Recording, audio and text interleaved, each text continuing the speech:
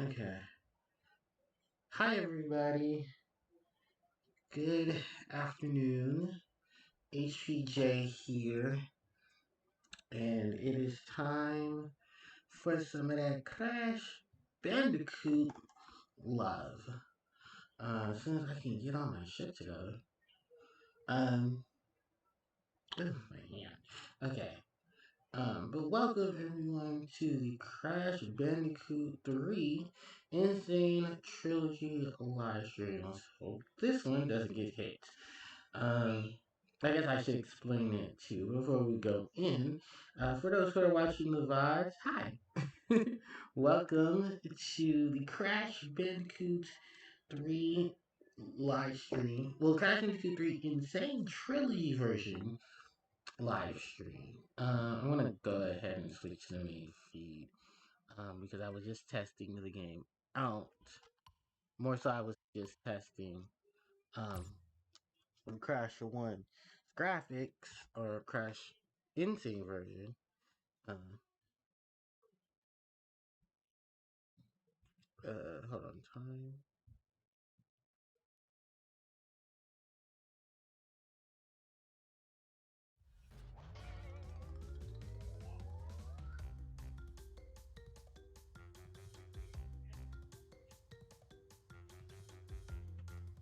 Hold on, wait.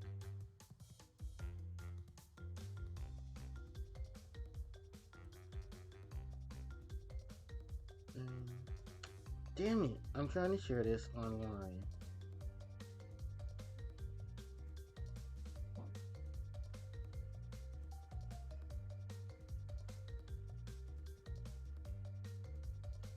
All right, Crash.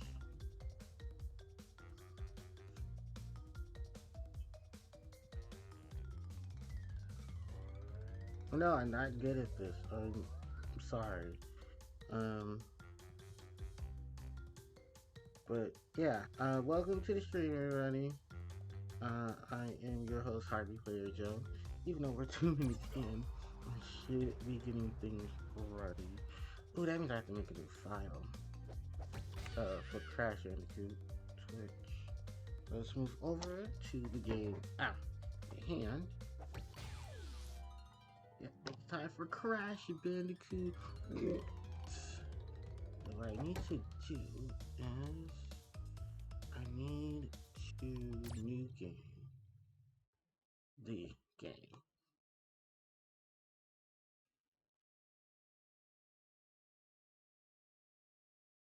And then go from there.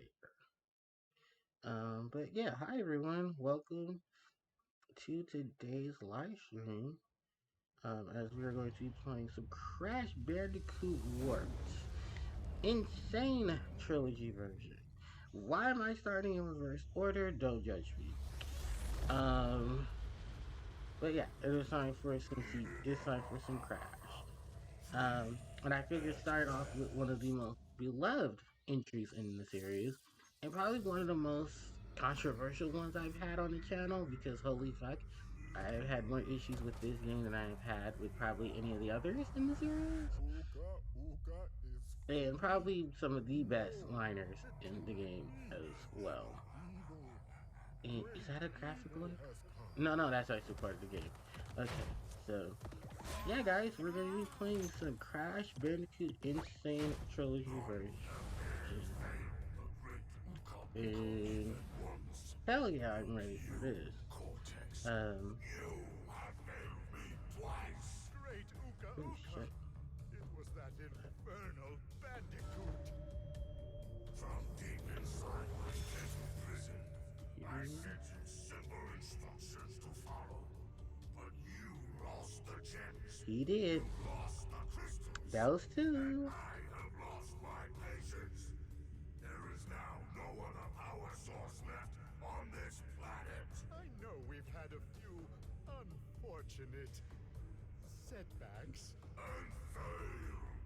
But since your fumbling has managed to set me free, I am feeling generous.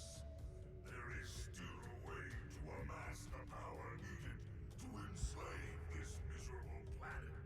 And this time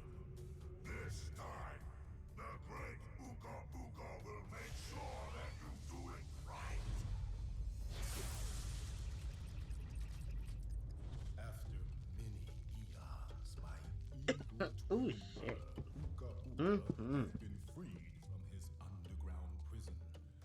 Long ago, I locked him there to protect the world from his malice. Now, free once again, What is... he must be stopped. Damn, I actually don't... Oh, there it is. Where is my damn... There it is. Children, Uka Uka Dun enforcers dun plan dun to dun use dun this dun time dun twisting dun dun machine dun to dun gather dun dun crystals that dun lay dun scattered dun dun across dun time. dun dun. I have Dun brought dun you dun here to dun recover the dun dun crystals dun before dun they dun deploy. dun. To open the time door, simply stand on a button and then jump into the flow. Good luck. All right, ladies and gentlemen, that was Aku Aku, and he's giving us our mission to stop Dr. Neo Cortex and his evil twin brother Uka Uka from taking over the universe. Ladies and gentlemen, it is time for Crash Bandicoot 3. So, we are going to... Actually, no, we're going to do some save stuff right now. This is my 102% file, which we're going to delete because we are No, actually, we're not. I'm going to delete this one. Yes. Alright, so... yeah, we are able to save. We're going to interact with Miss Coco Bandicoot. As soon as I remember how to... No. We have to interact with Coco. I think it's one of these buttons. Fine. Oh, there it goes. Okay, it's L2. Yes, we would like Coco to join the party. Alright, so now, if you did notice it on this big screen, that was Coco altering time and space to help her brother on his journey. Also, as you can see, there are 5 areas in this game, just much like the... Oh, we haven't gotten to 2 or 1 yet, but...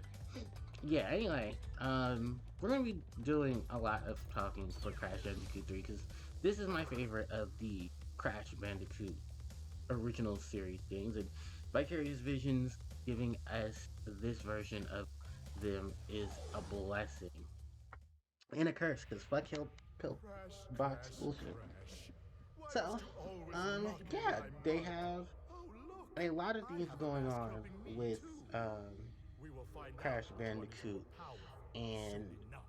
of course, as you can tell, the voice cast is not the same. These are all the voice actors and actresses from the current Crash Bandicoots, the modern series of Crash Bandicoot. So that's all the games from Crash Bandicoot, Wrath of Cortex,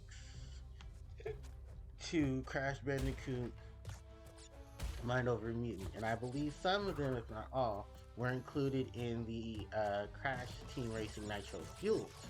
But yes, we're playing the lovable PlayStation 1 mascot, the orange marsupial, also known as the Sonic's ass game. Crash has a plethora of things that is behind him, and they are amazing. So why did I choose Crash 3? Well, let's talk about my post. I believe that's going to be online on Instagram and on Twitter soon. I originally did this for the channel. The VODs unfortunately did not make it, and there was a lot of issues going on with VODs during that time I did stream this game. So with that said, I'm going to go ahead and just jump back into it, as I need a platformer, and I need a platformer bad. Because I am... Look, Final Fantasy VI drank me, and everything else kind of just took me there. Hold on, actually, I want to pause the game because I wonder if I enter my voice chat, which I doubt anyone's going to be in there, will it start to lag the game? I know what's in my mentions. Thank you very much, game. Okay, so... No. Oh, thank God. Okay. And also I have this stream. Oh, no, it is messing up the stream. Just a little. Okay, if there is any problems, then I'll have to get off Discord. But Yeah, we got our main man, Mr. Crash Bandicoot, who I believe is voiced by Jesse Harnell. You may know Jesse as as actually he's one of the maps in Crash Wrath of Cortex. In addition to that, Mr. Bandicoot, he I don't know how many games Jesse has fixed Crash in. I want to say Mind Over Mutant, um, Crash of the Titans, and a couple of other Crash games. But I do know he's here and he's in. Um, Ironically enough, is not in the latest Crash game, Crash 4. It's about time. And just for warning, I'm not going back to that game anytime soon.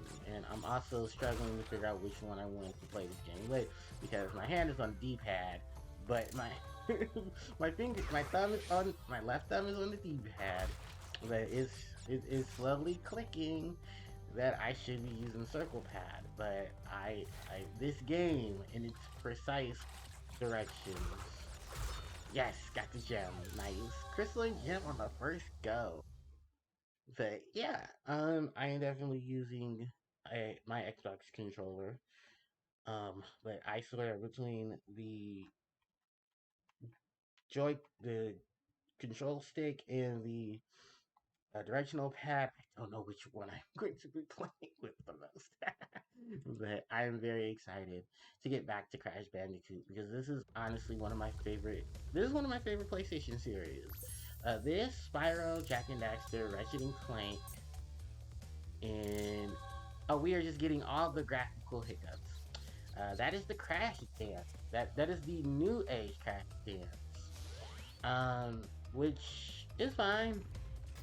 It's alright. I like the one. Retell you a second, but times have changed. So, in Crash Bandicoot 3, before I go any further, there are 5 worlds. There are 5 levels you can access in each warp area. Or Time Twister Zone, or Time Twister Area. I think that's what he's gonna call it. I think it's the Aku call it. With that said, you can go into any of these levels as you choose. Once you've completed the 5th level, we will take on a boss. You must collect the crystal in each world, in each level that you encounter. It is just basically the game's way of checking your progress. You can also obtain a gem by destroying all the boxes in the level. If you cannot complete, if you cannot get all of the boxes, that's perfectly fine because, oh, hey, I got it to work. Yo, I got one of the idle animations. That's an idle animation that Aku and Crash start playing volleyball with the Wampa Fruit. That's awesome. I actually have not gotten it on Switch, or I have not gotten it on my Switch game yet, which is why I'm very excited about it. But anyway, yeah, so this is going to be a 104 or 102 playthrough of Crash Bandicoot 3 because I don't go for all the gold relics. Just gonna say that now, and I will just settle with Sapphire. But yeah, I'm stalling just to give you guys a bit of a heads up of what the game is. Yeah, we're gonna go into Peer Pressure, the first water level for the game. Each game has various sections of it that will custom to Crash's repertoire of level progression. It's always a for Crash 3, it's medieval times, the Great Barrier Reef, um, there is outer space, the Arabian Nights, um, what is it? I want to say, Egypt. Yeah, Egypt is also part of this game. We don't have any ice levels, but we do have a boss battle in the ice. So unlike Crash Bandicoot 2, its predecessor, Crash 3 takes off right after Cortex gets blown into outer space by Crash Bandicoot and Cortex's old partner, Dr. Embryo. Embryo basically wants revenge in Crash 2 um, for the fact that Cortex double crosses him and teams up with Engine. And he feels that he's a better scientist than Engine. But they both end up using Crash to get what the other wants. Cortex wants the crystals so he can power up his Cortex Vortex and unleash havoc on the planet. While Embryo tells Crash not to collect the crystals but to collect the gems so that it can help him power up a superpowered laser to destroy Cortex's machines.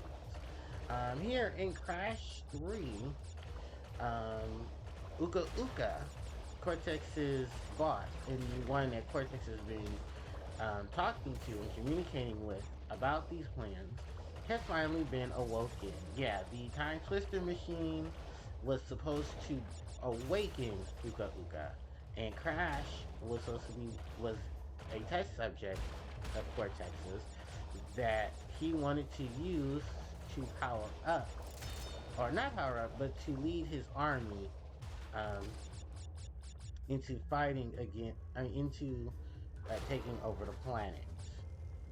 Because it failed, um, Cortex now has teamed up with his boss to take you guys on. His boss happens to be the brother of your mask, Aku Aku, who, which by the way, was not sentient in any of the other games till now. So you have Crash 3 to thank for his sentience. It was in development actually that they wanted to, but I think what happened was because of the international market and how much of lore that Crash 1 gave for a lot of the Crash fans in Japan. Um, Basically, Naughty Dog decided, okay, we'll follow it up, and you guys like this so much, we'll give you guys what you want, and they did. Oh, I forgot to grab the crystal. Yeah, this is a MacGuffin for this game. Is the crystals and gems. The crystals you need to complete the game. Normally, the gems are to get the best. To get the second ending. The second ending is always the true ending to the game, and trust me, you'll know about the true ending because they'll let you know. But yeah, not too bad. Two crystals, two gems. Starting off really nice. And I think level 3 is going to be where we have him. Also, we have new animations for Crash. He's throwing up the crystals, or he is popping them out of his ear. Now, move on to the game's other hero, Miss Coco Bandicoot, Crash's younger sister, as she takes on her first level, Oriental Express. So Crash and Coco in this game are brother and sister. Coco was initially in the original games, but ironically enough, she wasn't thought of till 2 because of the controversy between Tana, who is Crash's girlfriend in Crash 1. With that said, welcome to the Tiger levels. These are your riding animal levels for this game, and oh, I can already feel the lag.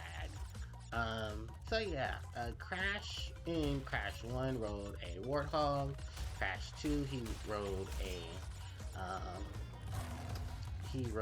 a bear, and in 3, his sister takes up his antics, and she is basically riding on a tiger on the Great Wall. I believe this is when the Great Wall was being created.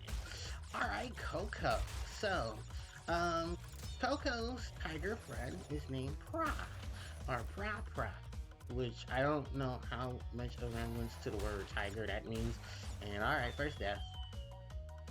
Because, oh no, we are going to get that gem. So yeah, again? Really? Wow, okay, game, thanks. So yeah, this is Coco's turn to take on. And Coco was in Crash 2. Initially, she was more so of a side character who she would show up in between different transmissions to help her brother. And did I really not? Okay, game. So thank God for all these lives I stacked up, because this game will stack on life. Because you're gonna need them for a lot of the deaths you're gonna be doing in certain levels. So yeah, she was initially brung in. Why am I not getting that box? I'm hitting the box. There we go. So yeah, she was initially brung in because Tana, Crash's girlfriend, because how is that box? Crash's girlfriend was deemed too sexy for soccer moms. So, damn. Nice flip though. But poor kitty.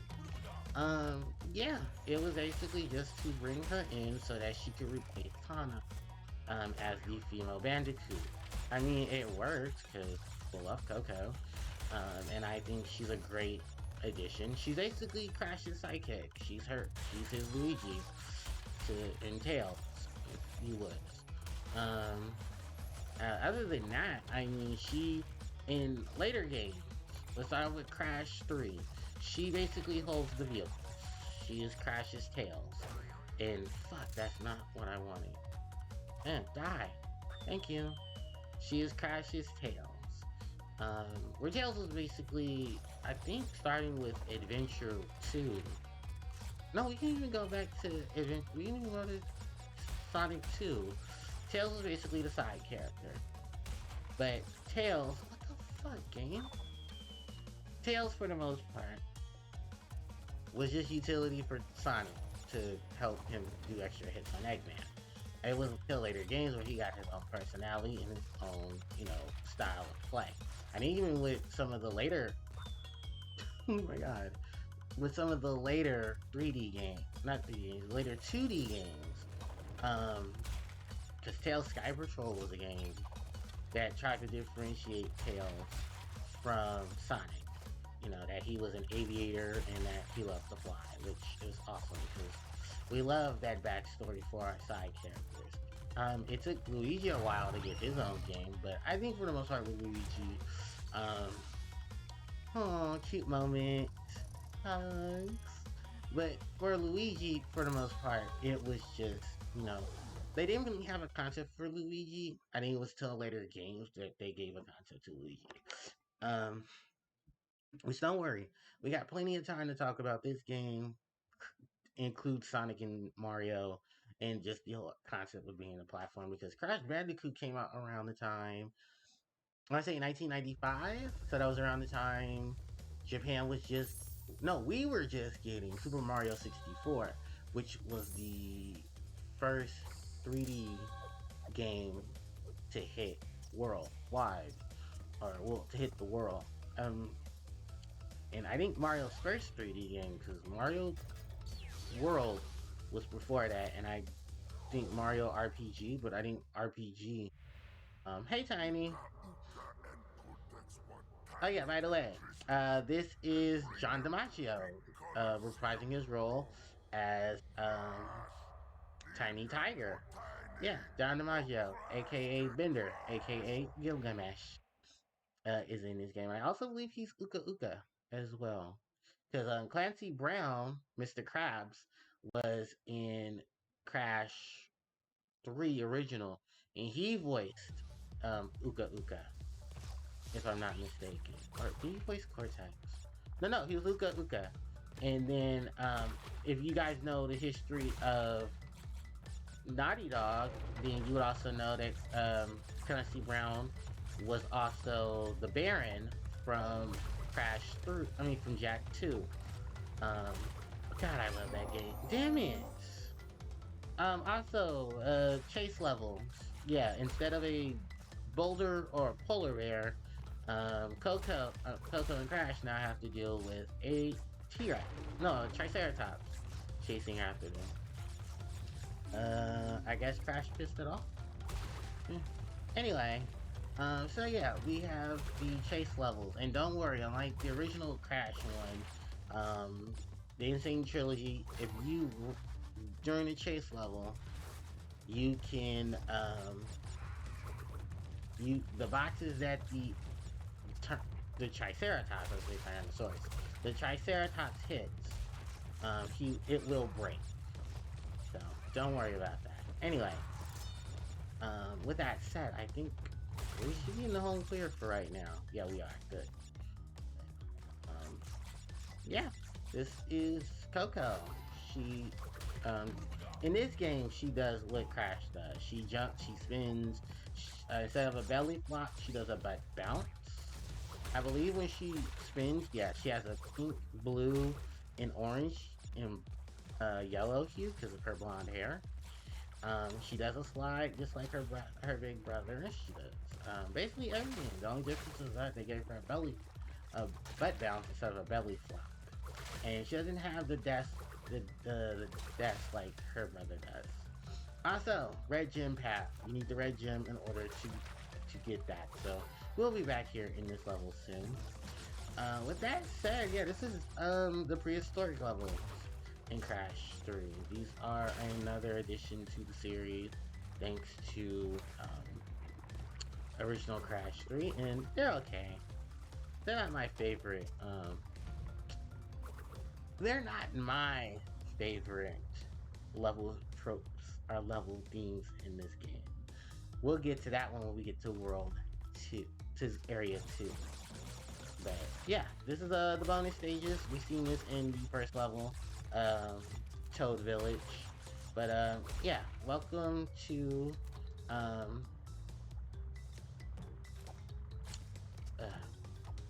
okay, you're supposed to do a jump that makes you go higher. There we go. Bam. And then we can get this life and this. But yeah, this is the bonus levels. You die here, you can always come back, but you lose your mask. If you fall into a pit, or get blown up. No, if you fuck. And not if you fuck. Trust me. Not if no. Anyway, phrasing.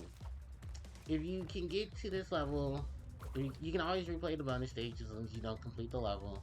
You can gain everything in the bonus stage, and it does count towards your total of the actual other level. Some levels,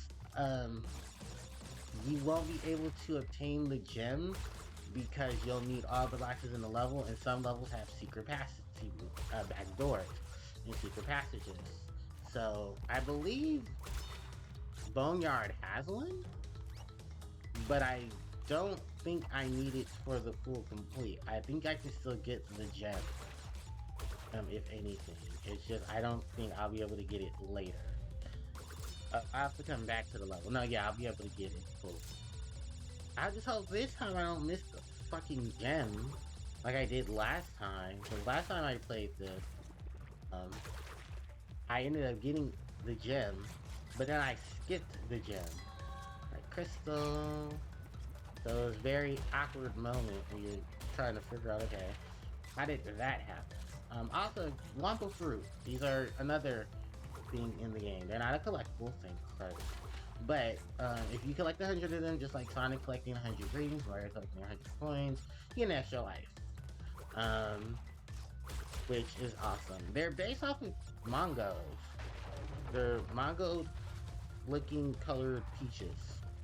If that's any indication of what they are. No. Just let him break it. But yeah, this is pretty cool, like I said. It's just you, the Tyrannosaurus Rex, and running. Lots and lots of running. I'm going to use the control stick for this. Because, oh my god, using the D-pad during the chase sequence is not your best. Alright, so. Also, Coco has the slide ability from Crash 2. Just like her brother. Is this thing breaking the boxes? I think we're almost towards the end of the level 2. Because that's the last checkpoint. But, yeah. Yeah, this is basically your chase level. Crash 3 has the dinosaur. Crash 2 had the polar bear. Crash 1 had the boulder. Actually, Crash 2 did also have the boulder. Fuck me.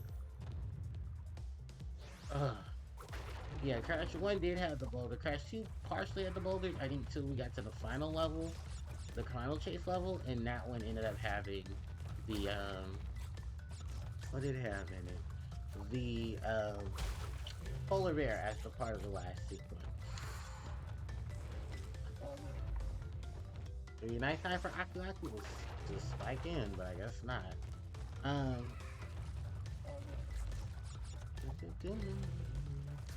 Yeah. All the previous Crash games have chase level. And they're okay for what they're supposed to be. You know, chase sequences. Cause what game doesn't have them? Get the gem, Coco. Yes. Oh my god, I thought I was about to lose it. I slowed down so I can grab the gem. Whew, Jesus. Okay, we made it. Whew, alright. So that is 4 gems and 4 crystals. And we're going to have a 5th gem and a 5th crystal once we complete the last stage in this warp area. And that is Tail No Tails. Also, as you can see there, yes, the Boneyard has another gem. But we will not be able to get that gem till we get the red gem. So, we'll say that for later. And now it is time for one of my least favorite vehicles, Making Waves. The first jet ski level in oh boy. I don't like jet ski. I don't like jet ski. But yeah.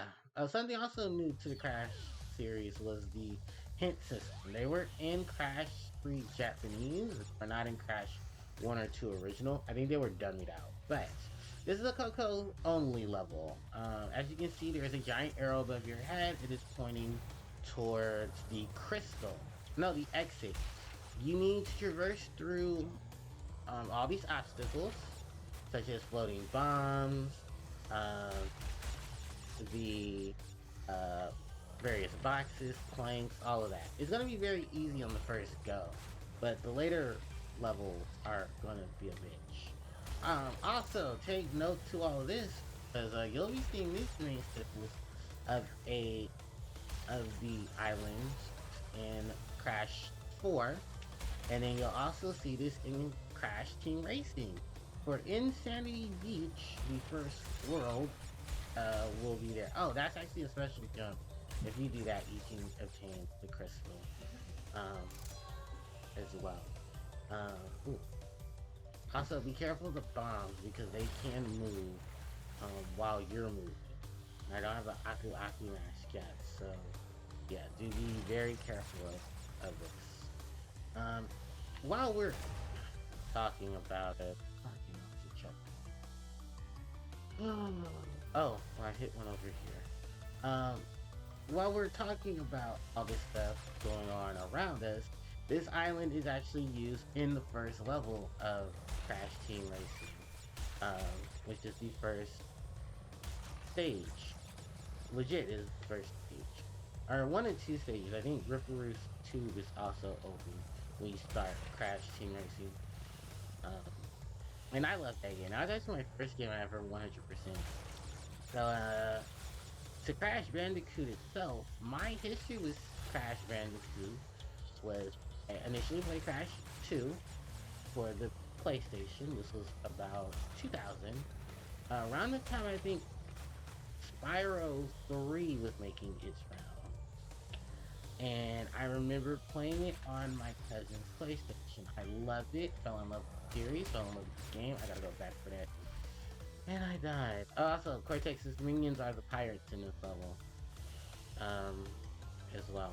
But, yeah, I fell in love with the game. I wanted it. So, for my promotion, for a gift I got for my promotional ceremony in 5th grade, my mom bought me a PlayStation. My mom and dad bought me a PlayStation. Say mom. My mom and dad bought me a PlayStation. And with that PlayStation came Crash 1, CTR. I didn't get my memory till that summer, and then I got Crash 3 as a birthday gift from my parents. So it completed the trifecta. And what is this?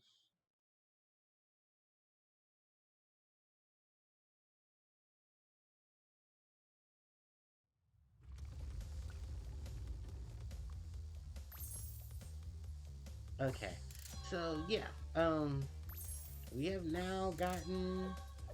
Oh, yeah. Now that we have completed 5 levels, we have the boss encounter.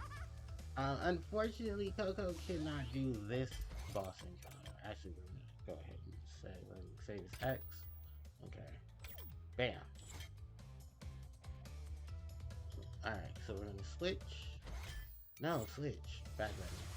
To the first of our bosses. This is Tiny Tiger, who is in a Colosseum in Rome. Mm-hmm. Crystals. Tiny, take them back in Gladiator Arena. Alright.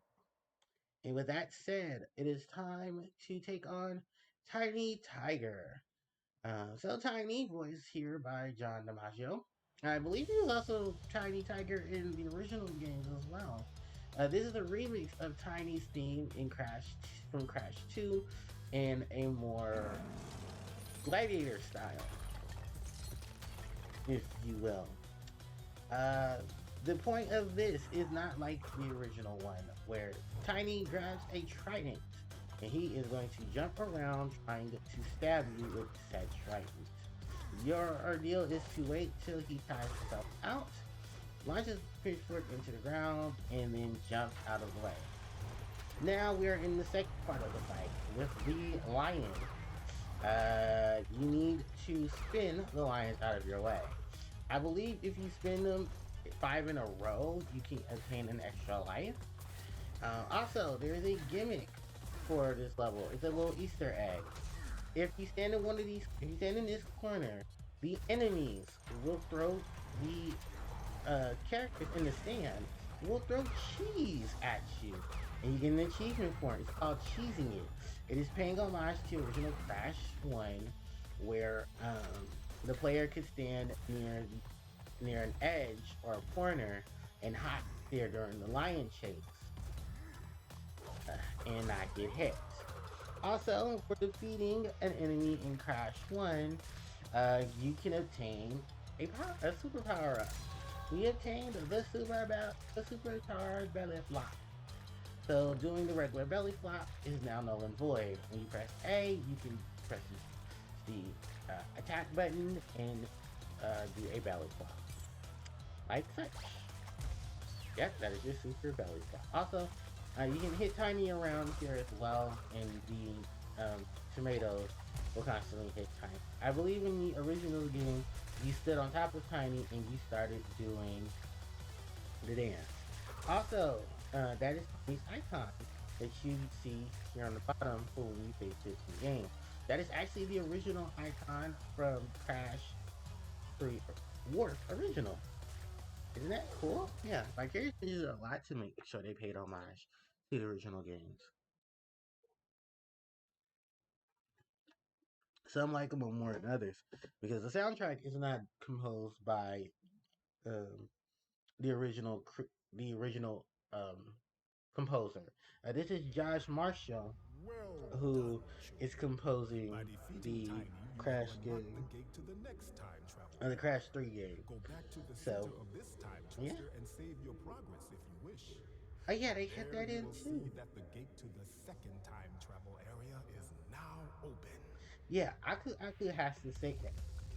Because in the original Crash game, that was something you do. This machine here is where you save the game. I believe Coco would stand here, and then you would press into it, and it would say load, save, and you could save the game there. Nowadays, you can just press the L in Archer, and you can. Would you like to leave Coco here? No. I know you. Is it start? I forget how you load and save on this screen. Oh, okay. It's the back button. It's the back left button. But yeah, that's how you can do it. And new to the game itself, um, this save and load screen. This is something that reoccurs in the other two games. For Crash 1, it is planks, wooden planks. For Crash 2, it is stones and vines. And for Crash 3, it is a mechanical thing. It takes to the game's themes. For this is the time twister machine, they gave us a time theme.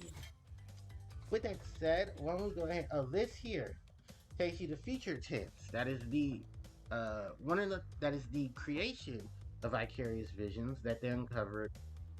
That they created for this game to give you a nice level um, with the futuristic games. There's also the refurbished Stormy Ascent. That was a level dummied out in the original Crash games. And then we haven't gotten Sunset Vista beta, but yeah. With that said, let's move on to this area. This is the Arabian Nights, ladies and gentlemen. The Arabian Nights with Arabian Day. And we will be playing not in Arabian Nights because we're actually going through Gee Whiz, the first of Area 2. And the new boss of this area is Mr. Dingo Dial, who I think is going to be making his appearance soon. Why must you continue to be a thorn in our side? Who? What?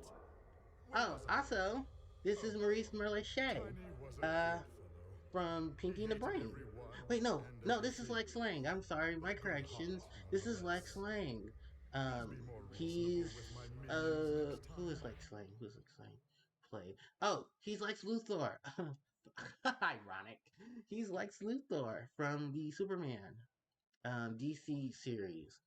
More so of the Superman animated series, and he's also played Lex Luthor in Justice League Unlimited. With that said, welcome to Gee Whiz, taking the nighttime stroll through the. Oh, ew. Oh, yeah, I forgot. When the toads and stuff do that when you interact with them. But yeah, welcome to Area 2, and we're starting off with the Gee Whiz. So the first area was the medieval time twister. Now we're here in the the second area, which is the Arabian Nights, or Agrabah, or whichever one you want to call it.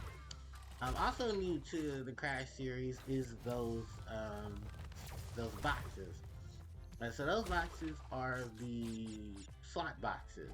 You need to hit them as soon as possible. If not, they will turn into steel crates, and then they will not count for your box progression.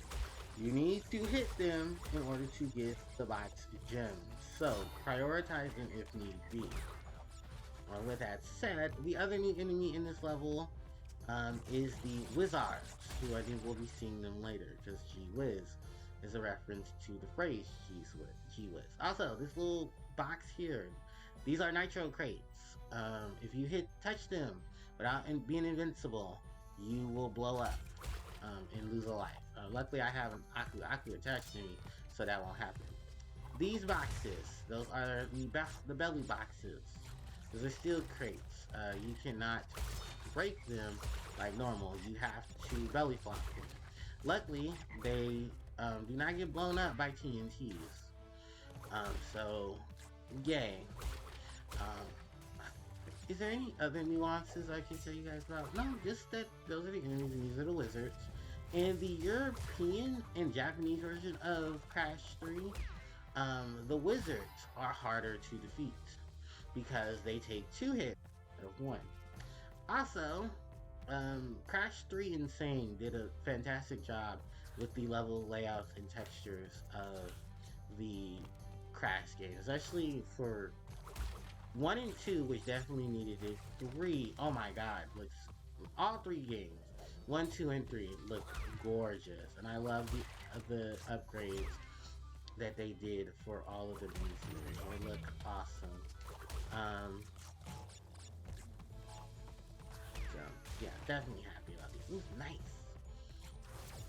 We're gonna go on another wizard. Go.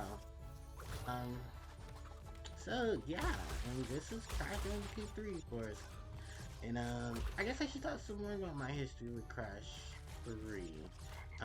I think it's still one of my favorite ones in the series, and I think it's hell yeah, one of my most beloved and treasured of the PlayStation games, next to Spyro. Because actually, if it wasn't for Crash, I would have never gotten into Spyro the Dragon. For Spyro the Dragon was a late PlayStation 1 series featuring a purple dragon done by Insomniac. Insomniac, for you guys who play the modern games of this time, they are Spider-Man and the devs for Spider-Man, and they are the devs for Ratchet and Clank. Fuck me, and I lost my mask. I'm surprised the mask doesn't stay with you even if you die, but I guess game mechanics. Anyway, so their original devs were a Doom clone and Spyro the Dragon. Spyro is a brother series to Crash. I think the time Crash 3 started development, they were starting development on Spyro 1. And I love Spyro 1. If you guys have not seen it, please check out my channel. I have a VOD channel, and it archives both my Spyro 1 and 2 live stream.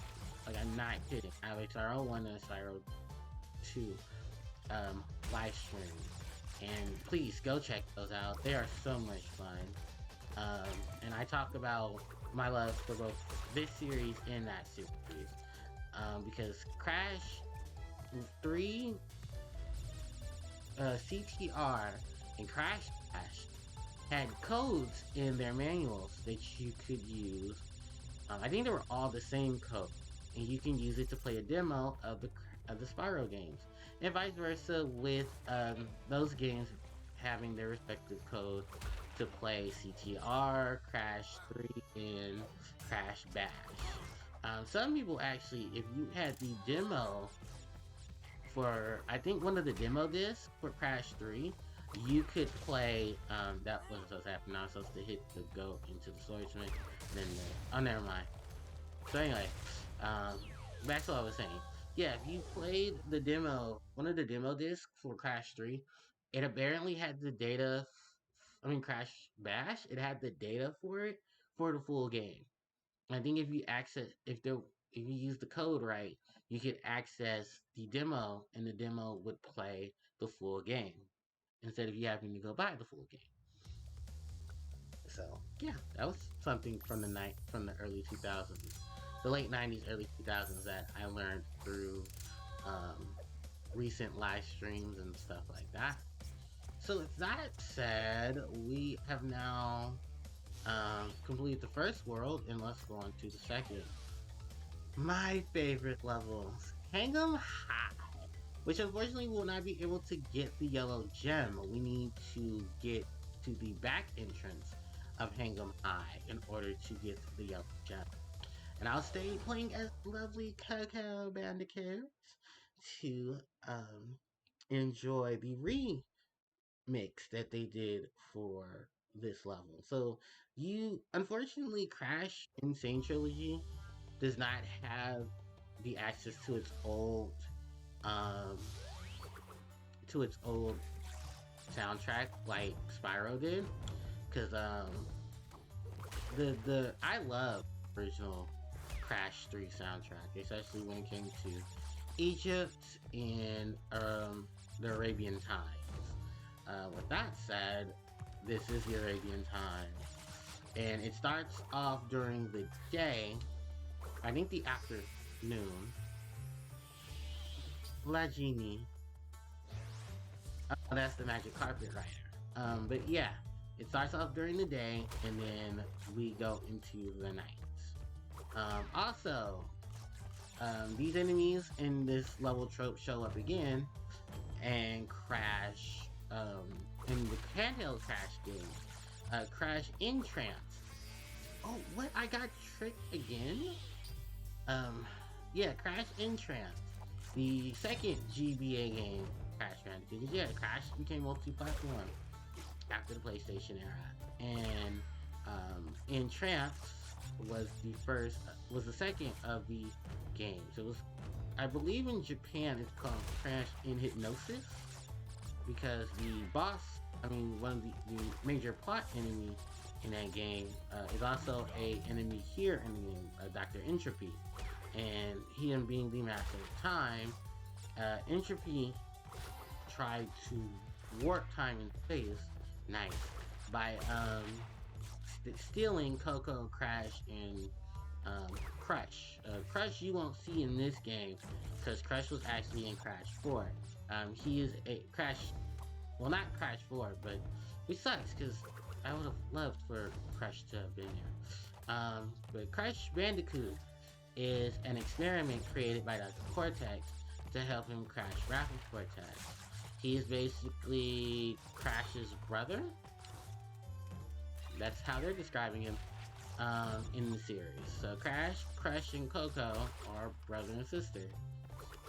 And it's a really cool family, you know, homage to them. And I think later games, unfortunately, don't have Crush. Crush is basically the Knuckles, where he started off as an enemy, and then he became an ally throughout the series, because he's in Crash Nitro Kart, he's in Crash Entrance, he's in Crash Mind Over Mutant, Crash the Titan, and he's even in CTR as a part of the pre-order bundle. And I think he's also part of the bundle itself if you get the game. So, fuck, I want the extra life. I would KYS, but fuck it, I'm already here. Also, yeah, those damn boxes get so annoying later on. Yeah, because you want that. Then that TNT will spark, it will hit that exclamation point, and then you get this steel crate. But, oh, thankfully we got all of the boxes here. So we're almost done. We just need to hit the Nitro Detonation switch to hit the Nitros from the Jitten Path, and then from there, yes, Gem Path, because I told you guys earlier that this level has a back door, and unfortunately that back door cannot be accessed until we get the other MacGuffin in the game, and one of the most annoying MacGuffins in the series, the Relics. But, damn it, I always hit him into the carpet rider. But yeah, those enemies, the ones with the gens.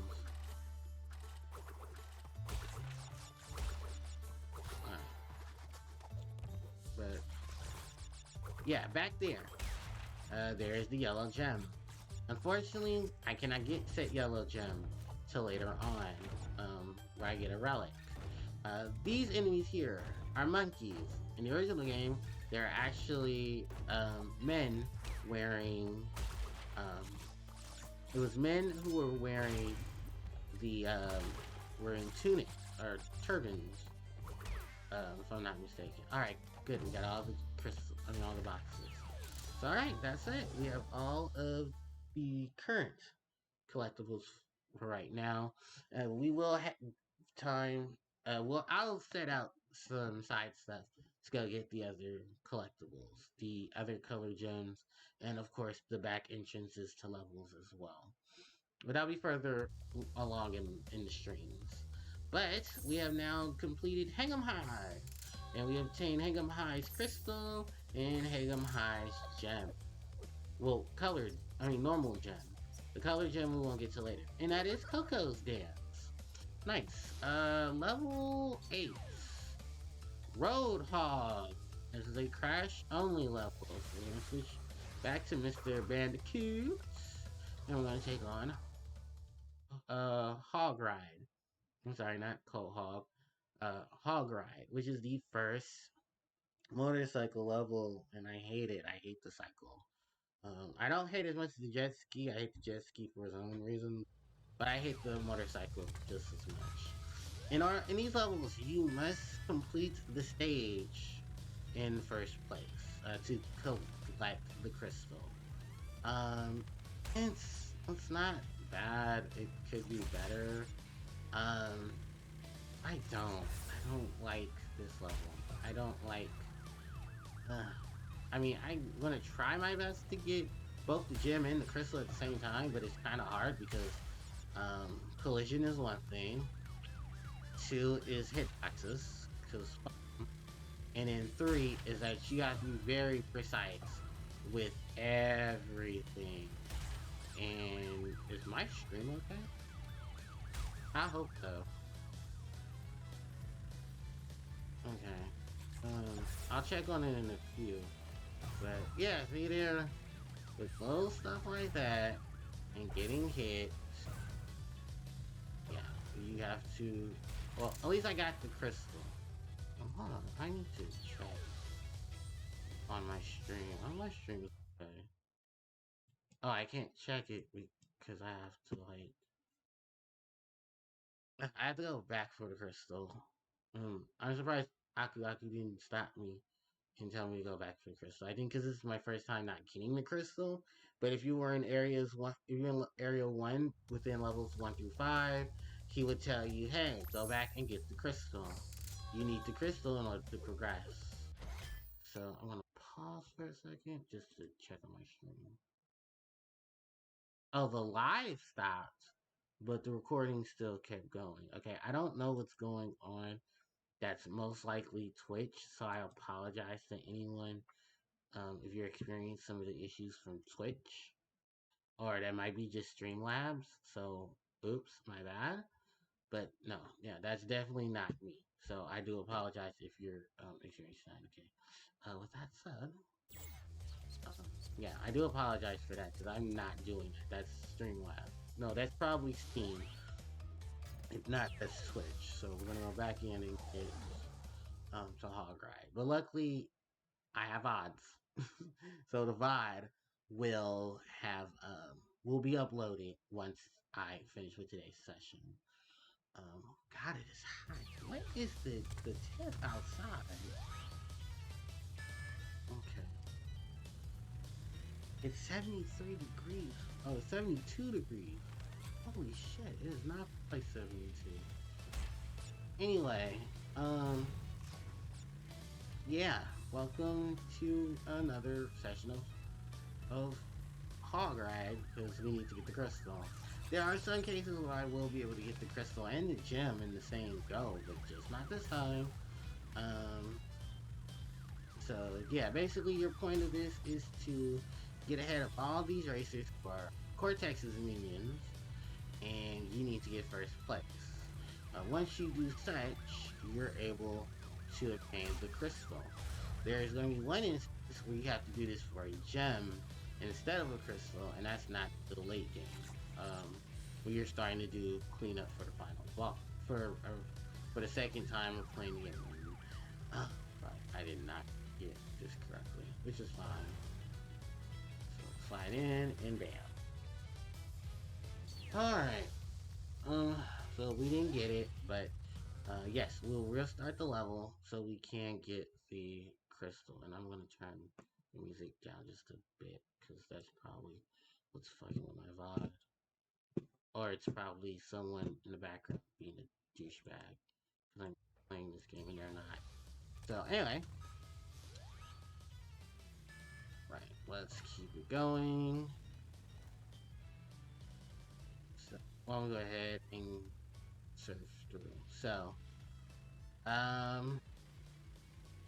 Jesus Christ, yeah. Crash 3 and replaying these motorcycle levels is a pain in my ass. Ooh, I nearly hit that. So, literally, I just gotta pass that guy in front, and I win. And I just need to get to the end of the level. And also, you can just take these little shortcuts too. Like, you can go past the, no, we're not going past the booster.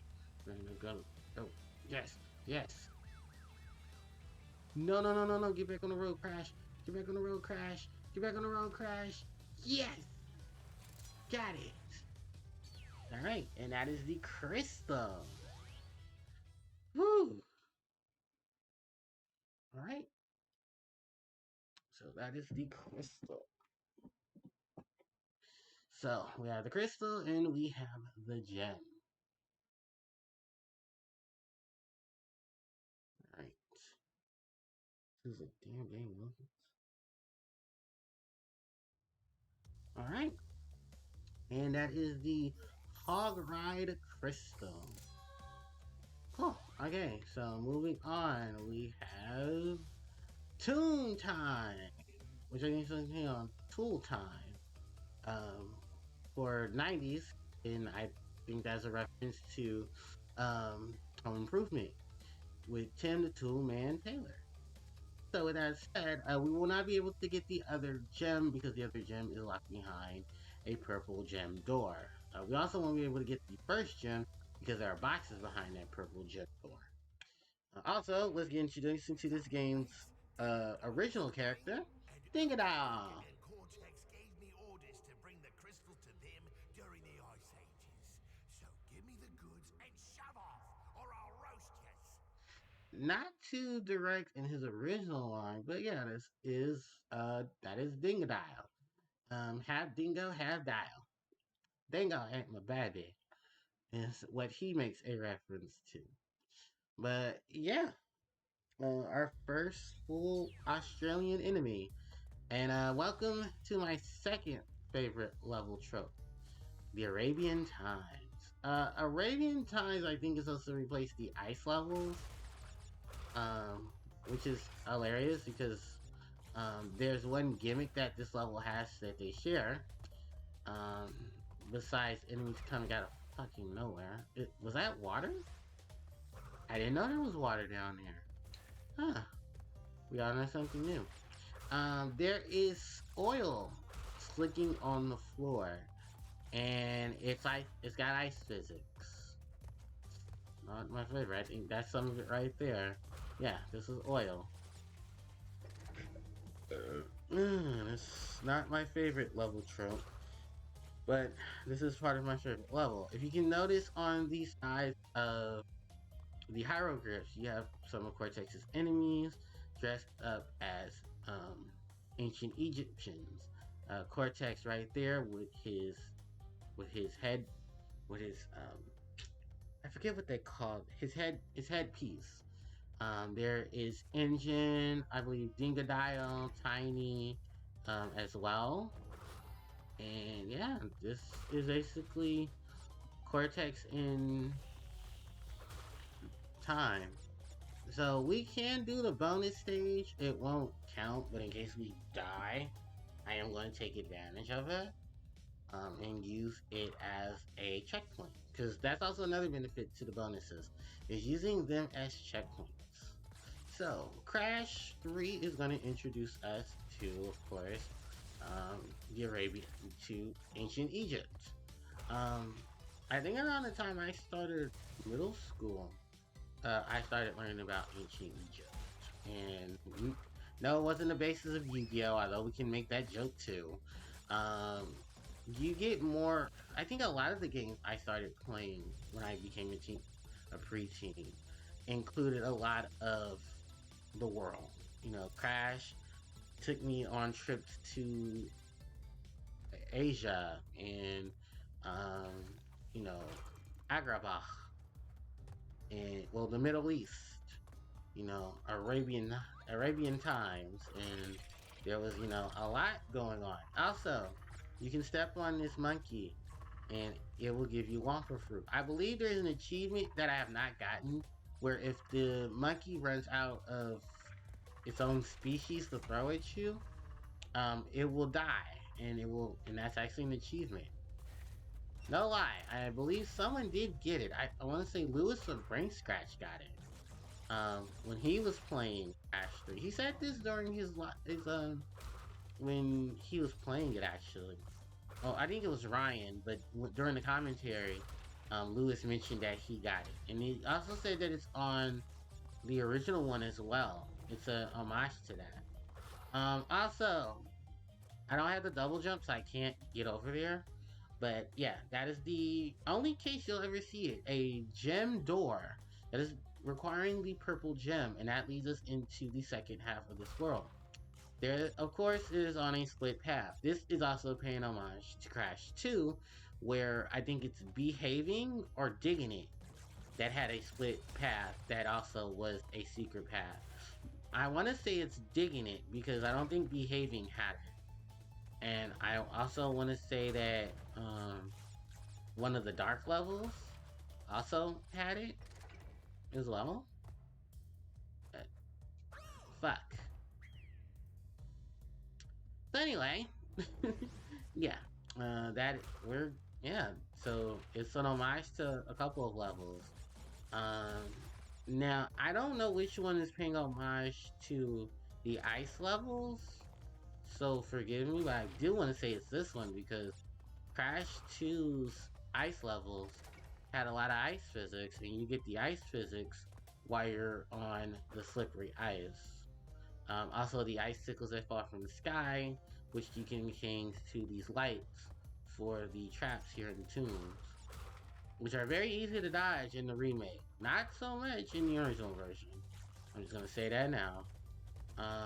Also, if you were doing the level tropes, I would actually tell you to backtrack through this level um, later on when you have more of your power ups.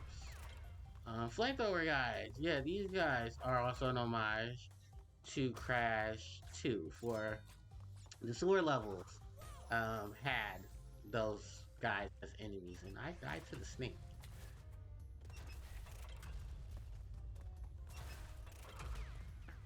Knockout. But yeah, those are enemies from in reference to the what was it? The sewer levels.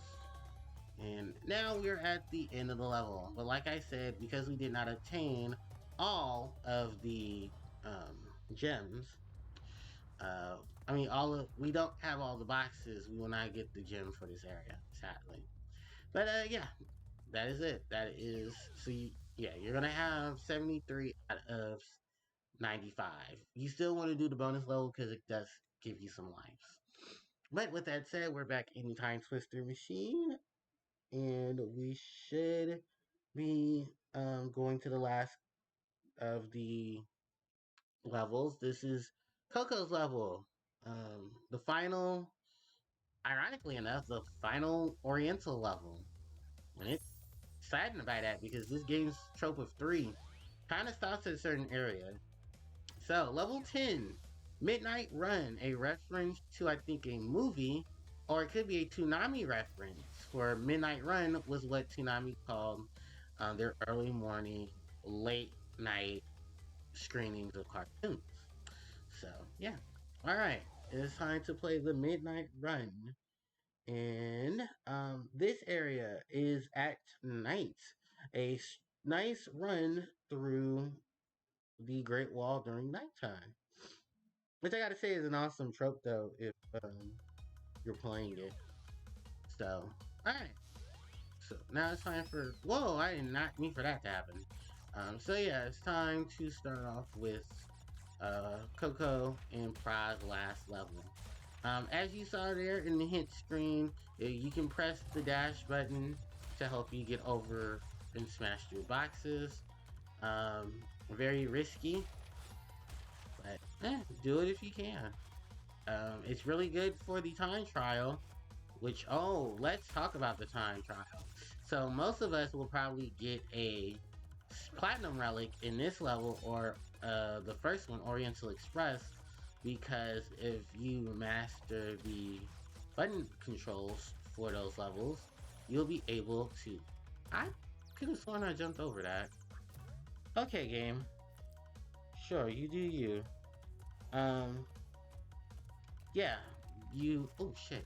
You can get the platinum relics, which I believe will probably be everyone's first platinum relic in the series, in this game. It surely was mine. Um, yeah, nice. And checkpoint, awesome. So yeah, those were my first experiences of the platinum relics. Also, be careful of the dragons now because now they will start doing that movement where they go up and down like snakes. Dun, dun, dun, dun, dun, dun, dun, dun. And I love this music track. I actually love the remix version of Oriental Express and Midnight Run. Ah, fuck. I was too fast.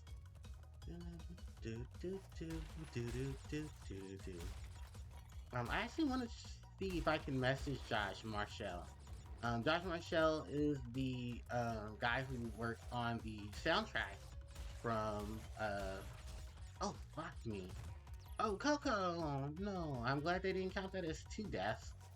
Oh fuck, I gotta die here too, cause oops. Oh yeah, Cortex's enemies are the obstacles in this game. In these levels.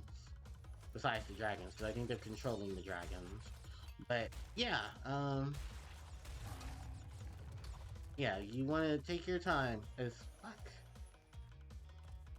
Okay, so don't run into the barrels. Got it. So, yeah, there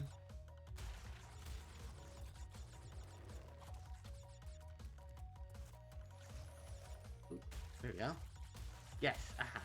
So yeah, Josh Marcel, fuck. Yeah, I got the crystal anyways, loser. Oh wait, do I have to re-get the crystal? Oh no, wait. Oh no, I don't. Thank God. Just like getting the gem, you can just continue going. So, yeah, I just have to get the rest of the stuff in the rest of the boxes and I'm done. So, yeah, Josh Marcel is the composer for the Insane Trilogy's versions of Crash 3. And hell yeah, we got to the end of the level. Nice! And there's our gem. Wait, am I missing a box? I'm missing a box? Are you joking? Oh no. Oh no. What box am I missing? I could have sworn I got all my boxes.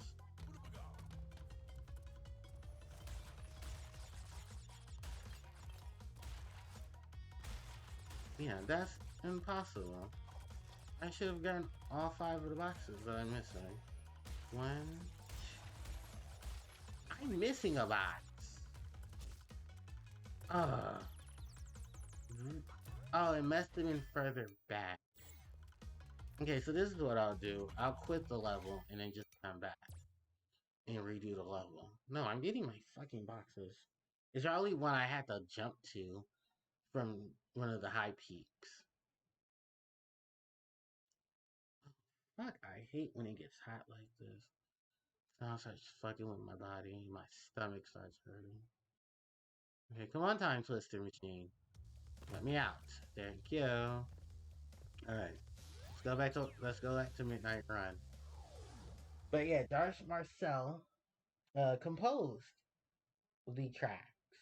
So we're gonna see exactly what he does for the future tracks actually. And how well no, he actually worked on Crash 3. No, I mean Crash 4, never mind. And I think he also was the reason behind he was the man behind CTR's remixes as well. Which is unfortunately another game.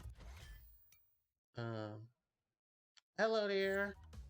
Welcome to the stream and oh god, okay, I have to die again. Welcome cool pros to the channel and to the live stream. I am Harpie Player Joe and I'm streaming Crash Bandicoot 3 Warped Insane Trilogy version for Steam. And we have just now gotten to level 10, Midnight Run. And I was just explaining that that's probably one of the boxes I missed. I missed a couple of my boxes, so I am going to get my stuff for this. Yes, it is. Yes, and I definitely would recommend it as well. I recommend the entire Insane Trilogy if anyone who hasn't played the original game, which, because of what it does for the original game, I would not go back to the originals. Come on, boxes! Oh, we're gonna be here long. I think I have a lot. Thankfully, I have 12 lives, so, and making up for what all the Wonka fruit I'm collecting. Alright. So, yes, what was I going through? I was explaining, I was explaining that nice, why? Why do you do this to me? Yeah, that is true. There's nothing like the originals, but I do enjoy what the remakes do, except for these jank hitboxes. Alright, don't worry, we'll get through this. I just can't believe I got to the end and I still missed one box. Alright. There we go. Oh. So yeah, soundtrack. Yes. So Josh Marcel worked on them, and he did give praises to the original soundtrack for what it was. I don't know the original. Was it Larry? Larry's just I can't remember their name, but they're French, and they were the ones who helped compose the original soundtrack. I also should remember because somebody posed as them and tried to give me a copyright strike as well. Um, Luckily, Twitch handles that, but I think I might have to go back and talk to Twitch about this because I think Twitch stopped my earlier stream um, to bug out. So, okay, I know which boxes I missed. Those two. Okay, because that's the rush jump. Yeah. Okay, so once I get those boxes, and I can finish this well, I can still finish this conversation, but yeah, I initially do want to. God damn it, Coco! Oh, and here I go missing another box. Um, damn it. Okay, I'm sorry because I can't read chat and do everything, but yes, Crash Games, good. Just hit boxes, son. They suck. Alright, there we go again, missing that one. Ugh. Nothing like recording curses. Alright, let's try this again. But yeah, if I'm not mistaken, Vicarious Visions did release the soundtrack for all the games on online. They're on Spotify. I know they're on Spotify, and I know they're on. Are they on Apple? Are they on iTunes? I think they're on iTunes. I got mine from other means, but I'm not gonna explain where I get mine. But people know where they get their music from. All right, 1, 2. There we go. So let's hope I don't miss those boxes and have to restart the level. All right. But yeah, I am very excited to go through this again. Not the deaths. I mean, that's part of it. And damn it, Cole. Jank hitboxes. Alright, let's... Okay, luckily enough I hit the checkpoint that was right there. But, yeah, I think the music should be online. Oops, shit. There we go.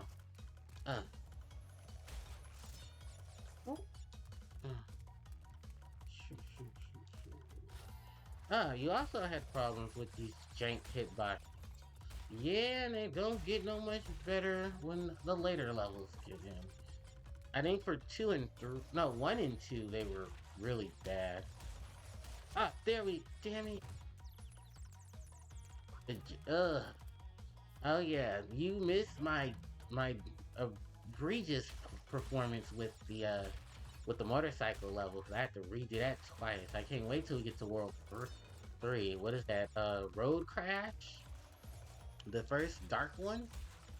Which that's kind of out of place for its location, but and then jet ski, tail no tails. Hot cocoa, anyone? Because those 2 levels are gonna give me trouble when I play them. Alright, and that is our final tiger level. And that is our final... No, well, this is our final crystal for Area 2. Oh boy. Yeah, those jank hitboxes, they suck. And I think from what I remember hearing, it's not a circle anymore. It's a pill. It's like an oval pill shape hitbox now. Cause that was something smart to do. I wonder, is that the... No, because it's different for Spyro, because that was Toys for Bob that did Spyro. But, alright, so now with that completed, we're going to Dingodile. And of course, I cannot face Dingodile as Coco. I have to be Crash. But, yes.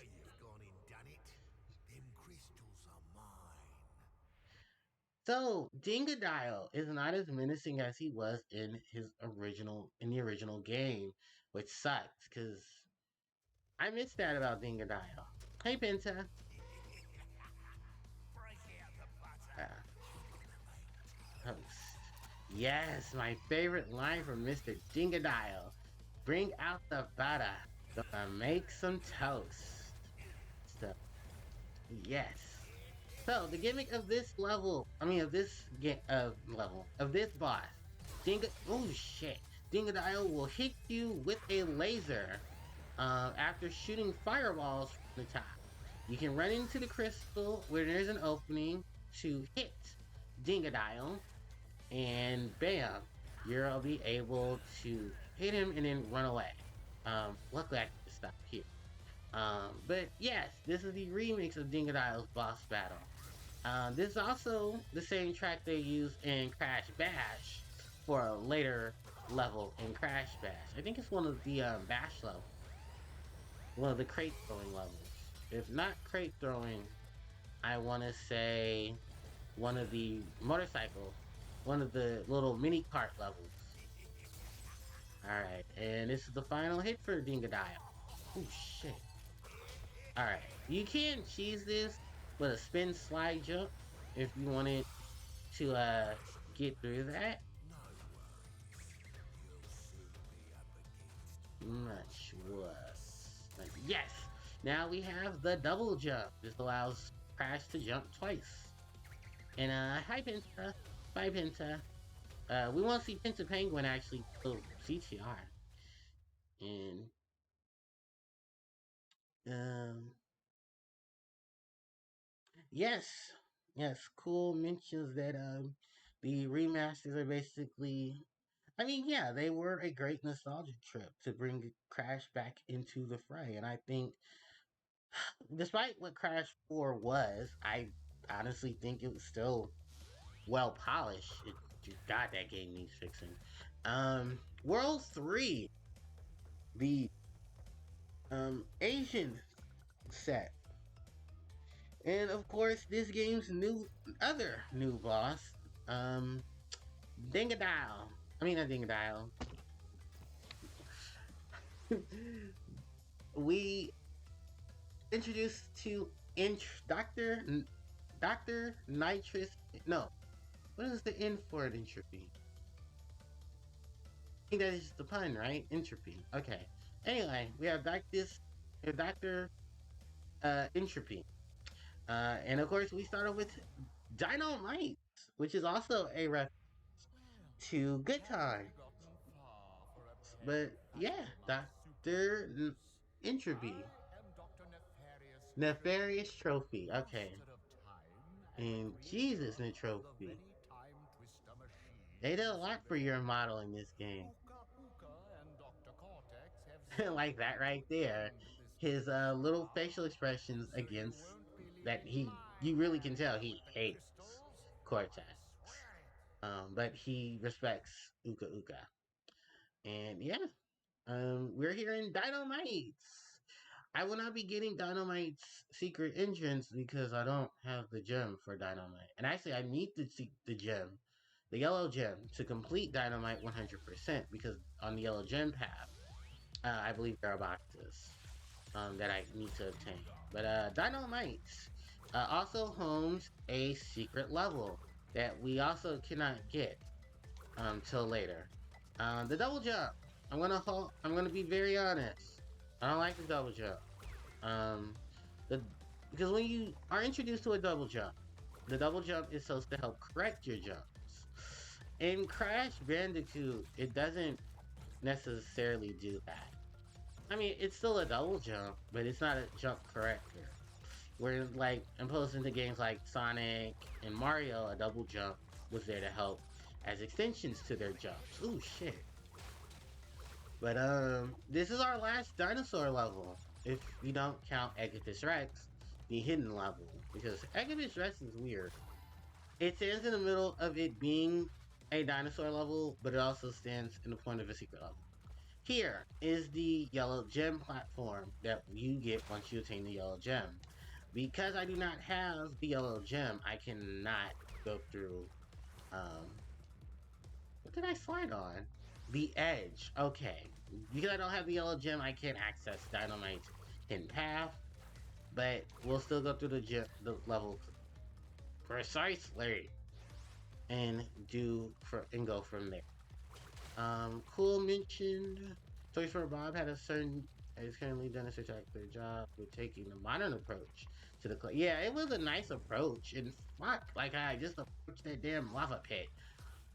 That's kind of how I felt with the approach. Like the game was good, the game looked beautiful, but it had way too many MacGuffins. It had way too many collectibles. Um, I know a lot of people did not like how they approached the game overall, with its collectibles in game. And hey, Baby T, this is Crashing Coco's friend, Baby T, the baby Tyrannosaurus, who gets featured in this game, and he's in Nitro. He's in Nitro Field as a playable character for, I believe it was the second wave of race games, which are awesome. By the way, so yeah, we are on Baby T. He's not Yoshi. He's our Woshi, and he will die. He will take a hit, but he will leave. And I think at this point, he will. Yeah, you will have to get off of him, and he will run away. But it's perfectly fine, because we're towards the end of the level anyway. Yeah, this is the concept of, because I know I was eventually going to talk about Crash 4, and what my thoughts on Crash 4 were, why I started playing the other Crash games. Crash 4 looks beautiful. Crash 4's designs for Coco and Crash are not what I exactly wanted, but I love them. I think they look cool. You know, especially Coco. I mean, because she is supposed to be like a child. Tana's reintroduction. Jesus. I honestly thought that was really cool how they dolled up Tana and made her like this badass, survivor. Dingodile, I did not expect them to make him a playable character. I was always hoping to be Cortex. And just on the principle of the matter, I think that was a nice inclusion to have both Dingodile and Cortex in the game. As far as the gameplays go, I wish Tana did have a spin instead of that Legend of Zelda, you know, grabby thing. But other than that, I mean, the only thing I don't like is the collectathon that Crash 4 became. And I don't like it. I'm sorry. I really did not like that. Speculations on the Wampa League, and oh yeah, the Wampa League rumors. Um, so I would say it'd be a nice thing for them to continue on the remakes of Crash's older games by doing the Wampa League. Oh, how did I go backwards? But changing it from Crash Bash to Wampa League. I love it. I do. I'm for it. If they decide to do that. And my only gripe is add more characters than what Crash Bash had. You know, give me the original characters that were in the game. Add Tana, who I heard was a secret character, and do some shenanigan characters. Who would you add if you did do a Crash Bash remake? Because if I remember, the original characters are Crash Coco, Cortex Engine, no, Cortex Embryo, no, yeah, Cortex Embryo, Koala Kong, Rilla Roo, Tiny, and Dingodile. So with the six of them, I say do like in Sane's trilogy. Just add, keep the game at its base, polish it a bit, fix up any little, fix up some of the things, but not all the things that made the game what it was. And I say give us some more levels, or give us some more bonus stuff towards the, you know. replay. And just, that'd be awesome. And hopefully the online isn't shit levels like this. Well, actually, I don't blame. I will take that account. I will stand by the Switch port of Nitro Fueled, but the online was not their fault. That was on Nintendo, who is still using the same processors to get the game. Because I don't have a PlayStation 4 or an Xbox. I have um I have a Switch. So I played majority of my games on Switch. I know the Switch is nasty online, and I hope that with future games, and hopefully with this future system, this future change to their. Oh, I didn't see that coming. With a lot of the things that are happening right now with Nintendo, I hope Nintendo fixes their online. I know in in January, not January, in June, I have made the decision that I will expand my Nintendo Online service and pay for the additional content um, for the older games, for the 64 and stuff. I personally, and this is my gripe with it, it should have been $50 at least. No, I think it is 50. So I'm basically paying $30 more. But I feel like with all of the stuff that it's offering, I wish it could have been a better online experience. Like, that's where my issue was with Nintendo Online. Like, not the subscription. My issue is with the service itself. Oh, here's my least favorite part of the water levels. These damn turbines. But yeah, with a lot of that included, I think Insane. Not Insane.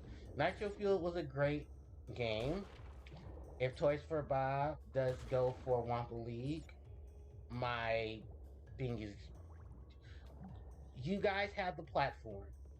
You guys know what to do. I will be waiting with my with my credit card in hand for the masterpiece that it is. With that said, I just hope they use both Tana's new and old model to really take advantage of both what we liked about her in both the new and the old games. And yeah, I really do hope it does well. Because I want it. I want a Crash Bash redone. With that said, I guess we can also jump into Spyro territory and talk about our little purple friend. Spyro 4. Do I think it's gonna happen? I hope. I think Toys for Bob did amazing with Spyro Reignited, which you can catch the VODs if you press the exclamation point archive. You can see my VOD channel, and then my VOD channel has my Spyro stuff on it. But chilling anyway. Um, fuck, I should have saw that coming. With that said, I do think that if they do, oh come on, that was my fault. I walked right into that. Wow, I am at 4 lives. I need to be very careful. But yeah, if they do decide to do a Spyro 4, I'm all for it. I would love to see them take a chance at Spyro Into the Dragonfly, because I know that that game is notorious for being the black sheep of the Spyro series. I personally have not played Into the Dragonfly. I think around the time the GBA games came out, that's why I stopped playing Spyro. Because I own one of the GBA games. I think it's Season of Ice. Or Flame. I can't remember which one I have. I gotta take a look. How the fuck did I hit that? And now I get a pity Aqua, which does jack and shit because I don't get pity invincibility underwater. But yeah, back to Spyro. Yeah, I do hope Spyro 4 becomes a thing and not a dream. And maybe even then, Toys for Bob can do their own original Spyro game. And I hope it does well. Because as a fuck it, because I got to the checkpoint. As a fan of both of the Brother series, I do wish Spyro well, and I hope Spyro gets a game best fitting for Spyro. I also want to give a good shout out to a couple of YouTubers for part of the reason why I do enjoy the Crash Spyro series. One of them is you can remember his name, Zeppelin G 1993. He is God. He's a YouTuber from way back in my early YouTube days, and Mr. G was part of my experience for. Did I hit the box? Yeah, I did. Okay, I don't care too much about that. Yeah. Zeppelin G 1993 was my experience for Spyro for taking a look back at Spyro 1, 2, 3, Crash 1, 2, and 3. I believe by the time he stopped YouTubing and he became um, a radio broadcaster, I think that's what he was going to school for. Um, he finished up the Crash trilogy by doing his playthrough of Crash Warped. I believe it's on his channel. He did not take down his channel, and he did a great job of playing it. Now, if you want shits and antics, visit my boys, the SGB. Um, that's some call me Johnny, Creepy Elliot, and Matthew Mattelli, the Super Gaming Brothers, and they did a great job of the Crash trilogy as well as the Crash Insane trilogy. They did Crash Bash, Crash Team Racing, and they did want to get to Nitro Fueled. Unfortunately, due to real life situations, they just didn't get a chance to get to them. I do know for a fact you can also visit Johnny's other group, the Brain Scratch comms for Brain Scratch. No! Oh, no, it's so close. Brain Scratch has done Crash 1, 2, 3. They have done, they haven't done the racing games. I know Ryan has said they were interested in Crash Team Racing Nitro Fuel, but I think that was before the whole issue with the microtransactions. But to me, I really don't care. Like, yeah, they shouldn't have lied. They should have said there were going to be microtransactions later on, which I think they did. It was just how scummy they were with the situation overall, which I think a lot of people were very upset about, which I can understand. I understand. You want your game to be as pure as it possibly can. But, alright, get the gem. Get the red gem. Hell yeah. And then we are done with Deep Trouble. Yes. So with that said, no, we're still going. We're still going.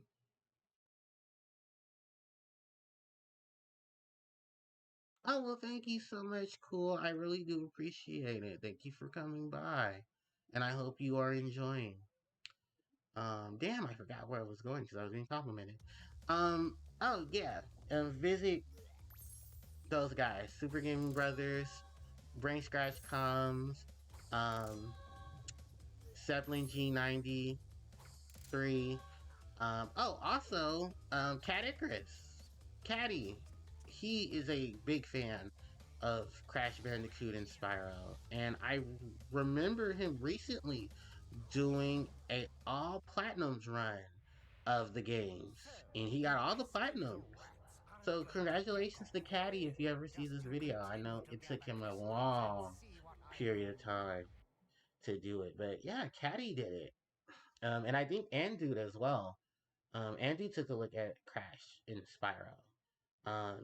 So definitely some channels I would recommend as well for your nostalgia boners. of the Crash series. So we're in Road Crash, the second level here. Oh shit. With God, and I already fucked up because I missed some boxes. So I'm gonna go ahead and just get the gem, the crystal, and then I'll come back for the gem. I think it's easier in this one to get the gem last than to get the crystal. Um, but yeah, definitely some things that I want people to take a look at. Also, that bird is a sign for a hidden level, which is not the one you think is the hidden level. It's a whole nother hidden level, and oh god, I hate that hidden level so much. Not that much in the remake, but just in this. Um, yeah. So yeah, it's definitely something to take a look at. With that said, hold on, I'll read chat in a minute. I just want to hurry up and not die. But yeah, it is definitely some things in this level that you can take a homage to or take a look at. Also to note is I remember from reading dev kits and stuff that the level layout was actually a lot different in the game before its release. I think Naughty Dog said that a lot of levels were supposed to be moved to fit in other areas, and they didn't get a chance to put those. Um, I'm gonna have to read the whole thing to fit it in. I'm gonna lose this, which is okay. I'll come back to it. If because I don't think I can pass up them too easy, and I think that's in game over there. Um, but shit. At least I didn't fall into a hole. Yeah. Alright, so I'm going to have to restart the level. It's fine. Alright. Oh, and it takes you all the way back to start. So. Oh, thank you so much. Cool Pros for the oh, that's the YouTube. I forgot I had linked my YouTube stuff here, but thank you so much for that. It's cool to support fellow live streamers alike and reaching the goal. Oh, that's so sweet of you. Yeah, it's actually with COVID. Uh, Everyone needs a lot of support. So thank you so much. I really do appreciate it. I'm gonna restart the level because I got my ass handed to me. But no, thank you so much, and I really do appreciate you coming in and stopping by. With that said, let's continue some more Road Crash, and we're not even at the 2 minute mark, the 2 hour mark. Because I'm actually going off of my recording. I'm not going off of what's on the screen because something happened and my stuff glitched out. So I ended up having to. I guess the stream restarted itself. It's probably due to some meddling. But yeah, God, there's a lot going on. And actually, I do kind of want to thank COVID for all the cool streamers that I got to watch throughout this, you know, these hard times because it really defined my love for gaming. Um, it also reminded me that gaming is not just a, you know, it's a hobby for many, but it's a lot. Oh god damn it! I missed that box. Okay, screw it. We'll go for the crystal. Change hitboxes. But yeah, there's a lot to be thankful for in these times, and there are a lot of YouTubers and live streamers, just content creators in general that I can honestly say thank you for all of the things that you guys have. Oh, come on, uh, road crash. And yeah, there's a lot going on, and I do think a lot of them. Is that my neighbors? That is my neighbors. Oh, wonder what they're cutting. It's supposed to rain out here, actually. I don't know. Maybe the heat did it? Okay, I'm going back to Road Crash. I just need to check the temperature outside. Because right now, um, damn, it's still 72 degrees outside. Okay, world. Um, Jesus.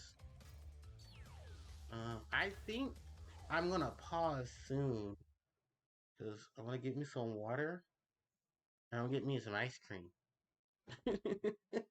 I'm sorry, it's hot, and I have pints of ice cream in my freezer.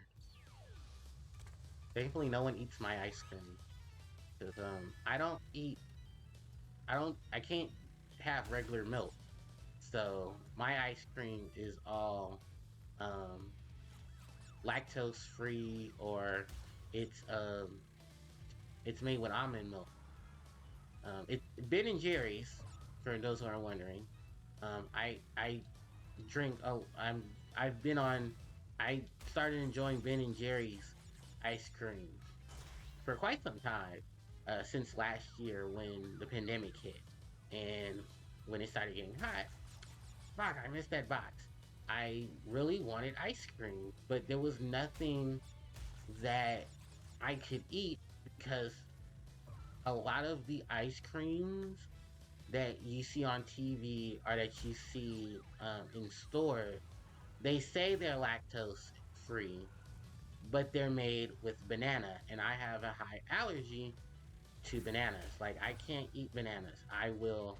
Okay, I'm dying a lot here. I can't eat bananas because I'm allergic to them. I'm highly allergic. Like I break out in hives, and it's just a nasty situation from there.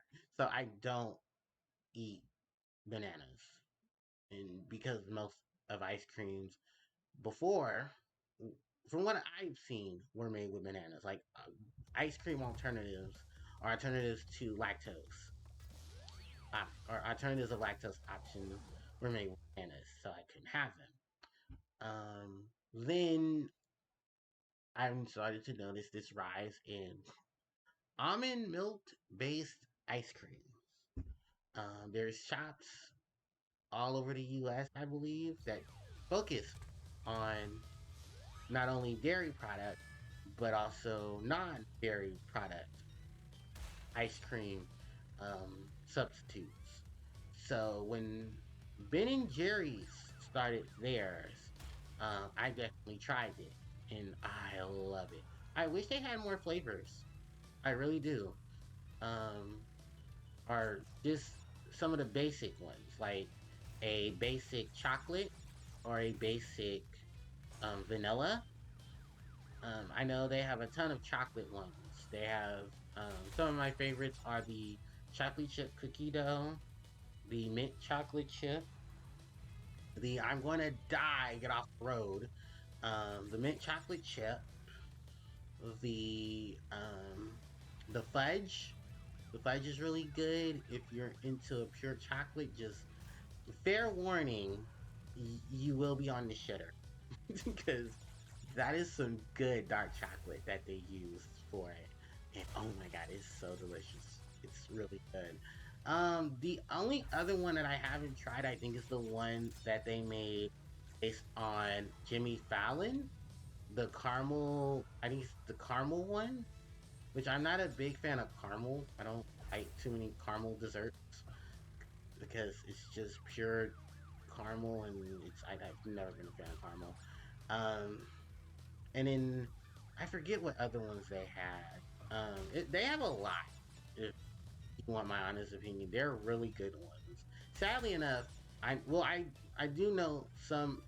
I've been on some forums for Ben and Jerry's, and they're trying to find concepts for different, ice cream flavors, so everyone can have an ice cream flavor. I even follow Ben and Jerry's on Instagram and Twitter, where they talk about a lot of the ideas and concepts that they're wanting to try.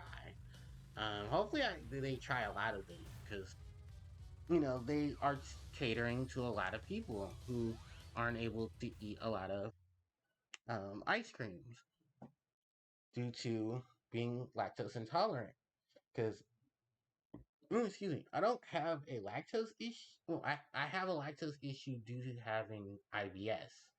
And because of that, I can't have cheese. I can't have dairy. I think it's partial to most items that I can have that don't give me a stomach cramp or don't send my stomach into a fucking tizzy. Because I was, God, when I was 20, I think I was 24 or 25 when I found out I had IBS. And they said IBS is something that is common in a lot of people because of the things you eat. And I already had a track record of my stomach and me not the shit I ate. The shit I ate. Because I also have, history of heartburn, history of heart attack, and yeah, the things I chose to put in my mouth were not the brightest of things to do. But yeah, when it came to, I do remember a lot of, you know, I was questioning where all these stomach cramps came from because I was like, wait a minute, I'm not eating anything that would give me a stomach cramp. What's going on? So after a while, um, going through some issues with my stomach at that end, um, because I thought it was my excessive drinking, um, which was part of it from what I remember. Like alcohol is a big part of IBS because alcohol can tear through your stomach if you have large amounts of it over time. Um, Also, what types of alcohol? Because I drank. Fuck, I drank. I'm sorry, I was a normal 20 something enjoying life or coping in some of those cases. And fuck, I could have had it. And yeah, it was a thing. So yeah, after a while, that's when my doctor at the time diagnosed me with having IBS. And it was due to a lot of the foods I was eating. So I stopped eating spicy foods. I stopped eating cheese. I think cheese took a little longer because I was but still able to eat um, some of my favorite meals. Like I was eating pizza, but I think pizza itself I was only able to eat with white cheese. And then I think because of how my job operates with food, and fuck me, okay, just go for the crystal. I had this, yeah, it was a really weird time for my body. Between the ages of 24 and now. So I had basically stopped eating cheese. I stopped drinking milk. And just overall just stopped with a lot of those types of products. Um, which is weird because I can scarf down, um, what is it? I can scarf down like cupcakes, but I think they have to have no cream filling, so that's not hard. I can scarf down because they say chocolate was something that it messes with your stomach, and baby, I eat so much chocolate, it's not even funny. Like I eat chocolate cookies, I eat Oreos, I eat Hershey's. Like I am a chocolate king, but I don't eat a lot of chocolate all the time. I like to pace my chocolate intake. So maybe that's also a good thing of why it didn't affect me as much. But I remember telling my doctor, I was like, wait a minute, this says chocolate. And she's like, yeah, chocolate. I was like, I just scarfed down like a whole bar of chocolate, like right before I got here. No lie. Um, I don't know if I have an issue with chocolate of that caliber, or maybe it was like a certain type of chocolate. Cause I can eat milk chocolate, I can eat white chocolate, I can eat dark chocolate. So maybe it's like a processed style of chocolate. I don't know. Maybe it's bittersweet chocolate that I can't eat. I'm not sure because I know dark chocolate is the purest form of chocolate at its core base because that's initially what is pure chocolate is the concept of dark chocolate. Um, Milk chocolate, on the other hand, is more of the process of things being added to the chocolate to have chocolate taste the way it does, taste a lot. Bittersweet chocolate is basically more apprised of what chocolate is itself.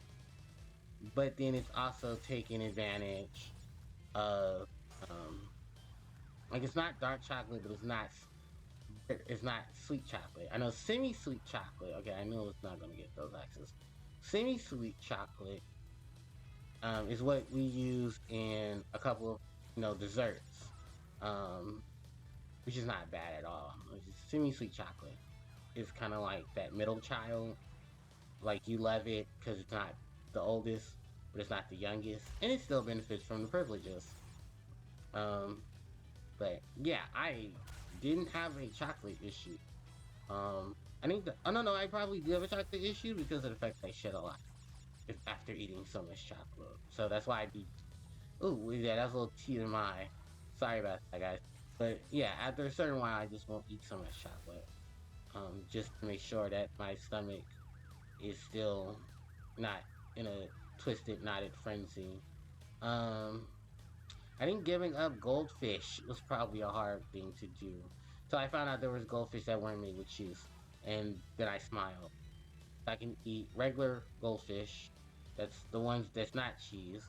I can eat um what else can I eat that's goldfish? Sour cream and onion. Yeah, sour cream and onion. I can eat sour cream and onion chips. I can eat sour cream and onion goldfish, but cheese goldfish, no. Mm-mm, no. Mm-mm, okay. Mm-mm, none. Um, crackers, I can eat some crackers, like crackers that don't have butter or large amounts of butter. Because I recently ate some rich crackers, original rich crackers, and thankfully they didn't tear my stomach into shreds. Um, also, what else was it? The because it's a lot of stuff that I looking at it, I'm like, oh wow, yeah, I can eat that. I can eat that, but I can't. Like, I can't have hot sauce. I can't have sriracha. I can have peppers to a degree of how spicy they are. Um, so I can't have like the real spicy peppers, but I can have like if you take out the seeds, then I can just eat the pepper. Because I know the seeds in the membrane of the pepper is where the heat comes in. Hells yeah. Um, when it comes to like a lot of that. Nice. Then there is yeah, because I can't eat jalapenos. I can't eat red chili, Thai chili. It's funny because I've had Thai chili flakes, but I think those were more so sweetened than they were spicy. Like the sweet overweighed the spicy. So there's also one way of putting it. Certain barbecue sauces I can and can't have because of how sweet or spicy they are. Nice. So I'm missing one more box, and I think I know where that box is. So I'm gonna get the gem before I get the crystal. Yeah, because that's the last box. All right. Oh, it's fine because I got the gem. So now I can just focus on the crystal. Yes. All right, and I think this will let me leave out. Yeah, because I have the crystal. I mean, I have the gem. I'm gonna go back for my crystal though. But yeah, it is a lot when you have IBS. I take Metamucil. I can take Miralax as well if I get clogged up. A little more TMI, but yeah, I can easily take those and it'll help with my stomach. But other than that, I don't think I have too much issues. They also said stress is the thing, so I try not to stress out so much. We're gonna go back to Road Crash because I need that gem. I'm not entering hot cocoa till I do my other sweep, which is me getting all the crystals. Um, I mean, getting the relics and stuff. Oh, excuse me. Oh, I apologize. So I will be leaving that for the back burner when I get those. All right. With that said, let's go for Road Crash and let's try to get this crystal. So, what other things? They said citrus, lulz, because I still can eat lemonade, drink lemonade. I can still have lemons. I can still have oranges, tangerines, which ironically enough, they're supposed to be good for your digestion. So, yeah. It's like, all right, well, I guess I have some of the IBS symptoms, which was enough to classify me for having IBS. Beans, beans, but they have to have like how I cook beans has to be the way I cook beans outside of how I cook for work. Um, to have beans, because like I can't have chili powder. I can't taste it. That's basically it. And oh my god, oh my god, I got lucky with that. I'm not gonna get lucky with this one, so I gotta be careful. But yeah, I can't have a lot of, you know, occasional spices. Like I can't have because I can't have spicy food. Um, they say ketchup. They let me tell y'all, ketchup king. Like ketchup king. So love me some ketchup. And they said I can have that. And haha, jokes on them because I have had it. Oh my god, if I can only get past YouTube, I can get this gem. Yeah, I'm gonna have to restart. But yeah, a lot of the stuff that they told me I can have. Not all of it, but some of it. Gum. I don't eat gum anymore. The chemicals in gum, like you're not supposed to swallow gum. You're supposed to chew it and spit it out. And essentially why I don't mess with gum anymore. There's a lot of gummy candy that I still eat because it's gummy, but I can't have gum. Like no gum at all. Um, I can have chewy candy. I can have sour candy. Recently, I went back to um, like there's certain hard candies I can have because I think there's certain chemicals in candies that I cannot have, and because of that, I have X a lot of candies out of my just overall diet. Um, Not completely because I love sweets. I'm sorry, I love sweets. I love, I love a nice, juicy sucker or a Twix. Actually, I haven't had a sucker in a while. When was the last time I had a sucker? I think Halloween. I haven't had a sucker in a while. I think because most suckers have gum in the middle, so I haven't had a sucker. But I've had a lot of other candies in relations to them. Like I said, I've had a sucker, but I think it was a sucker that didn't have gum. I've had Twix. I've had Kit Kat. I had Hershey. I've had, all the staple candy bars and stuff. I've had, um, and thankfully, no, they have not ripped my stomach into one. Um, so that's at least good. And then I remember, what was it? I think that's why I don't mess with caramel because I think caramel messes with my stomach. Like caramel, in general messes with my stomach. Also, I don't drink coffee. Coffee was a big thing on that list, and I do not drink coffee anymore. Uh, I love the smell of coffee, but I do not like coffee. Also, if you have heart problems, you should not be drinking. Hell yeah, I got the crystal, nice. Um, you should not drink coffee. I remember my doctor telling me that coffee affects your heart. It affects your heart towards the end, and it increases your chances of heart attacks.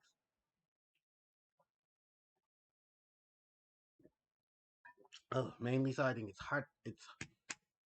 It's the caffeine. in a lot of caffeinated stuff. So I even stopped drinking um, Coca Colas, Pepsis, root beers. Even though root beer is supposed to not be caffeinated, I stopped messing with those. And I used to love a nice root beer. Not root beer floats. I hate those. Mm, where are we at? We are 2 hours in. God, this is as long as I've gone into the game. I guess because I'm not getting all of the collectibles yet. I think I want to say those for different streams. But double header, the last of the medieval levels, and it's raining. It is rainy season. Um, so the new gimmick here is those guys we saw in the back. Those are the double headers. Um, they are mutated twin-headed creatures. They're Siamese twins. There we go. And in the original game, they were holding clubs or chicken legs, or what was supposed to be chicken legs. Um, now they are not. You can dodge them by just simply slide jumping across. Um, or when you do have to take them on, you have to jump on their head. But the hitboxes are fucking atrocious. Whew. Okay, and I think all four of these boxes are about to blow up. Yeah. Okay. I wanted to get the stuff in there, but I couldn't. All right, so we got that roulette bot. This guy we're gonna jump over. Nice. Right. And I believe this is because the last one had, I believe, 100 boxes. This one is gonna have 91. And I think this pays homage to one of the developers' children being my age. And doubleheader, I think, is also a reference to baseball, because you can get a doubleheader in baseball, and swings. Anyway, yeah, that is the so this is the last time we'll see the Toads. The last time we'll see the magicians and the Knights. They did not come back in Crash the Huge Adventure or Crash Entrance, unfortunately. Um, Nor did the level motif of the medieval times. For those who wanted to know exactly what was going on with Crash and what happened to him being multi-platform, during Crash, around the time of the development of Crash Team Racing, Naughty Dog lost the rights to Crash via, I think, Universal, if I'm not mistaken. It was some shady stuff with Universal, and because of it, um, Naughty Dog ended up losing Crash. Fuck, and I have to die now. Because that blows up the only jump screen we have in the level, and I need to get over that to get to the other stuff. So, yeah, they ended up losing their rights to Crash Bandicoot. Vicarious Visions end up getting it in the early 2000s. This was about 2001, 2002. This is right after Crash Bash with Eurocon. So yeah, if you guys are not familiar with Eurocon, their only game they've ever produced for the Crash series is Crash Bash. So just it's a weird situation because of copyright. And Naughty Dog was very new to the scene. So yeah, it was kind of really snaky of Universal and of what Universal did. And it's also very snaky of what can I use this box to get over?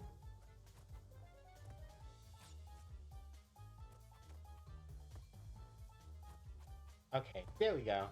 So yeah, it was very snaky of of Universal and Sony, because it came out too from devs. Yeah, Sony had a part in what happened with Naughty Dog loss of Crash. Where they're like, hey, wait, Sony, you guys are supposed to help us with this. Now, like, nah, we go where the money goes. So, okay, good. All 30. So, yeah, it was very snaky in the early 2000s. Also, take this note. This is the same thing that happened to Spyro, which is why Insomniac was very hard um, on Ratchet and Clank. Also with Sony, because Sony didn't want Ratchet and Clank to go down that same path, so they made sure that they were exclusive to Sony. All right, which I still think is kind of stupid because I would have loved to have Ratchet and Clank game on, you know, Switch, even though they're probably gonna play like shit. Um, I still would have loved them on the Switch. Same thing with Jack and Daxter. Holy fuck, that wizard came after me. Um, Same thing with Jack and Daxter. I would have loved to have them on there as well. I mean, because the next group of games that I love to see would be the revival of Jack and Daxter, and I heard that that could potentially be a thing. Would that persuade me to go and buy a PS5? Hell no, because I'm going to be very honest with you guys. Hey, I got the achievement, Warts and Awe. That is the achievement for turning into a frog by the wizard. Yeah, I forget. There's something I did forget to tell you guys. There are achievements in this game that you get from when you do certain things, like dying by a certain enemy class, completing certain levels, and doing certain things in certain levels. So, ah. So, yeah, I got the achievement for being turned into a frog, which is hilarious. With that said, damn. So we'll have to take you on, huh? Bam, knockout. All right, and that is double header. That is complete, and we are officially finished with the time. Oh, not time closer. That means finish the game. We are finished with the medieval levels. That was our last medieval level, and I believe we are now going to take on entropy. No, wait, are we taking on entropy now? Am I missing a level? No, I am missing a level. Yeah, I was about to say, wait a minute. I skipped a level. Which one did I skip? Level 15 is G Liz. What's 13? Oh, hang time. I forgot about hang time. I guess I saved my favorite one for last. So this is hang time. This is the the night aesthetic for the Arabian Times levels. This also features our first gem pack, our first gem that we can obtain, um, our first skull path, our first death route, as they're called here in America.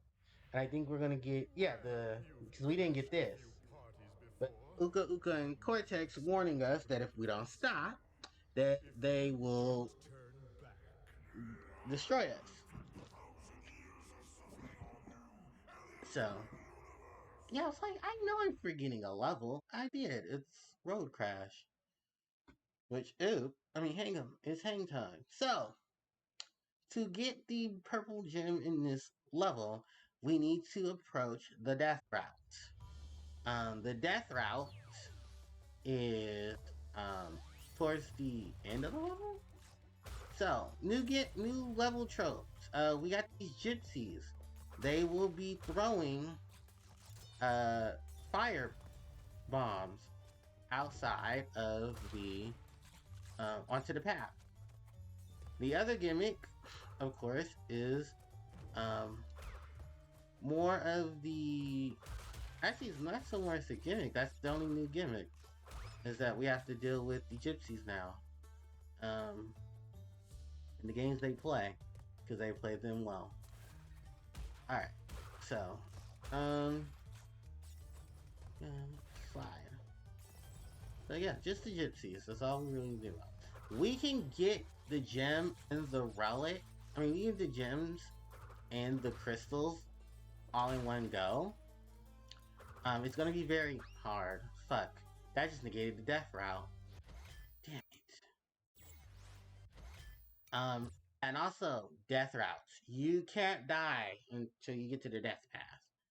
Once you get to the death path, then you can die. Which is part of the reason why going through um, hang time, you want to get to the death path as soon as possible, so that you can override the death path with death. If you're playing the European version of Crash 3, um, I feel sorry for you because in the European version, hold on, I'm gonna pause the game for just a minute. In the European version of Crash 3, um, you if you died while trying to get the death path, you have to start the level over as if it was Crash 3. Yeah, that sucked. This. Mm-hmm. So if there are boxes for the death path, you unfortunately have to play through death path. So sorry about that, guys. I have to roll my nose.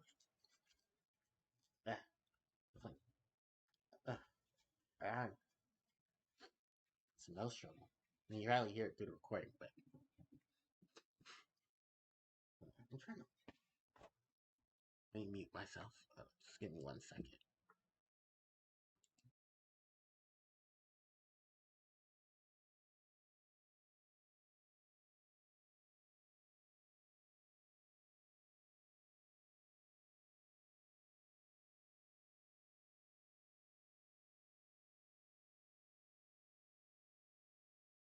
There we go. Okay, I'm back. I just had to blow my nose. Oh, my nose. I was fine. So earlier, about 2 weeks ago, I was fighting off my allergies, which have gotten better, thankfully. But I hate allergy season for a reason, and April's not gonna be my friend. April's not gonna be my friend because that's when everything changes up on me. So let's go back to them high, and let's go back into this death route. I should have played as Coco. I have better luck with Hang 'em High with Coco. I mean, Hang Time as Coco than I do Crash. But yeah, there's only one more Arabian Nights level, and actually that's towards the end of the game, as opposed to the next world, the next area, which is Egypt theme. It's the Egyptian time area. So, and that features a recurrent and old favorite boss um, of the series with some new tropes to him. So, with that said, do not die. Don't die before you, don't die. You can die before you get to this first checkpoint, but do not die after you hit that checkpoint. Because you're going to need the death route. You're going to need the purple gem. To 100% complete the game, you need the purple gem. Because the purple gem helps access the final level trope of... It's a trope for all the Crash games since Crash 1, where if you got the gem in the... if you can get to the gem path, you get certain gems, all the gems actually in the game, they will open a pathway. In Crash 2 and Crash 3, they have a gem path at the last level. And the last level hosts that gem path. So there's the crystal. At the end of this corridor, to the left, that is where the gem path is. The skull path. Which will have my favorite music remix. And I cannot wait to play it. But here's the bonus stage for the bonus friends. It's a simple test your jumping skills. You gotta use the extended crouch jump, which is this.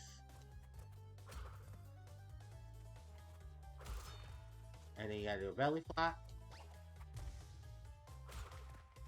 on these steel ones, which thankfully doesn't hurt Crash from hitting the wall. This one. Oh my god, okay. And then we got this back again. Fuck. It's okay, you can die on in the bonus worlds, it doesn't count. If I died here, then we're screwed. Alright. I'm close to the death path, so hopefully I don't do anything stupid. Knocking on wood. That would jeopardize my gym path. Luckily, the bonuses don't count, and actually, in the Insane Trilogy, bonuses don't count. The deaths in the bonus levels don't count when you're trying to 100% the level, especially for Crash 1 Insane Trilogy, because Crash 1 Insane, thankfully, does away with that. I mean, it includes it, but not as bad as you think it does. Fuck. How did that happen? I thought I was being swift by not... swift. Anyway. Let's go back. Let's go get our, let's go get it. Let's go get this gem.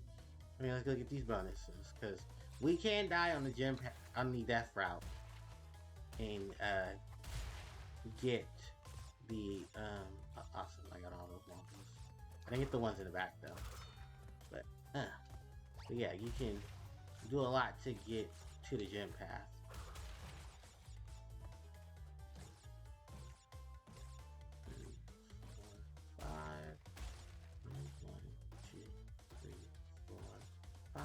Bam. Oh, also a new thing they added. If you, I think that was since Crash 2. If you hit a bouncing box once and you leave it alone and you come back to it, it will break. And then you can get through it. Alright, so now we're here. I'm gonna take my sweet ass time. Take advantage of my shadow. Alright. Alright, bam. Aku Aku Mask. And there it is. The death path. And our first death path. Our death route in Crash 3. Featuring the death rap alternative music. A staple in the Crash series. The death routes. So these are the harder variations of the regular path. Some will have boxes, some won't. Luckily, this one doesn't. You just need to get to the end of the death route, and you can get the gem, which is at the end path.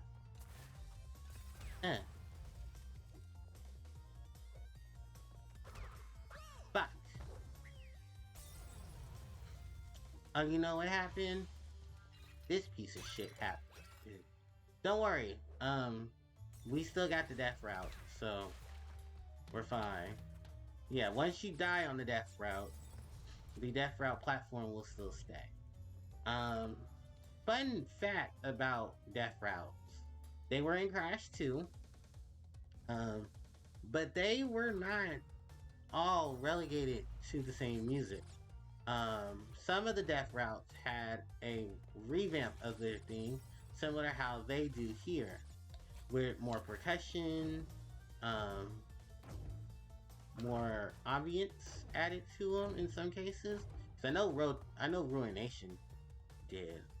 I can't speak for shit. Okay, fuck it. I know Ruination did. I don't think some of the other ones did. But, I don't think... Did any of them? I don't think so. But, yeah, we're close to the end of the level. Actually, once this fire burns out. And, come back, please. Ah, there it is. That's the purple gem. So, now we can get it. We can leave. But we're not, because we're not finished with the full level. So luckily, we did hit that checkpoint.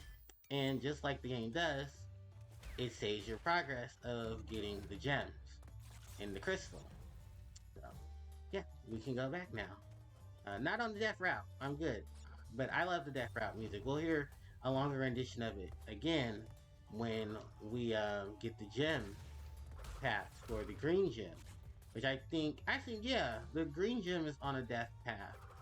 And Flaming Passion, which is the second trope of the last Arabian level, which you need to break out a sequence because Gone Tomorrow requires you to well, that's into the level over there. Because Gone Tomorrow, the last futuristic level, if you don't count future tense, because it's not counted anyway. Gone Tomorrow needs you to obtain the green gem in order to get all the boxes in that level, which features the death route, the death route music.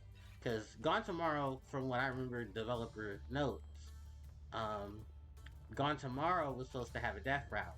It wasn't supposed to, and it wasn't supposed. It was supposed to have a. It was supposed to have a colored gem path, but it was also supposed to feature a death path instead, because they didn't think to want to reuse the gems, and then they did. So when that happened, they decided to just go ahead and go with the with redoing the not redoing the levels, but more so just adding them on. Also, final trope in the game in the level, new enemy, scimitar throwers. God, I played enough Shantae. I should know what that means. Scimitar throwers. They will throw scimitars at you. While you have the scimitar dancer, the scimitar thrower. Fuck. I wanted it to kill that enemy. The scimitar thrower is an enemy close to.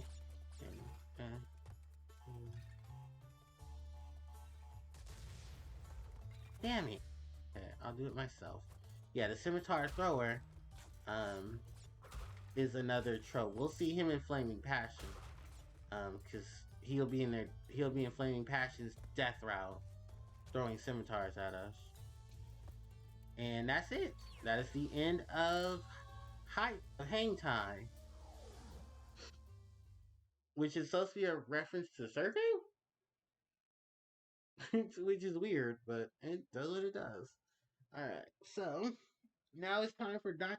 Nefarious Trophy, the master of time and space and the very creator of the Time Twister machine. I'm shocked that he wasn't the second to last boss, given that he is the creator of the time machine. So, whatever. Anyway, yeah, so we got the purple gem, we got the crystal, and we got the regular gem. So, with that said, it is time to take on our next boss. Boss number 3, Dr. Nefarious Trophy. So, if you haven't already played Crash 4, Entropy takes the reins of the main villain in Crash 3. Crash 4. With that said, Dr. Entropy, in terms of this game, uses powers to warp time. And he has this funky music. In a tuning port.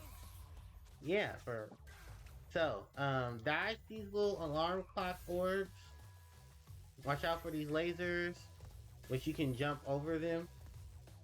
Then he'll tire out, and then he will start making a path for you. The first area, I believe, is future. Then he changes it to ancient Japan. A weeb after my own heart. Then he starts to lay on the so, be careful. And as you can tell, yes, you gotta be very quick, because he can get back up and then switch locations. So the final area is, of course, Arabian Times. Also to take note, guys, and he is also the final boss for Crash Entrance, the Game Boy Advance game, where he is the main villain. Next to what is it, Doctor Entrance? Yeah, nice. All right, and with that, we have beaten Doctor Entropy and gotten the Death Tornado spin. This is a longer and faster spin that allows you to glide by rapidly pressing the A button or X button, depending on what game you're playing or what system you're playing this on. But yeah, we beat Doctor Entropy. Oh no, the time space machine is going to go kaput. Oh no. I think we get a message uh from what are their names? Yeah, from Uka Uka and Cortex. Insignificant morons! By defeating entropy, you have placed us all in grave danger! Crash, Coco, you must realize that this time twister machine is very delicate. Without Dr. Entropy's constant care and control, who knows what it will do? Not our problem, because you're the bad guy. I'm trying to stop you. So that is it for Area 3. Because we have two of the other gems, we can actually go back to those gem areas. We can go back to Toon Time to complete Toon Time. That's why I'm so stressed. We can complete Toon Time to get both of its gems. We can also go to Boneyard and get its secondary gem, which I believe, thanks to the Death Tornado spin, we're able to do such. We're gonna go to Boneyard, just like that. We'll say Toon Time for after. Where are we at? We're at the 2 hour and 30 minute mark. Okay, cool. I at least know. Oh yeah, this comes up. If you have already retrieved a What level was Crystal? then you will find a floating clock when you enter for the second time. Mm-hmm. This floating clock activates time trial mode. Yep. Grab it, and the clock will start ticking. Race for the end to get the best time, but beware, some elements will change. By elements, the only change is that if you hit the golden clock, which we have seen before, hitting the golden clock will turn regular boxes into time crates. If you hit the time crate, the crate itself will hold on 1 second. There's something in my room that does me wrong. Okay, thought it was something else. But if you do hit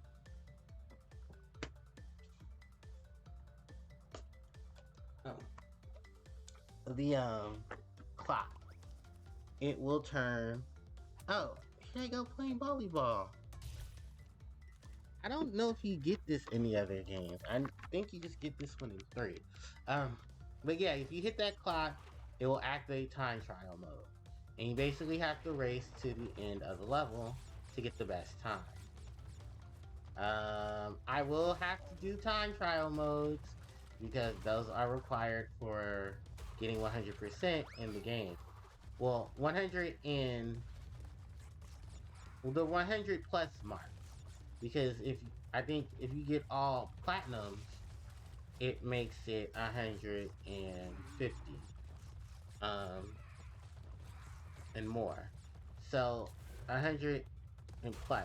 But I think that depends on the number of relics you collected. I have never fully beaten Crash 3, so don't expect me to get all golds and platinums. I'm just gonna say that now. And then there are developer times, which are if you want to rip your ball hair out and suffer in silence, but the silence won't be silent because you just had your ball hair ripped. Those are only what you get when you beat the game fully. Or I think, yeah, when you beat the game fully. They will show up during the end credits. With that said, this is the prehistoric death route music. Unfortunately, no prehistoric level has a death route, but they have gym paths, so they decided to call these prehistoric death routes. Because, like I said, during Crash 3's initial build, damn, I thought I had a mask. Okay, game. So yeah, during Crash 3's initial run, they assumed, we're gonna exclude the stuff that we included in the first game. I mean, Crash 2. Or we'll do what Crash 2 did and just have secret paths, and we'll also have the death routes. So that's kind of what they did. Alright. Nice. So, with that said, we're actually at the end of the death route, and as you can tell, the gym path, expects you to have beaten entropy, because a lot of this grass you can spin away if you have the Death Tornado Spin, which I'm doing right now. The Death Tornado Spin is a godsend. You can jump and do this. The Death Tornado Spin Glide. Which they will actually show you in the game, because I believe one of the future levels tells you about this technique. And how to utilize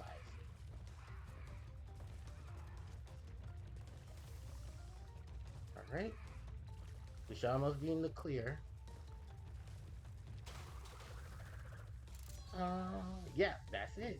Boneyard complete. Nice. We have gotten our second gem for Boneyard, which means Boneyard is complete. Besides the relic.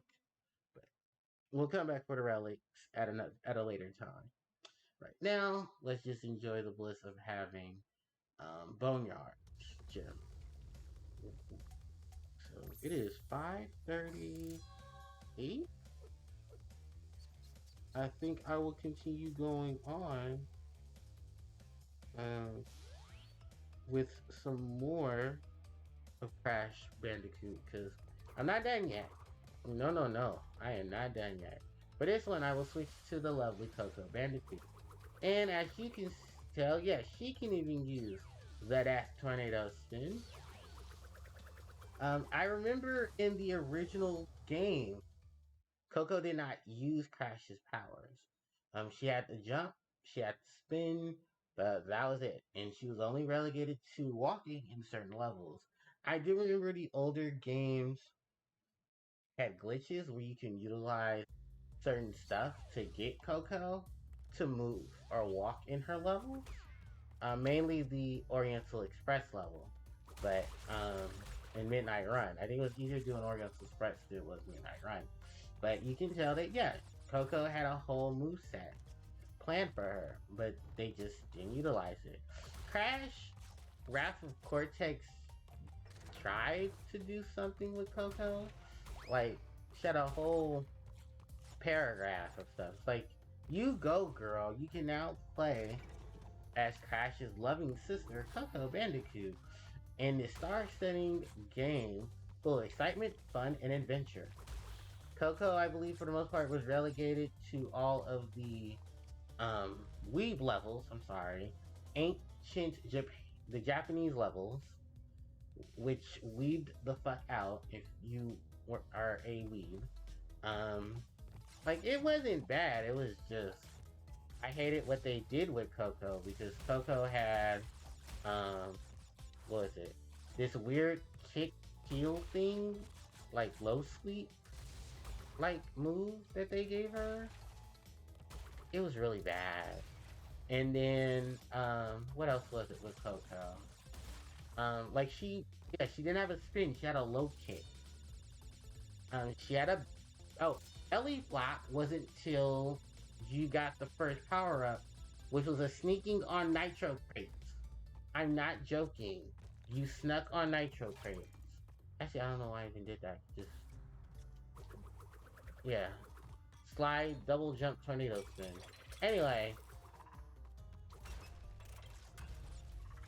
Let me make sure there aren't any here. No, there aren't. Okay. Come on. I'm not have to get hit. Bam. Alright.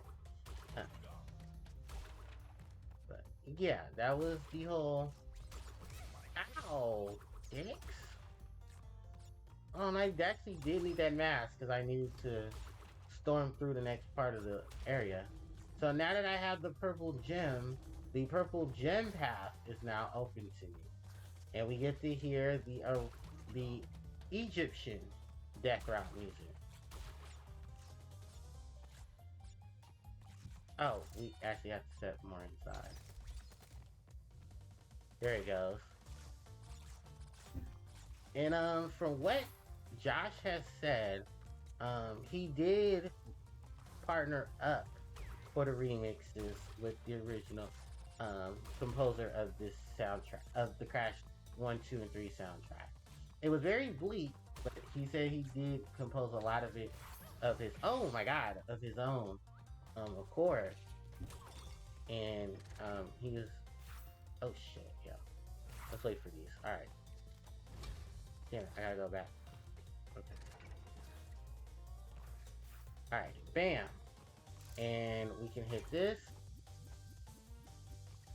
And we can hit this exclamation point box, which will lead us back to the other side of the path. I'm not doing that. What I'm going to do, because I'm an idiot and I like pain, I'm going to take the path backwards, which I feel like this is epic. Oh shit.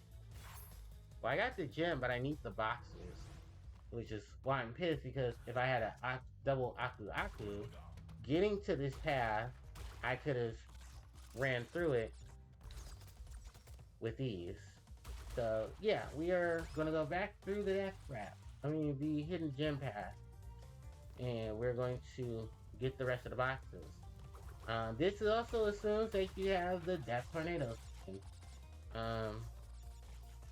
and know how to utilize the double jump as well.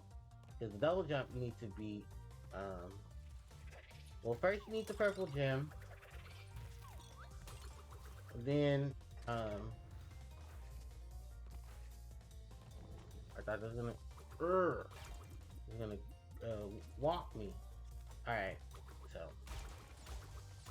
alright, I at least have one mask, so.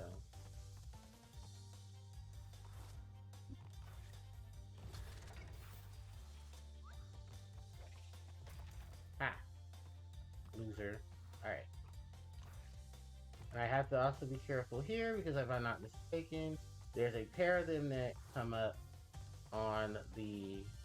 Yeah, they're right there. I'm gonna wait till they come up. I'll walk right through them. And we should, yeah, be back towards the start. Alright, awesome. And then from here, we can just do the slide, jump, death, tornado, spin. And now we're back on the regular path. This is how I normally do it. I know some would just backtrack through the normal path to get the rest of the boxes and just come right back. But I'm not them. I'm different. I'm pretty different. Alright. And also, I don't hate myself. So we're actually gonna wait for that to come back this way. And then we'll press switch. Because you can't double jump, death, tornado, spin. Slide, jump, and death tornado spin your way across. You can try. I wouldn't advise it. But, alright. And with that said, that is our final checkpoint here. Right, and then we just gotta get these two boxes. Which is gonna be a pain in the ass, because you also have this douche dropping the boxes on you.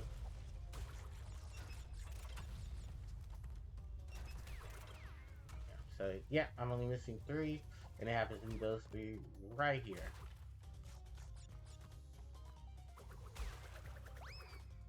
Yep. Alright, that's it.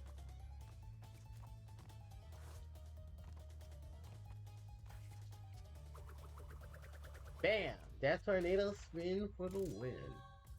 And with that, we have 2 times gems. So the only one we're missing from this area is the yellow gem, which requires us to get some relics. Alright.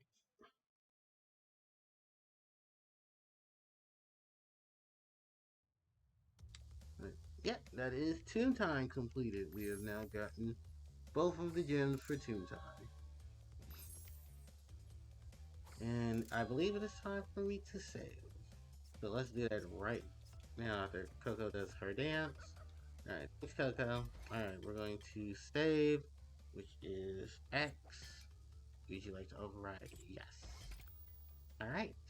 And with that, we are at 36%. Nice. Alright. Let's move on to the next area in the Time Twister machine. Ancient Egypt. Where we have areas 16 through 20. Sphinxinator, which unfortunately we cannot complete because we have to do area number 20. Tomb Raider. To get the blue gem on a death route. Let's do it, guys.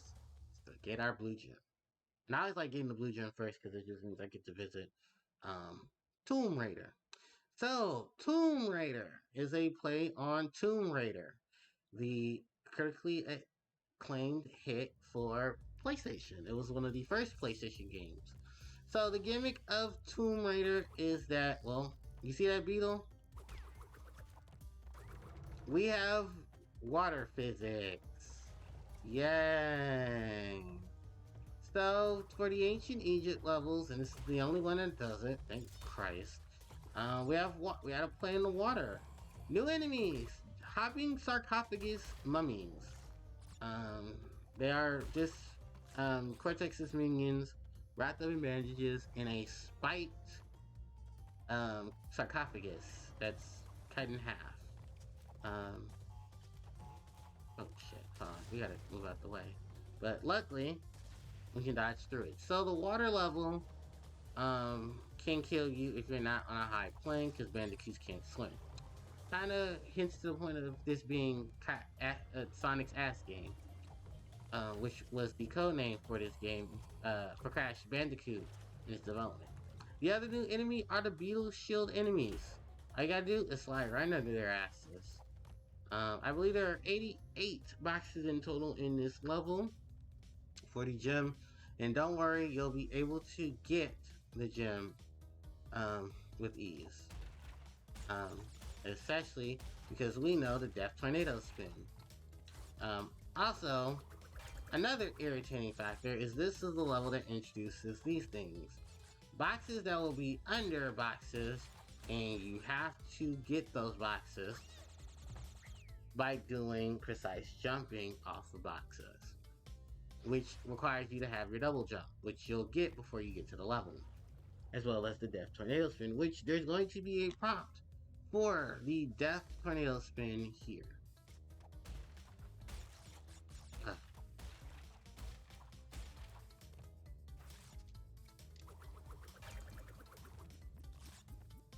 Alright, slide, slide, jump, jumpity, slidey, slidey. Alright, so, yeah. That is the prompt for the Death Tornado Spin, and I'm sure you're asking, well, what's up with... Well, what's up with the boxes that aren't there? There are 4 Nitro and a TNT crate.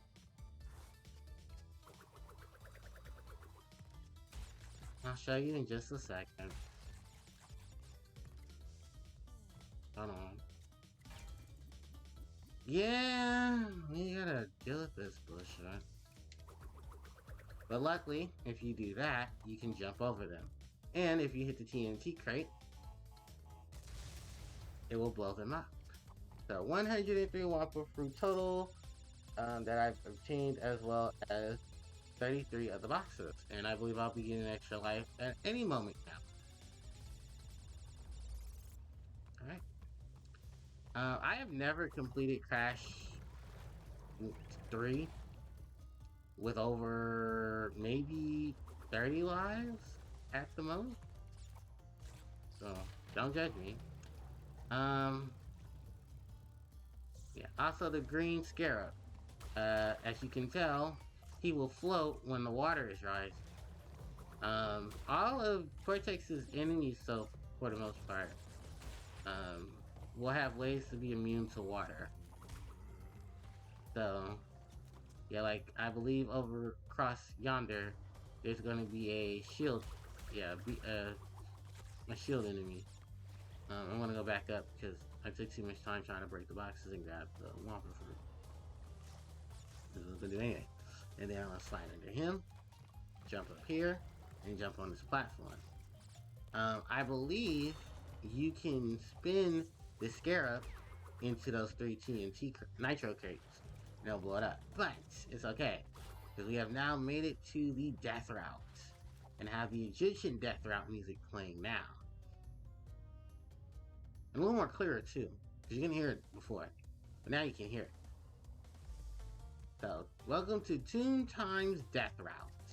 The gimmick here is to avoid the Nitro Crates and hit the steel crates to hit to these steel containers, which will help you traverse through. You take these all the way to the blue gem path, ladies and gentlemen. And thankfully, the more of these you hit first, the more you can traverse through. Funny enough, the level itself, you will be traversing through all of the rest of the level on the other side of the wall. You just gotta make sure that you can get through it. Because there is no nitro detonation switch. The nitro detonation switch is at the end of the regular gem path. I mean the regular path. So if you can make it through, you'll be fine. But you'll make it through all the way to the end. Oh, bitch. And there it is, the blue gem. But now we got a KYS. Ouch. To get to the start of the area. But we do have our blue gem. We have not collected our crystal. So, we're gonna go back the way we came. Yeah. And with that purple hue over there, that is where our crystal is. So, you can also use these floating platforms as platforms. And yeah, because that is a bottomless pit, initially, you will die in the water, even if it's below, even if it drains. So, know that. I can't believe I fell for that. Like, that wasn't even a simple act. That was like a complete... What? It did it again! Wow, okay. So things just hate me. But we're gonna go back up here. And then let that hit. Now I think with some precise running and the final upgrade in this game, I think you can easily make it over all of that with the Crash Dash. For those who don't know, the Crash Dash is the final item, the final power-up you get in the game. It just allows you to run. I know, literally allows you to run. Really, really fast. So we're gonna wait for this to drain. Slide under you. And I believe the exit should be on the other side of where that beetle is. Scarab, I'm sorry. Oh, no, we still got more to level to go. God damn it. Luckily, this is the checkpoint. But I believe this coincides with the other path in its death route. Ooh, actually that was a trap. Damn it, I should have realized it. He didn't. I want him to go over there. Yes, I can dodge through that. And then come up here. Because where that is, that's the end of the level. Fuck!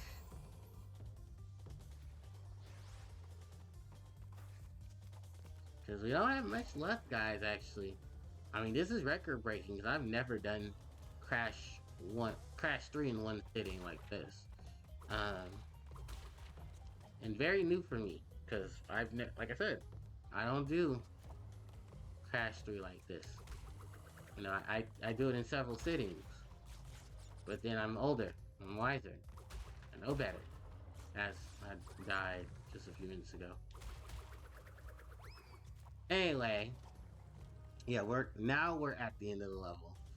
Because if we pass these 3 Nitro Crates, this Nitro box, TNT Crate, we hold on to this. Yeah, we should be home stretch. The Nitro Detonation Switch should be on the other side.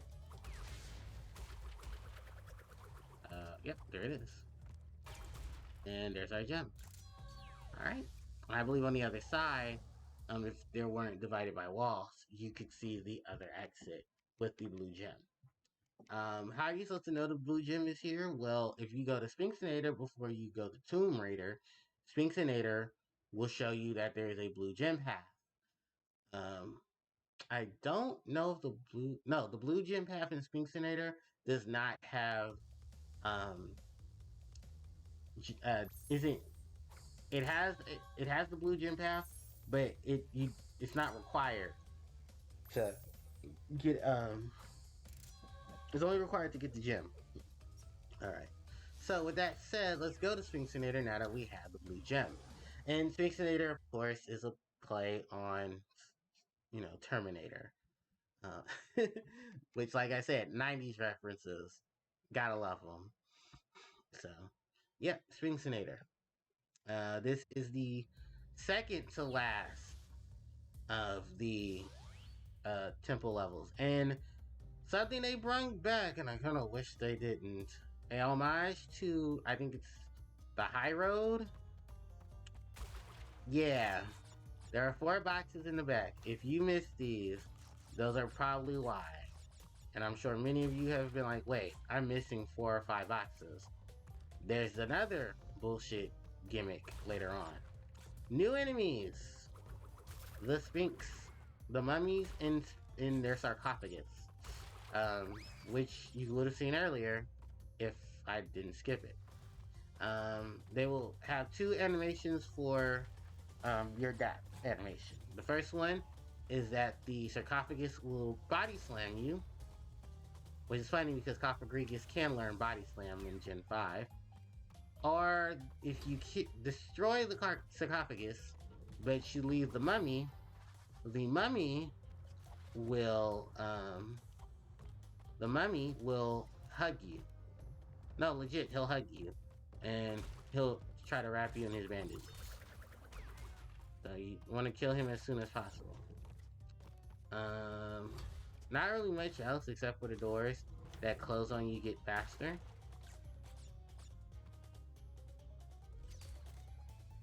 Damn, Coco. There's also a glitch here. You can do a double slide. You can do a slide jump, double jump, slide double jump tornado spin and end up on the other platform. It doesn't save you as much time, but if you're going for the relic, it does. Alright. And I believe, yep, 105 boxes. Yep, 105. There are a lot of nitros in this level, and you're going to need your nitro detonation switch. Fun fact, after you obtain this Time Twister area's power up, you will no longer see nitro detonation boxes. Yeah, once you get the power up from this area, the bazooka, you will no longer see nitro detonation switches. You can use the bazooka, the fruit bazooka, to take out your enemies. Also, in the original game, you were able to use the bazooka outside in the warp room. They changed that for the Insane Trilogy. You can no longer do that in the Sane Trilogy. I'm so glad this is not a death route. Wait patiently. Alright, so these two you can hit. DC, jump over.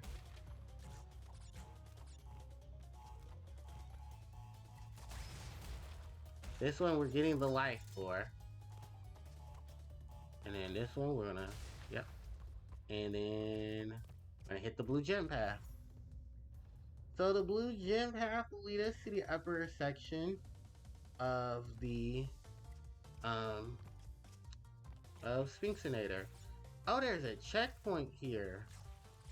We're not gonna hit that checkpoint because I want to come back to this area. Oh shit, I'm glad I didn't hit the oh yeah, they even give you a life here? Hell yeah. I guess it's just to say we're sorry for how we were treated. Oh, at the last second. Alright, but yeah, that's the gym path. It leads you straight to the regular gym. So you know what I'm gonna do? I'm gonna go ahead with the level normal. And then I'm gonna come back to get my gem. Which I think is gonna kinda be hard because I thought about it. Some of the gym path, some of the regular path, I am required to still complete. And I think one of, oh yeah, that's the under wraps, is what you get for that achievement. And yeah, they even have achievements here for dying. Not all deaths, because then people would just be farming lives to do all the deaths. Some deaths, like the one with me getting hit by the enemies in Doubleheader, and I think it's a scout, I believe that's what they're calling it. Then there is the one with the frog, um, uh, with all in Wart. That I think might be a Mario reference, because Wart was an enemy of Mario's in Mario 2 USA. Fantastic game, by the way. I like it more than original Mario 2, which is Mario's Lost Levels. Okay. Hit his ass. Thank you. Yeah, checkpoint. Alright, so yeah, we're gonna complete the level normally, and then we'll come back for the blue gem path once we beat the level normally. Oh, fuck you. Oh, by the way, bonus stage. This will be our checkpoint, actually. And I'm kind of glad, because I like when they do that. Oh, and I think I heard a box break. So that was the, enemies breaking the box for us, which can happen.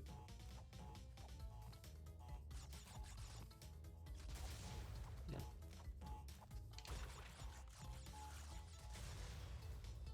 And this one.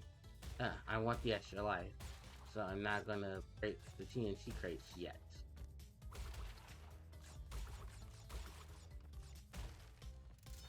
Bam. And then that's gonna break those. And then watch this. Yeah. The TNT crates do not destroy the belly flop boxes. You are the only thing that can destroy the belly flop boxes. Alright, and yeah, judging by those by that Wampa, so I said a Wampa fruit, the sarcophagus enemy broke the box for us. Alright. And now let's get towards the end of the level. So, you see that stack of boxes right there? Now, you would think the TNT crates would get them, right? Oh, well, they did now. Originally, no, they didn't. So, yeah, this is the end of the level. With, this loser. And these two. Which, don't worry, boys, I'm not gonna hurt you. Bam, crystal.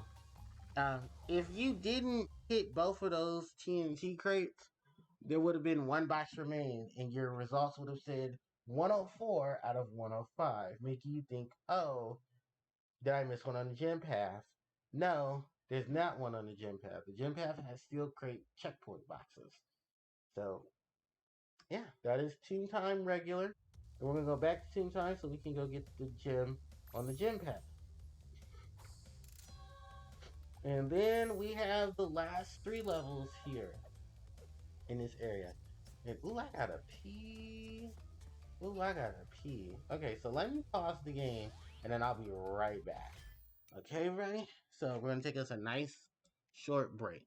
I'll be back in about 5 minutes.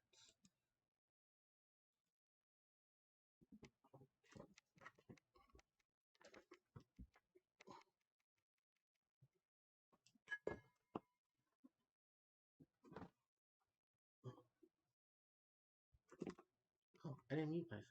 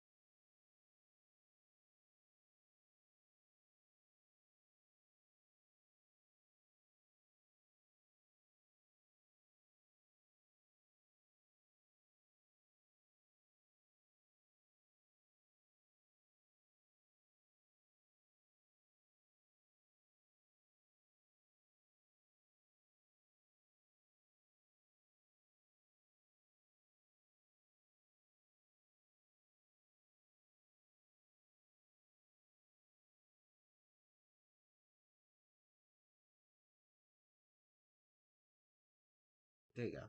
Hey, everybody, I'm back. Okay, I got me some ice cream. I got me some mocha. I didn't clean this right. Yeah, I did. Okay.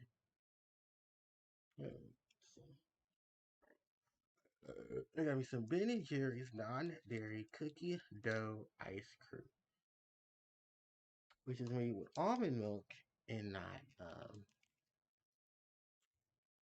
regular milk. Jesus Christ, game. I mean, ice cream. Where's the thing to open? It's on one of these sides. Another thing I hate about when I have to open ice creams, I have to find which side has my dairy. I mean, which side has the thing for the ice cream on it, which doesn't. Well, come on, you open. Okay, there we go. All right, and bam. I've been craving you. Mary and Jesus was stopping me from eating you. Not anymore. Mm. Mm. Mm. Good. Mm. Ice cream. Mm. Okay. Now I'm gonna take this bowl from the top from the bowl I had, and use that. Alright. So I can eat. Kind of messy.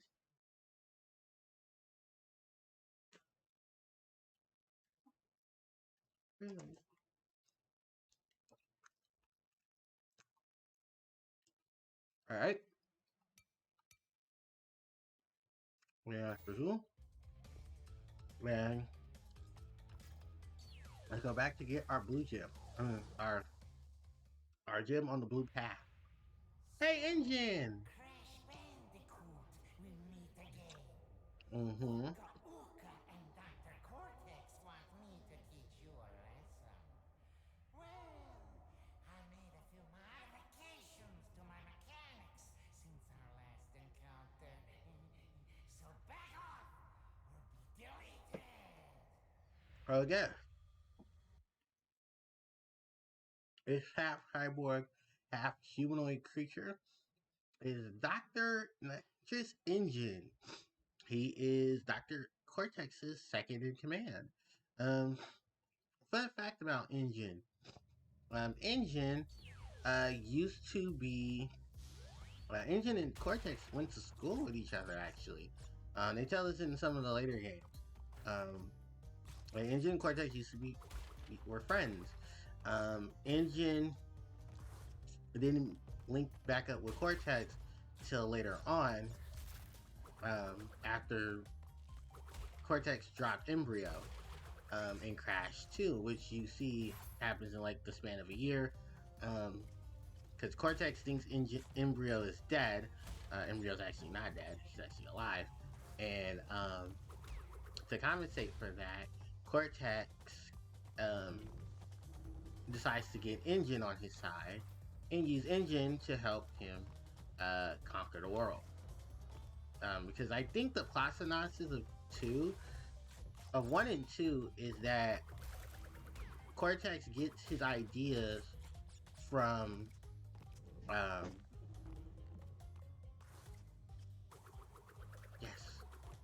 gets his ideas to take over the world from Uka Uka, who's imprisoned in the islands, because he wants to use animals as his generals for his army. You can tell that through a lot of the stuff you see in the game. Cortex has, various animals caged up. There is a cage for the change actually in the Insane Trilogy. In Crash 1. The one of them now says Tiger, more pronounced to Tiny the Tiger, who we don't know if he starts off as Engines or he starts off, as Cortex's minion, or he's a minion of, who was it? If he's a minion of not Cortex, Embryos, because apparently Embryo is trying to stop you. Ooh, I have to hurt. Embryo is trying to stop you from helping Cortex by sending some of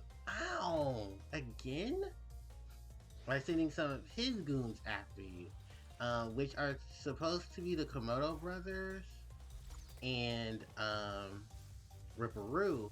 Ripperoo, of course, being from Crash 1. Ooh! I'm glad there was a checkpoint here. Alright.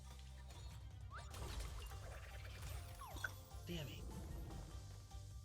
If I had a mask, I wouldn't have to go through this. Give me the pity double Aku Aku. Alright. Thank you. Alright, so now we're at the final stretch. I'm glad it is the final stretch.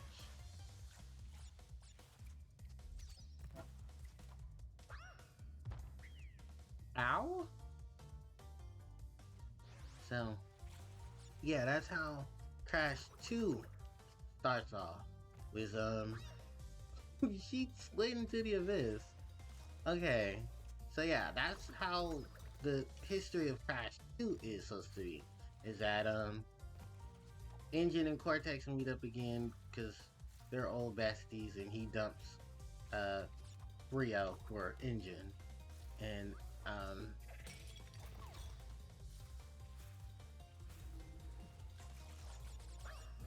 wow. And I could have sworn I spun, but okay, game. Your rules, right? Okay.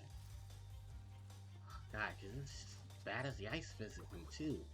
Um, Speaking of 2, and I know a lot of people are gonna ask, will I eventually get to Crash 2? Uh-huh. Because the only reason why I'm redoing 3 is because I don't have 3 saved on my Kart channel. So, yeah, I want to do 2.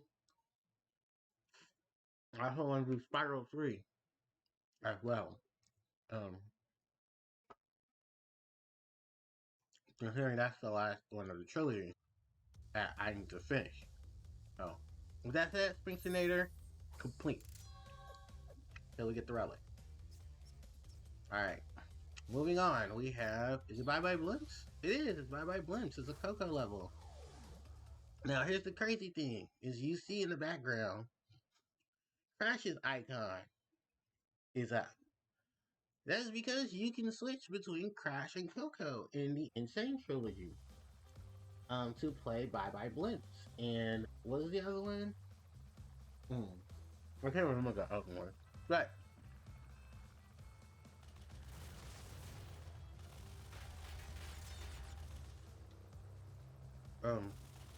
barrel roll. Fuck, how you do a barrel roll again? Oh.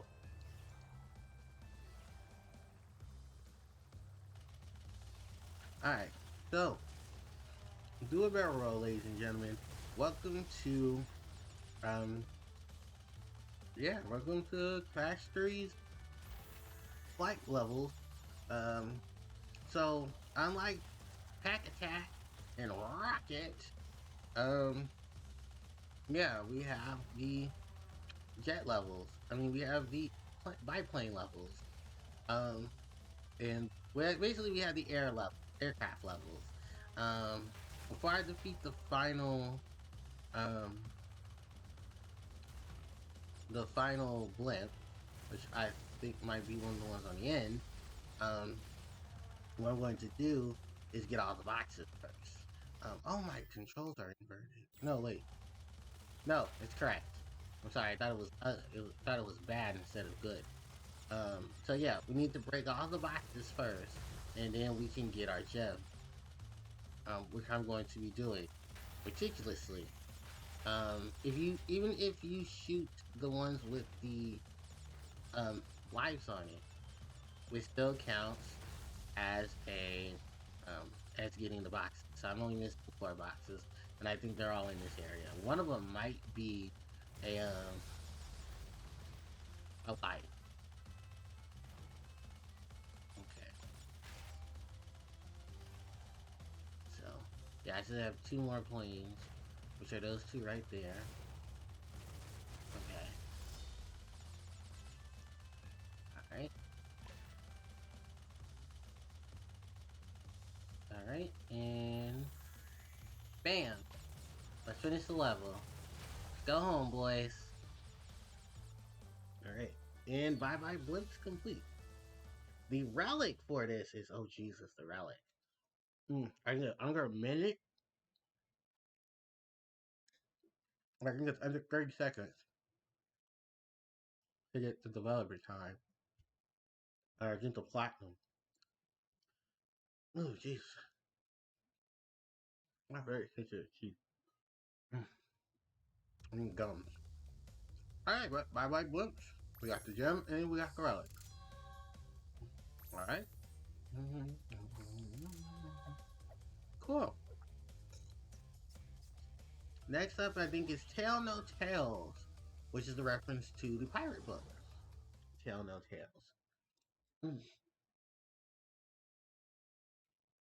Mm. Alright. So, Tale No Tales has a bullshit gimmick in it, and that the buoys will hit the different path, especially the yellow one. Also, some the boxes will be underwater, so you have to do a nosedive to get them. Tale No Tales is probably one of my... No, because it's not hot cocoa. Because I hate hot cocoa. Yeah, for those who don't know, hot cocoa is an actual level in this game. It is a level that is in the original. To get to it, you go to Road Crash, and the alien sign that hit by that bird, you need to hit the alien sign itself, and you knock it down, and it will let you leave the level. When you do, you enter Hot Cocoa, which is the level itself. By the way, that's the end of the level right there. So, we need to take the path that will take us to it. However, we have to veer off the path because we have a couple of boxes to obtain. Don't you love Crash 3? I do. My Dr. Dilbert is bullshit. Yeah. I still don't know how to get those extra 3 lives. Or don't. To this day. Still don't know how to get them. I think it's part of a secret path. Or it's part of another path and I have to get it. But yeah. We're going to be doing a lot of this. So the open area that we're going to be looking for is coming up. New enemies, sharks, and anchors. So the anchorman will spin around and will try to hit you with the anchor off of your jet ski. These sharks will try to eat you if you come into contact with them. So this area here, you need to do some deep dives in order to go underwater to get, some of the boxes. Also that extra life wanted. I don't want it, so we're not gonna go for it. But if you turn around and you go back here, bam, you see all of this. This is the extra area that is cut off from you when you're getting the because you don't see this on the normal path. You actually have to get into this, and you need to do this in order to get the other boxes. It's stupid, but this is what they want you to do.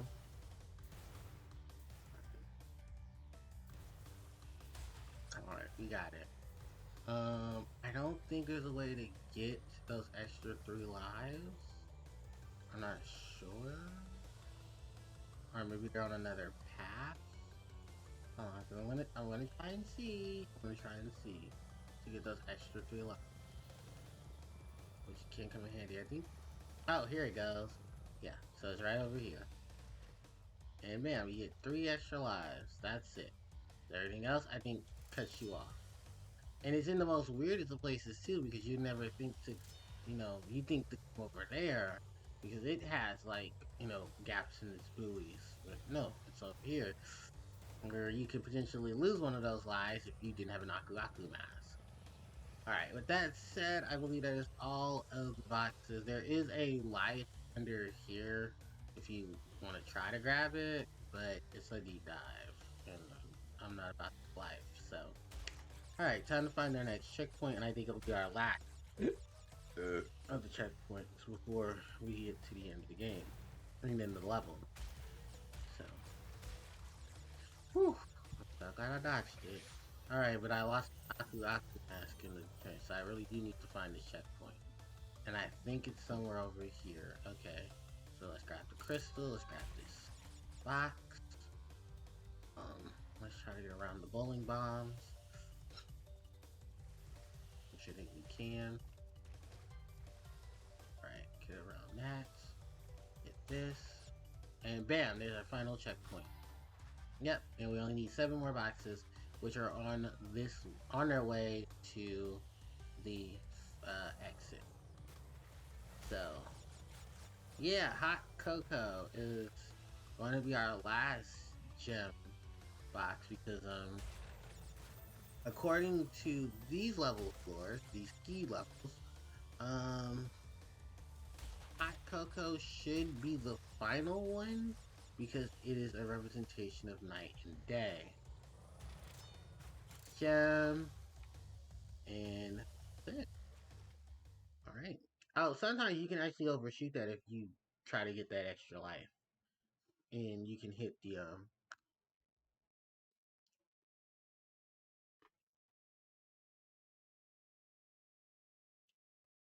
through my teeth.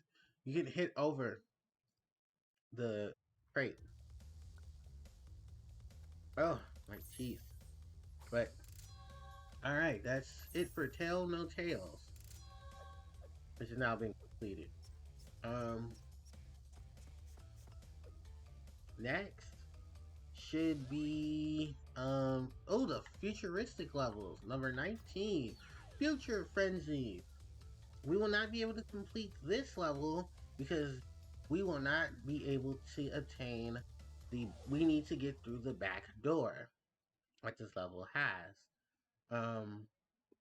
Which Future Frenzy is the equivalent of Cold Hard Crash for Crash 3 because of the back door that you have to access. Then you have to backtrack through the back door in order to even get some of the stuff here. With that said, ladies and gentlemen, this is Future Frenzy. This is level 19, but I'm doing it as the final level because the final area is the futuristic level. Where Cortex died. Alright. And that was Coco's animation. Where she's on her laptop. So, the gimmick of Future Frenzy, you got it's the future, you got moving conveyor belts. You have lasers that will incinerate you. All remnants of Cortex's spaceship and Cortex's space station in Crash 2. Because Crash 2 and Crash 1 did it best.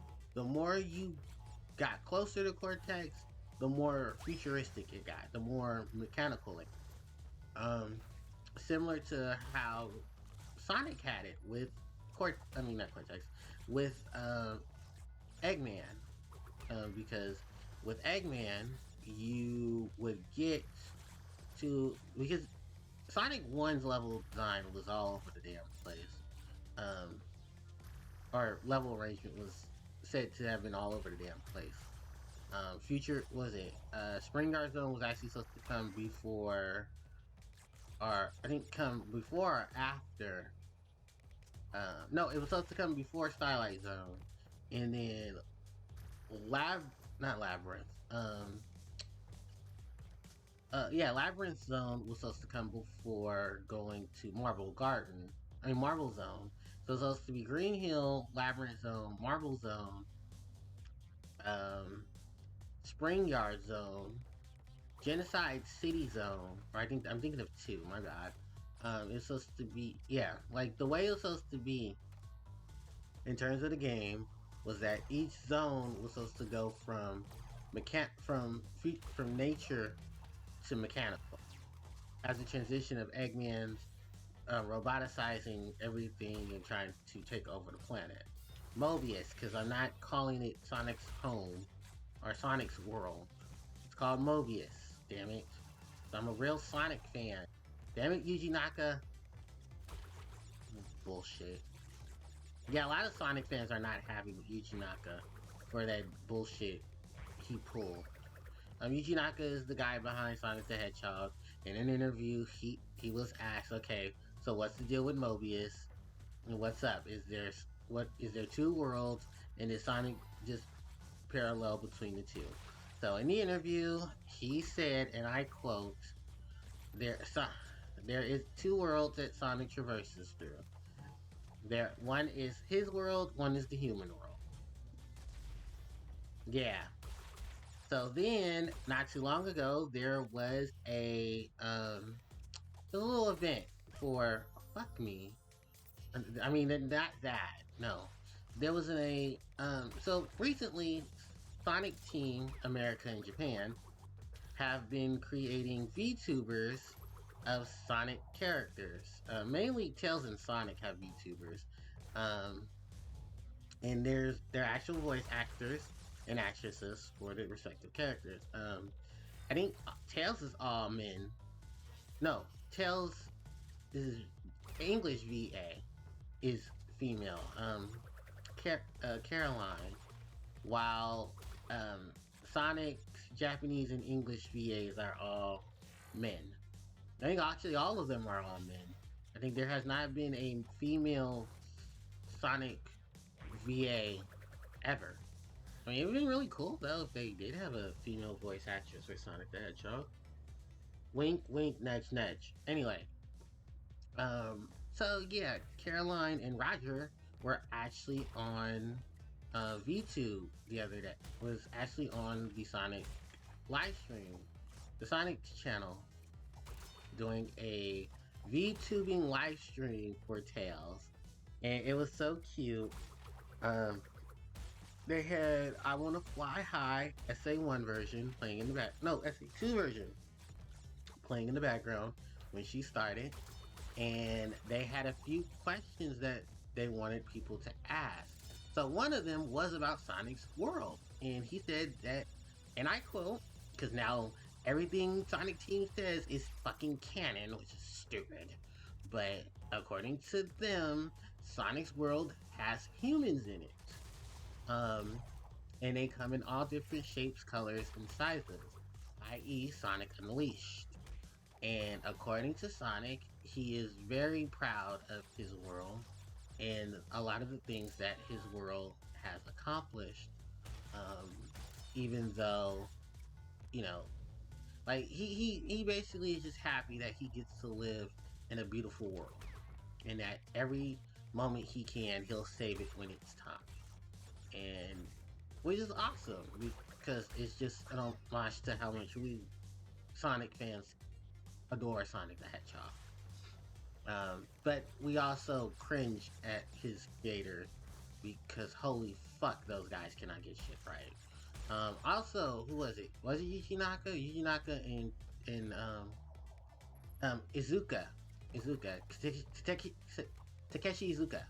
Um, Izuka was the one that they asked the question to. Yuji Naka is a fucking tool, and I hate that guy even more now after knowing what he has initially done in as part of Sonic Team, and I'm glad he's gone.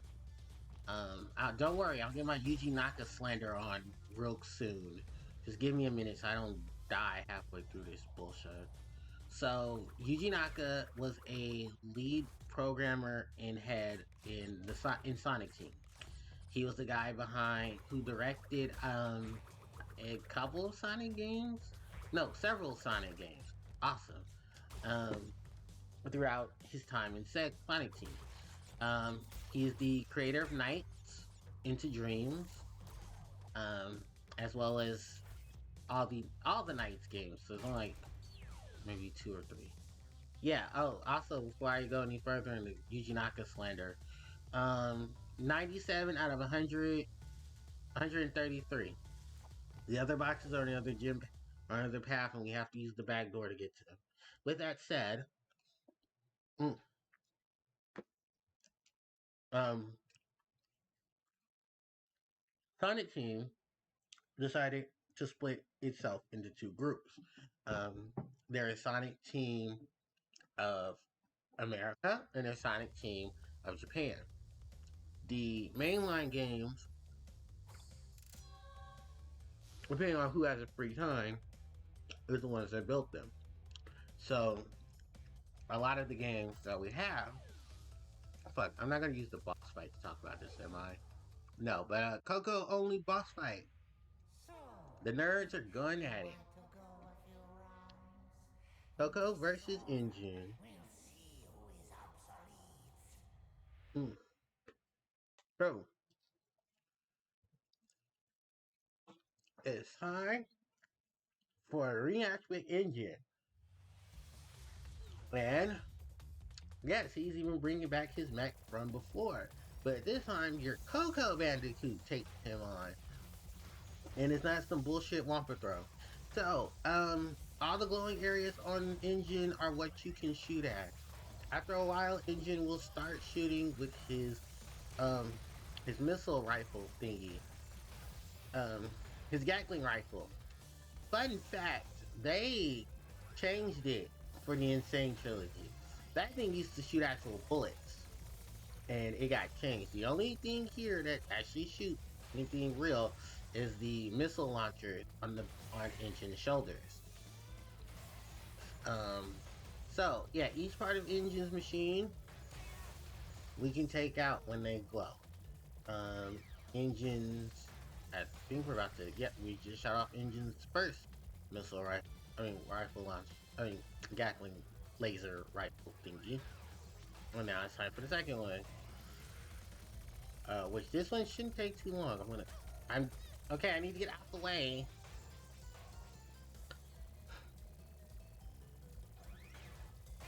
Bam. All right. Phase one complete. Phase one. Yeah, there's two phases to this. He said that you want to go a few rounds. So, came up for the cutest thing ever. Although it looks like a giant penis with a tiger face on it. Lols. We have Pra and Coco team up. Yay! And they go into a cat-like team up. So now you just need to shoot the pieces of Eggman. Of this totally would be an Eggman thing. Hello? Oh, I thought somebody was in my chat. Anyway, but yeah, this is basically the second half of the Eggman fight. Where the engine fight. Why I say Eggman? Engines fight. Man, we're gonna be shooting at bastard. Um, which I like this. I like this in both the original and in the remake because it just shows that the two technological geniuses going at it. This kind of reminds me of when you're playing SA2 and you're fighting against Eggman as Tails. And Tails and Eggman have their bow outs. Hell yeah! Alright, not again. Oh, he doesn't say that in this version. But we now have the Fruit Bazooka. This is the upgrade for Crash to allow him to use a Fruit Bazooka outside of, in levels. This nullifies having to use the cannons. I say cannons. The Nitro Detonation switch, I think, only show up in at least one more level after this for some dumb reason. It's funny how history repeats itself.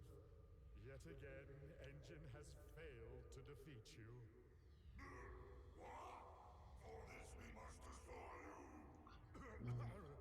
Oh, my aching head.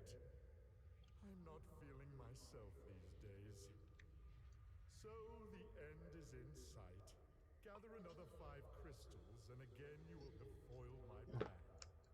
Or will you? Mm-hmm. Well, with that said, we have now beaten Dr. Engine. And we have the Fruit Bazooka. Unfortunately, the last two power-ups you cannot use in the warp room. You can only use them in the levels. But you can use the Super Belly Flop. Oh, sorry, that's Crash. We like Coco more. Sorry, not sorry. So, did she use a Belly Flop? Here we go. So you can use Super Belly Flop, you can use the Death Tornado Spin, and you can use Double Jump in the warp room. So, we're in the futuristic area. The futuristic time machine area, and we have the final stretch of the game. We have Flaming Passion, Orange Asphalt, Gone Tomorrow, number 424, Mad Bomber, and the final level, Bug Light. So for this, we will go grab Flaming Passion's gem. And we will get the green gem, which means we cannot die because there is a death route in Flaming Passion. It's probably one of the easiest death routes too. The only thing is there is a box that you will miss and you'll have to backtrack for. Excuse me. You can get the box before you leave the area. So, Fruit Bazooka. There it is. Even Coco can use it. I believe on it, it's got a laser, which you can use the right directional stick to point with. This is why you needed the analog controls with Crash 3 and onward. You can even shoot through some walls and hit enemies. Which ones? I don't know, but we're not going to take a chance. Here. Yeah, because I think it's clipping through to hit some of the enemies. But yeah, that is the latest power-up. The Fruit Bazooka. And it's really great for long range, and it's really good just to clear out certain threats. Like, for instance, these losers. You can finally get rid of the guys, finally get rid of the gypsies that are throwing fire at you. Well, you can't shoot the checkpoint. It's fair. But, hell yeah, we're gonna shoot shit, we're gonna hit shit, and we're gonna be done with this shit. Alright. Get back here. Get back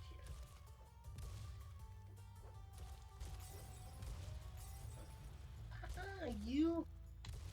There we go. Oh, wait, listen. Oh! And I negated my death route! Damn it. This is the second time in the Arabian level where I got hit. Also, this is our last Arabian level. For the game. So, yeah, take the pride and joy of the music that we're going to be listening to first. Oh, actually, no, because we have the back end of what's the name? Of, Hang 'em High. But it's okay. Because we're playing Passion.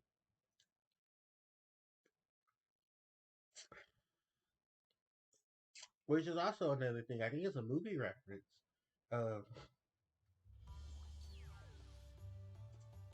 But I remember there has to be a movie.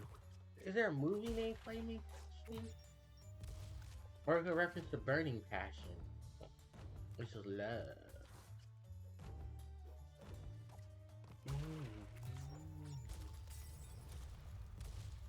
But I mean, that'd be a cool reference. Yeah, Burning Passion, Flaming Passion, our last level. And it's so funny how it's an Arabian level too. The last Arabian levels, which I adore these levels, and I kind of wish we had more of them in later games. Oh, that's who I shot from a distance. Was the pot holding gypsies. All right.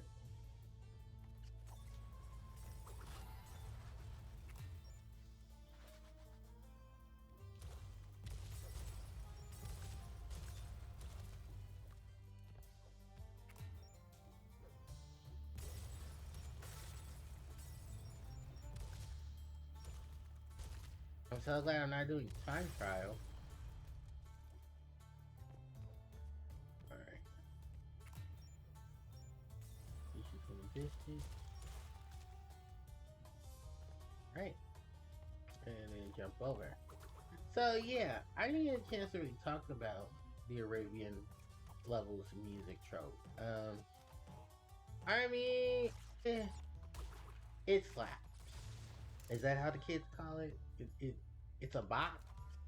Yeah, I love it because it's just all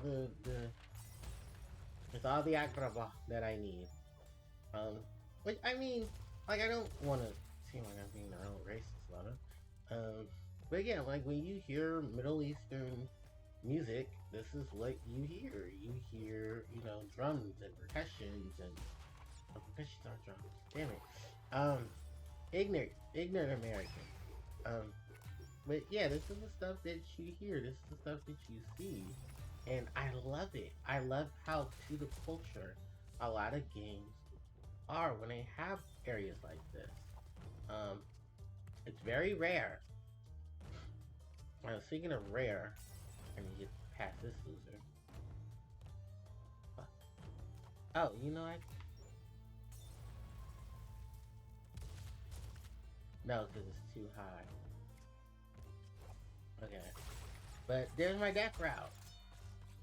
Now, if I do this right, bam, I don't have to come back through. I can go through the death route, and I believe there's a checkpoint on the death route as well. So we should be definitely fine. So our last Arabian death route. These scimitars will be here, throwing scimitars at you. Be very careful, you guys, because they are a hot ass mess. There's also going to be flamethrower. I mean, fire. Yeah, flamethrowing gypsies here. So take caution to them.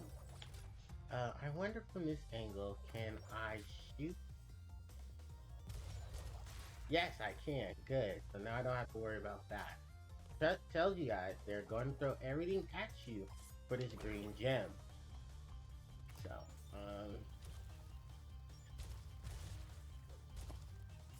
yeah, definitely something to take advantage of. Is there three? No, there was two. Okay, good. We hit that. Right. And then next is the scimitar thrower over here. And I think he just gets faster. And ha! Green gem! Hell yeah.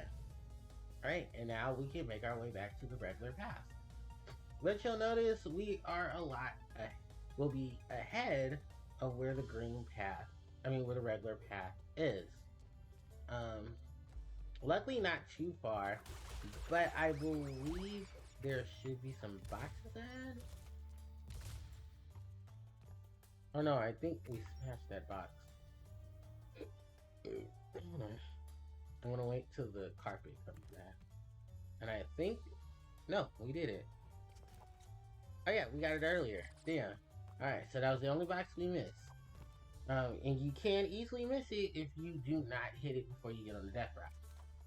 With that said, that is the death route, and I believe there will be a scimitar dancer here, and another one on the other side. But we have hit the checkpoint, so we are good. Right.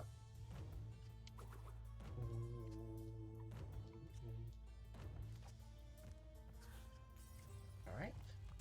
And yeah, this is it. This is the last stretch of the level. The end of the level is over there. Now, you've noticed we haven't hit a Nitro Detonation switch. Like I said earlier, in this game, once you get the Fruit Bazooka, your bazooka becomes your Nitro Detonation switch. You must hit all the Nitros. Oh, Coco's phone answering. Oh, cool. Yeah, that's an idle animation for Coco. Is that her phone ring? It's a rare occasion that happens, but yeah, that is Coco Bandicoot's ringtone. So then we have these over here. My best bet for anyone is just to hit some of these, and then I believe some of these will start having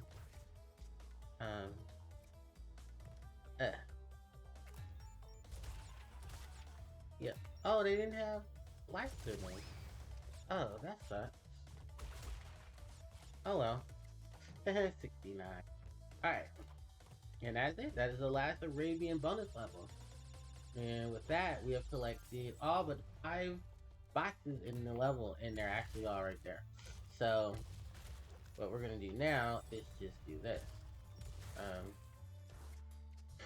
Clear a pathway for us to get home.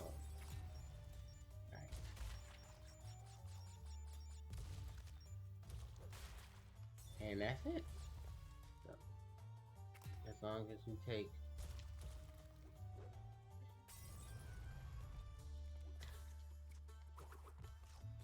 right out, jump over, and get ready to jump up here. That is it. We are done with Arabian Times. And we have been awarded with our green gem. Where are we at? Do we have enough time to take out Cortex? Can we clear all of Area 4 in 5 hours? I think we can. I think we can. Alright, that is it for Flaming Passion. We have completed the what would have been the last of the gem levels, but I don't have the yellow gem. Actually, do I have? No, I don't have the yellow gem, and that's in Hang 'em High. But with that said, we can now complete the levels as regular. We have Gone Tomorrow, which is a reference to Looney Tunes. For I believe Looney Tunes had a episode about Gone Tomorrow in the futuristic settings of life. Oh, but that's the Cortex Tower. Uh-oh. Oh, okay. Yeah. So I never talked about these guys. New enemies for future levels. The flying saucer enemies. They're paying homage to Cortex's minions and Cortex's space station. We also have the little orb creatures. Those guys are actually in Crash 2. They were your... It's the little projector screens that were in Crash 1. And then they became the projectors that were used in Crash 2. Because they still have the same model. These enemies here, rocket launchers. You can spin them at your own risk. They will shoot 3 missiles at you, and then at the end, they will shake their booty at you. When their booty has a big target on it. So take advantage of that and shoot them out in the back. Bam. So it gives usage to the to a rocket. Now, something I wish Future Frenzy took from Gone Tomorrow. As you can see here, there are boxes missing. We won't get all of these boxes till we clear the green gem path. Because the green gem path has boxes on it, as well as a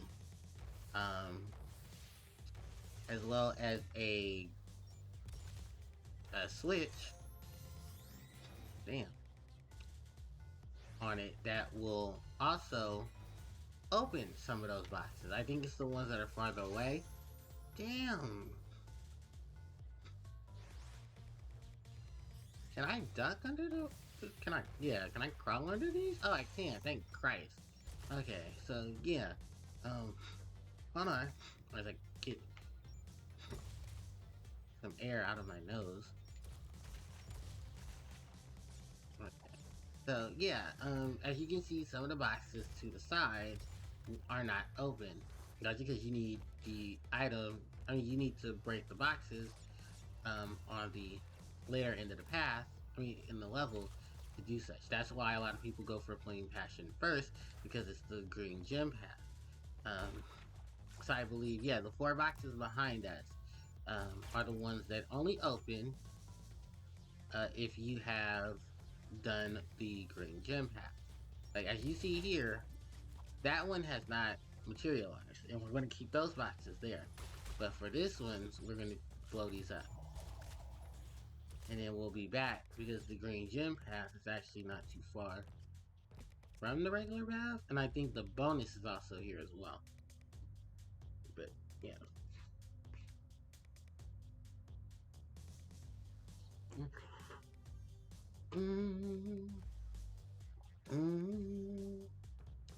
Alright. Right, and there's the crystal.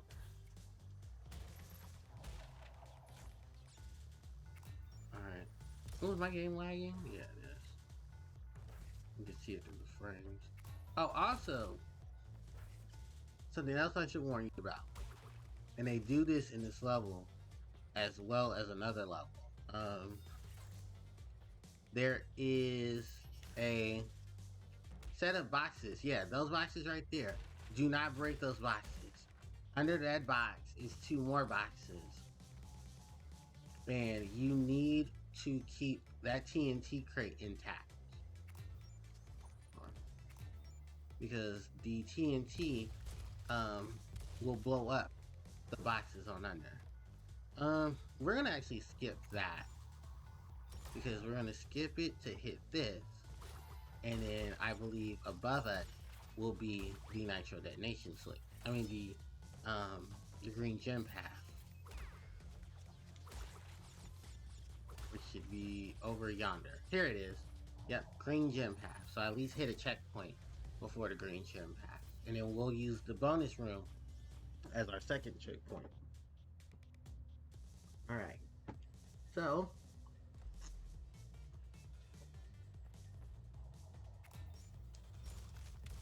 the green gem path takes us to the secret path here in Gone Tomorrow. I wish Future Frenzy kind of took the same motif from this, but alas, it didn't. So, alright. But, yeah. So, just like these 4 boxes here, later on you will see them in a formation. We're going to start shooting our enemies. Then we're going to slide jump, shoot some more enemies. We're going to wait. Grab our gem, hit this box, and now that has materialized all of the boxes that we need. So, if we take this gem, ta-da, as you can see, this box is broken. We have hidden that box, and that one has awoken these 4. See? And then I believe the other ones are also now materialized. So now we can break them on the regular path. And thankfully, I did not use the bonus room. So the bonus room can now be used as a means of a checkpoint. Which does help because in certain areas it won't serve as a checkpoint. Which some people would say this would be the cold hard craft of the game, but actually no. I prefer this to be easier than cold hard craft. Because the prerequisite levels aren't trying to rip my damn head apart. So, alright. Now, precisely.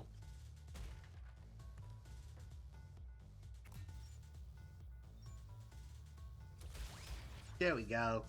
Nice. Alright. And now we can use the the bonus room as our checkpoint. And also it brings this bullshit gimmick. Yeah, we have to actually shoot the TNT crates and Nitro crates to get the exclamation point boxes to appear.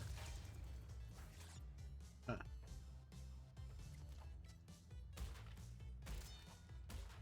Alright.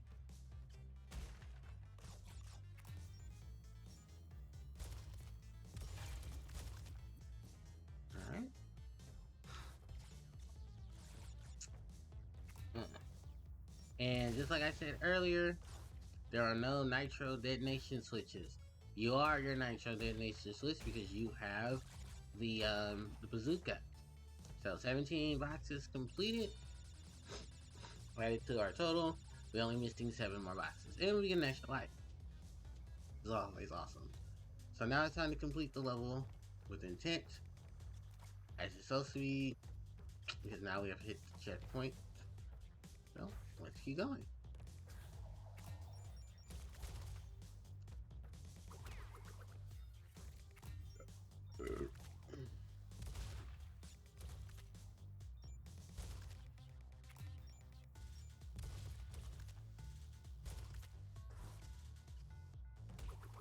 Alright.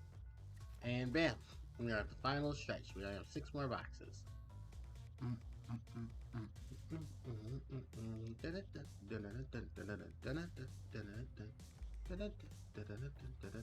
Three.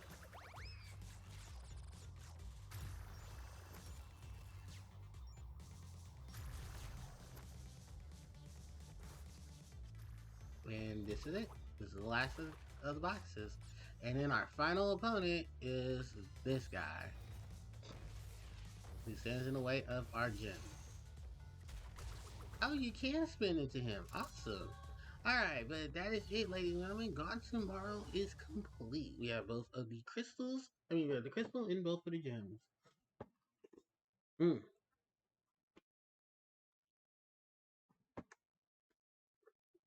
Mm.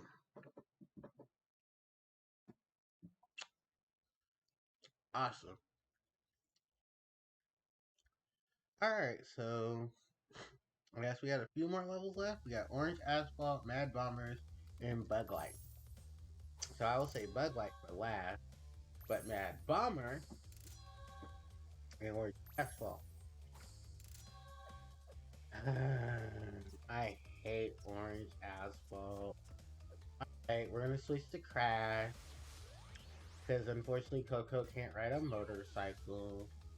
Orange Asphalt and our last main level road games. So Orange Asphalt is very much placed meticulously in the wrong area, if you ask me. Because it is sunset here. Like mid-afternoon, early sunset. You know, and fuck, I already missed 2 boxes. Yeah, it's a lot with this level. Because this level is supposed to be the last of your main. Like, if you don't know about the secret warp room, then yeah, this is your last interaction with, the racing.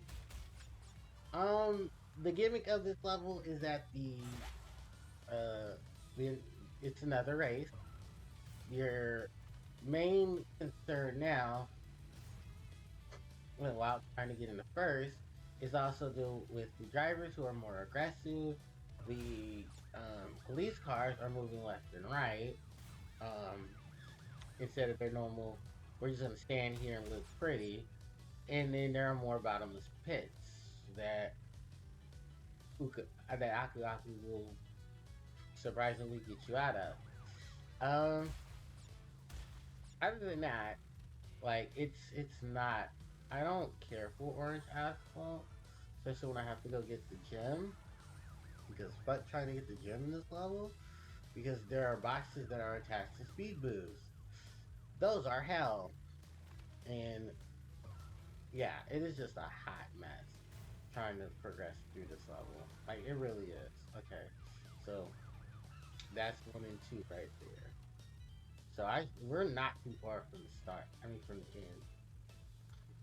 But yeah, it's a lot when because that's the end right there. There's a lot trying to get through this. Can I do it? No. That is the end right there, and of course I bite it right at the end.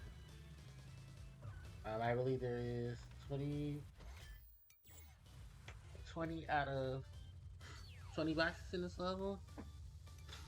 Hmm.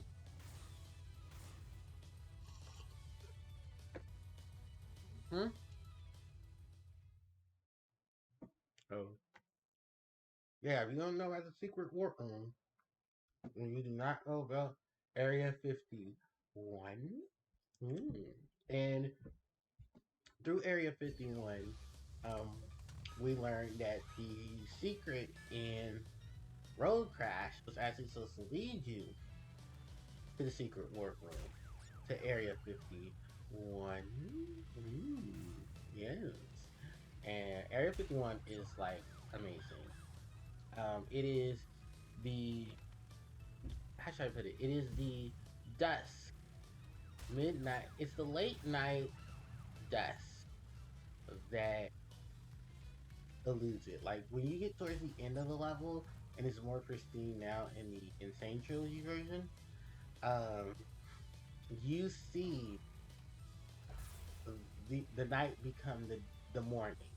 Like you see the dawn, and it's gorgeous. It really is. I'm gonna quit because the fuck's a restart. Um, we'll just go back in and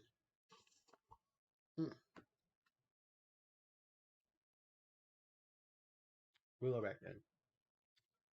So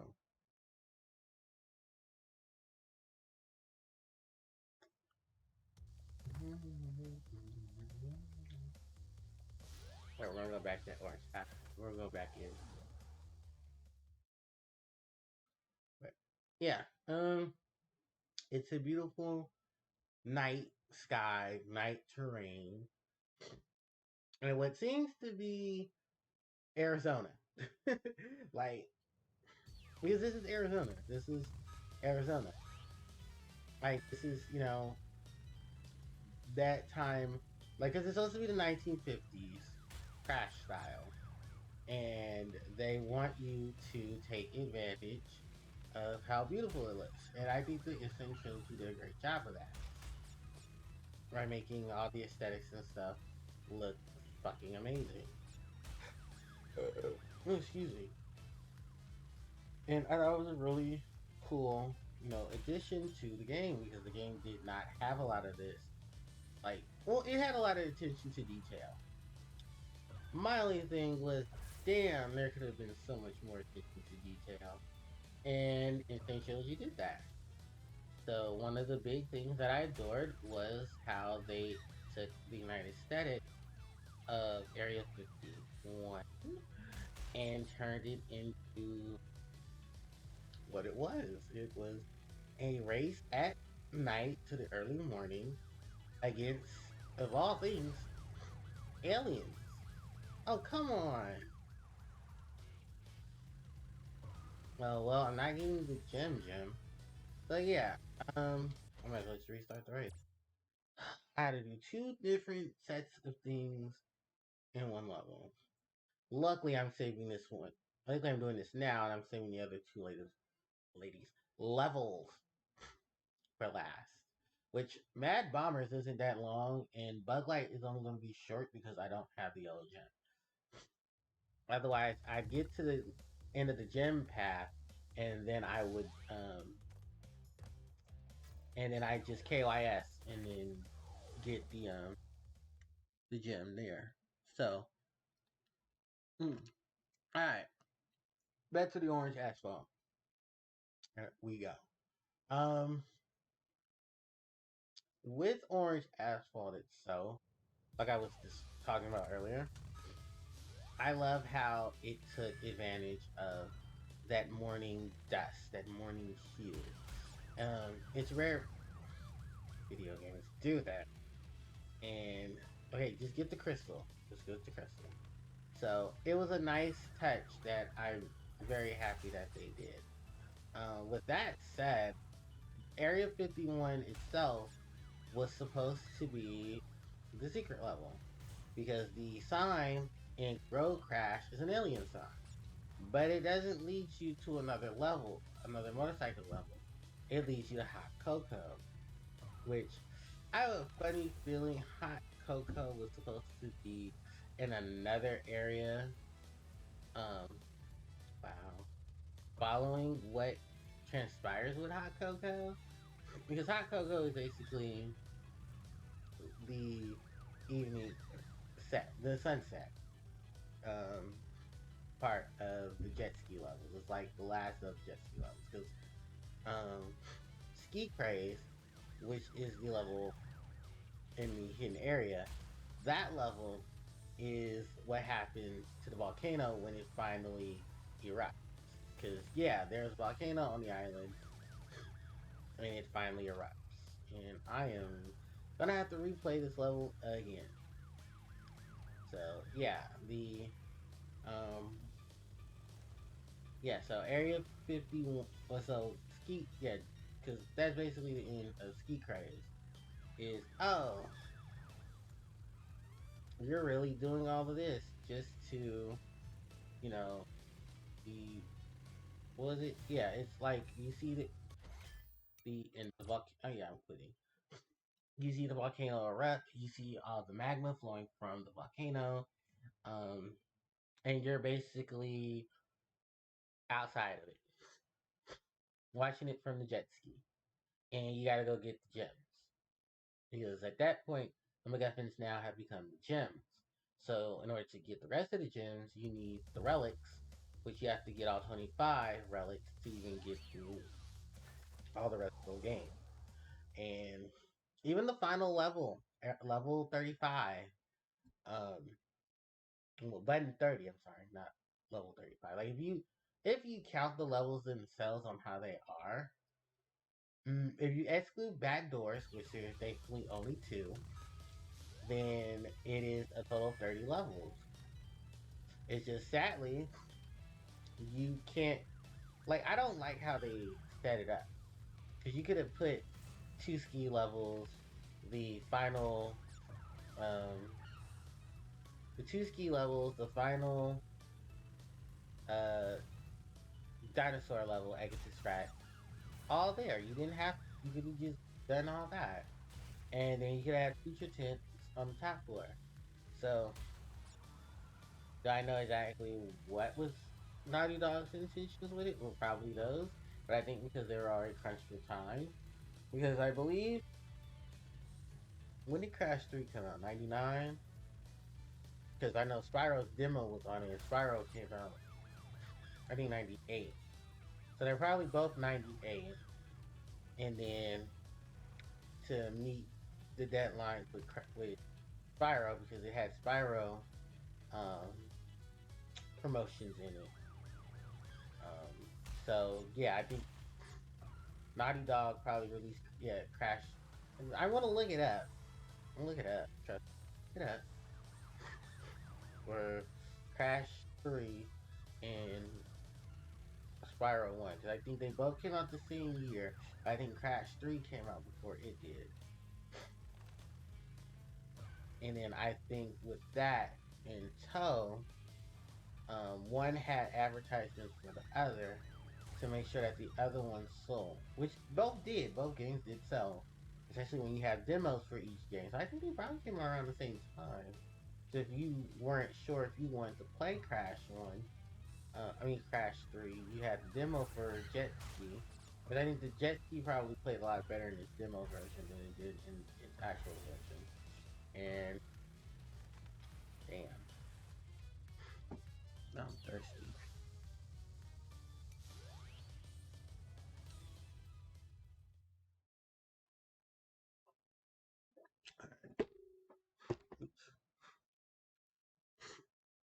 Uh,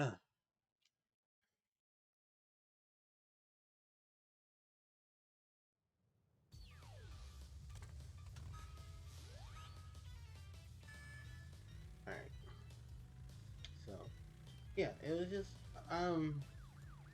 I guess just timing. But for what Crash 3 and Spyro did for like just overall designs and aesthetics, oh my god, those were the most beautiful games, pushing their systems to the limit. Um, because I said this in Spyro 1. Um, when Spyro 1 original came out, I was just flabbergasted by Spyro.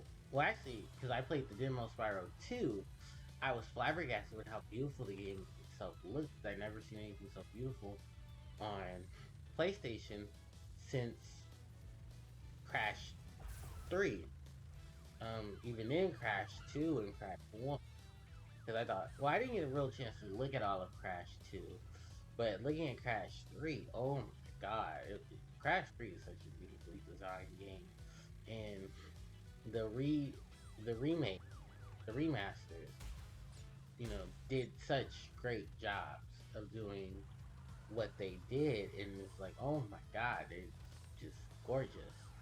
So I picked. So yeah, it was nice to see all that, and I think falling down that pit must cost me the level. I hope not, but yeah, it is a lot to see in this game, and I'm just happy that I got to experience it when I did. Um, I think still to this day, 3 is better than 2, and even though I don't like a lot of the level stuff in it, like especially having to deal with jet ski, and uh, yeah, jet skis and stuff. I ultimately still think this is one of the better of the two. But if you don't like all that whole hocus pocus hullabaloo howly do shit, then just play Crash 2. Like if you just want the platform, because I think what is the only gimmick in that game? Bear, boulder, jetpack, water ski. So it's not far off from this, but it was the precursor to 3. So, with every great sequel comes a greater sequel, or an equally good as sequel. Because a lot of people love Crash 2 and 3 more than they like Crash 1, and that's simply just because Crash 1 is bad. Crash 1's really bad. Like, if you're really trying to get all the gems and all the crystals, you can't die, like, at all, in any of the levels. Which is why a lot of people are so happy that in the remake, the Insane Trilogy only relegates that to gem color levels, which is fucking abysmal for Cold Hard Crash. And I mean, for, not Cold Hard Crash, which is fucking abysmal for 2 levels. One happens to unfortunately be, um, what is it? Sky, Slippery Climb, and then the other one is that bastard level, the lab, which the lab isn't hard, it's just bullshit.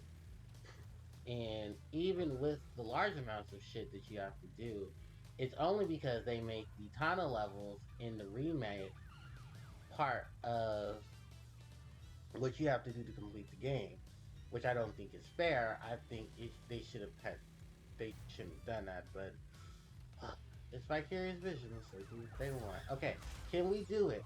I think we can. I think we can. Come on, come on, come on, Crash. Come on, Crash. Yes, yes, come on, come on, come on, come on. Oh, we almost had it. Damn it.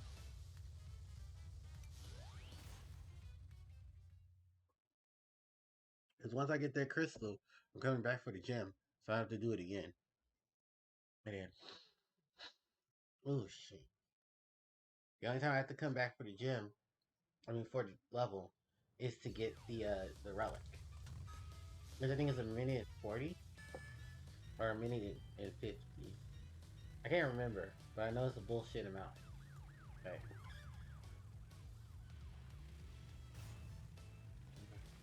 Look, it's fine. Alright. Ooh, good kitchen. Mmm. Dude, this is so good. I'm so hungry. Ugh. I think for lunch I just had a bowl of noodles. I mean, it was there. I was hungry. But, mmm. So happy. Oh, I'm getting distracted. Alright, I have to watch out for one of these because there's gonna be a pit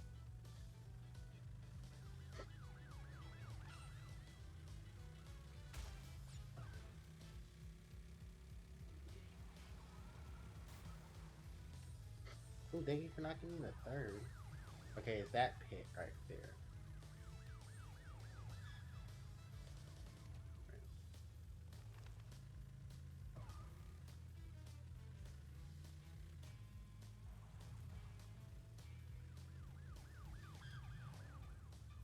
Alright. All I gotta do is beat you.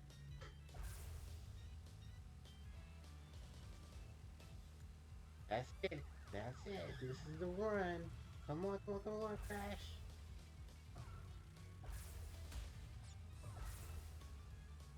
Hell yeah. We did it. We got the crystal. Took us 15 damn tries.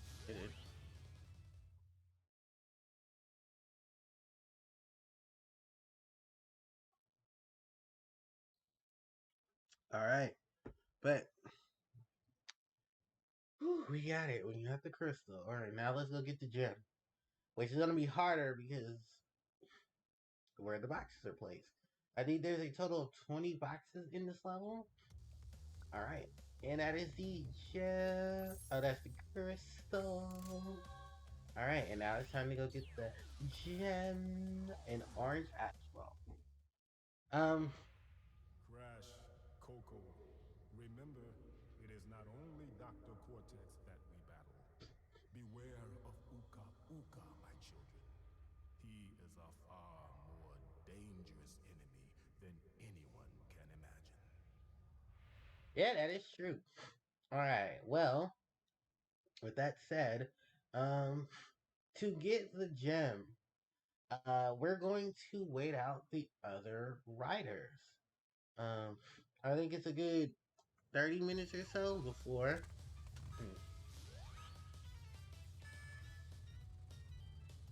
So you let them go ahead of you.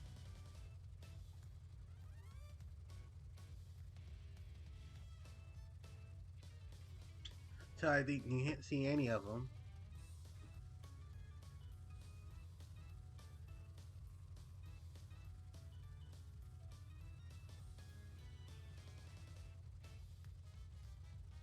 There's a few more seconds. Give us that wait.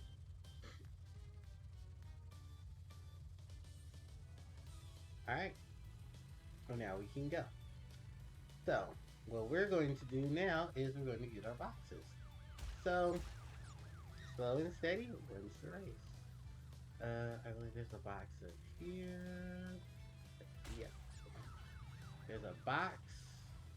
Oh.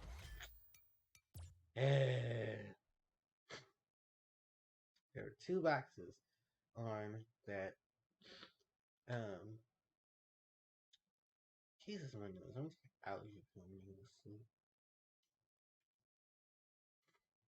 Because, hell, I don't have work in the morning. Fuck me. Alright, let's go back to orange asphalt.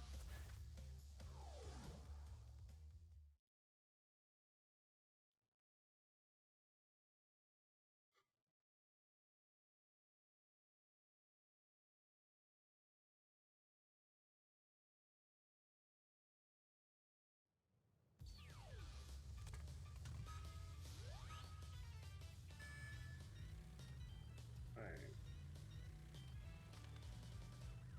Oh, fuck, see? Called it.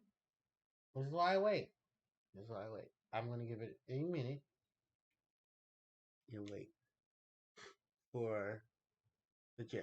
Because the gem is really the only other piece I need from this warp area. Once it's done, that's it.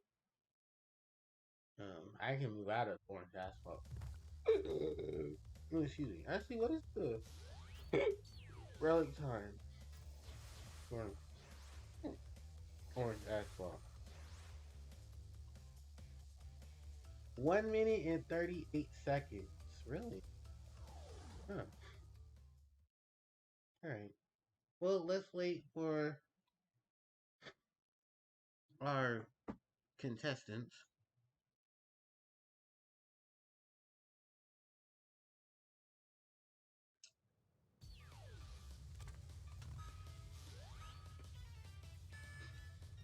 Alright. So we're just gonna wait here for a full minute.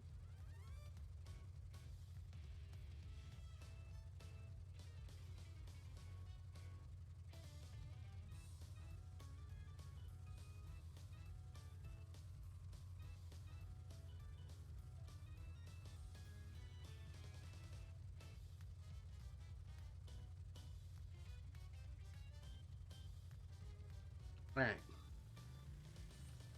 We've waited long enough. So, really the only thing we have to now worry about is running into the pit.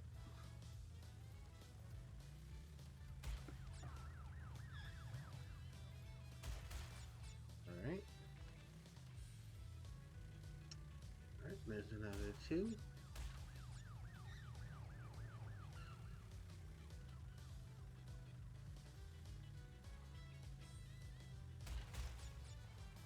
Alright. Oh, yep, it's splitty.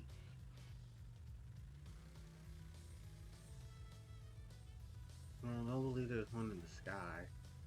Yet. I know there's one over here that we have to jump into. Yep.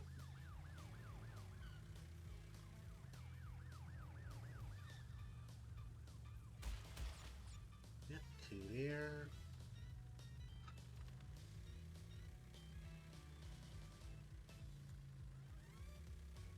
And there's one there.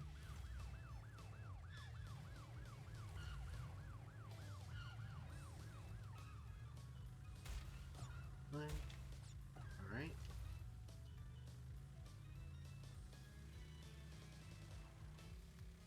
How many we see? 6? Okay.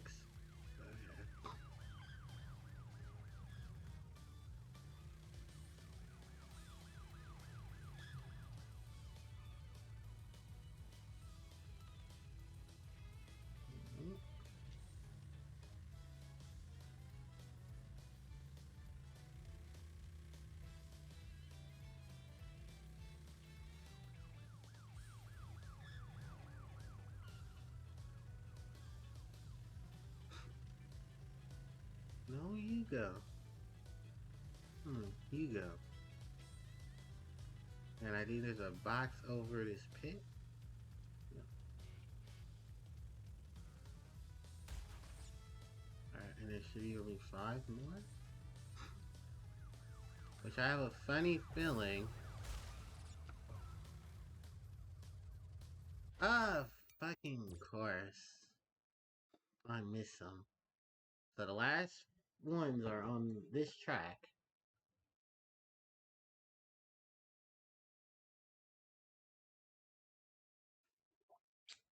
Ugh.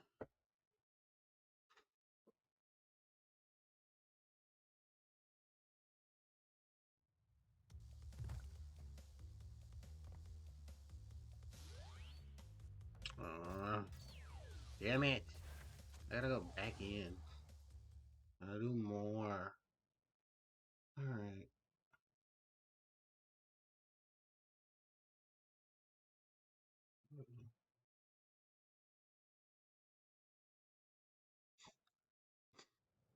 Excuse me. Alright, counting in 5, 4, 3, 2, 1.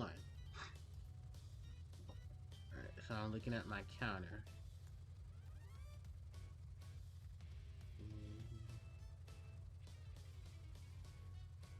So it becomes on my recording when it becomes when it comes 4:30, that's when I'll move.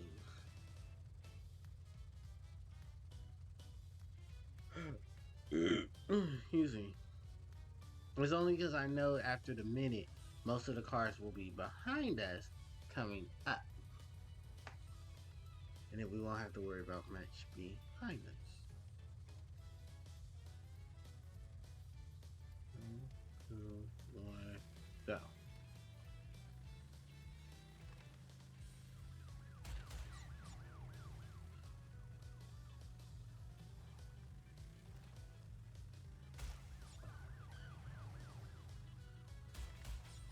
Alright.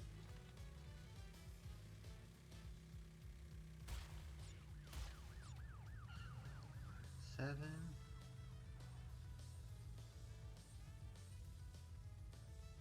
9.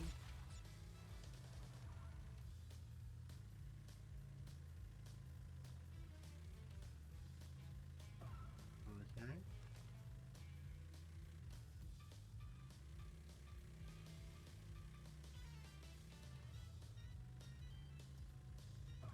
10.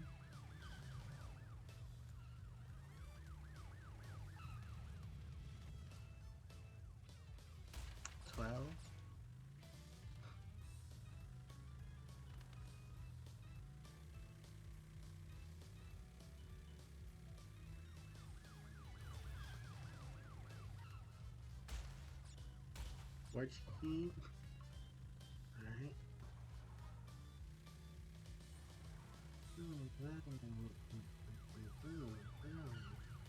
Alright, pick. Okay.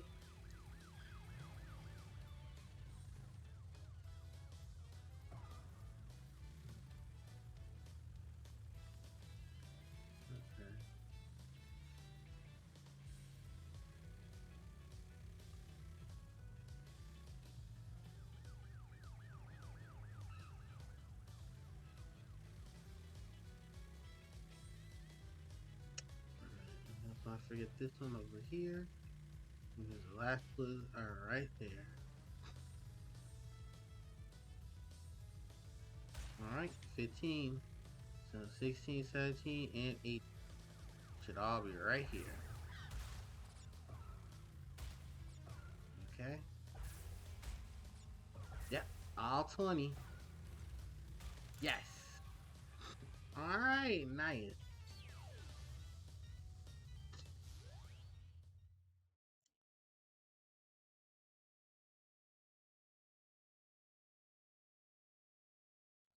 Awesome sauce. Alright, so we have completed the orange asphalt, and we have gotten our next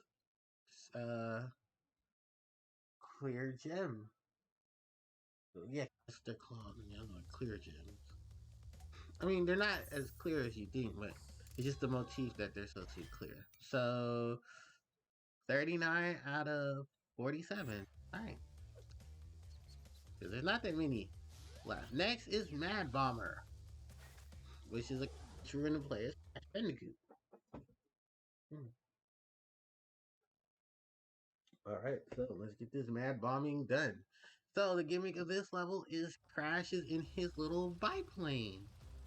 And it's so adorable. It is, so yeah, you can do a barrel roll with Mr. Bandicoot. So fun thing about this is that this is taking place during World War II. Which I think Coco's is the start, Crashes is the end of World War II. So I believe, yeah, there are 11 boxes in this level. And the gimmick of this level, of course, is to shoot down biplanes, which are the Red Baron. Yeah, I guess that's how it gets. Or the red, bam. Yeah, the red in cortexes, the red cortexes. Yeah, because the Red Baron is Germany, or he's German. Don't quote me on that, please, because I'm an ignorant American.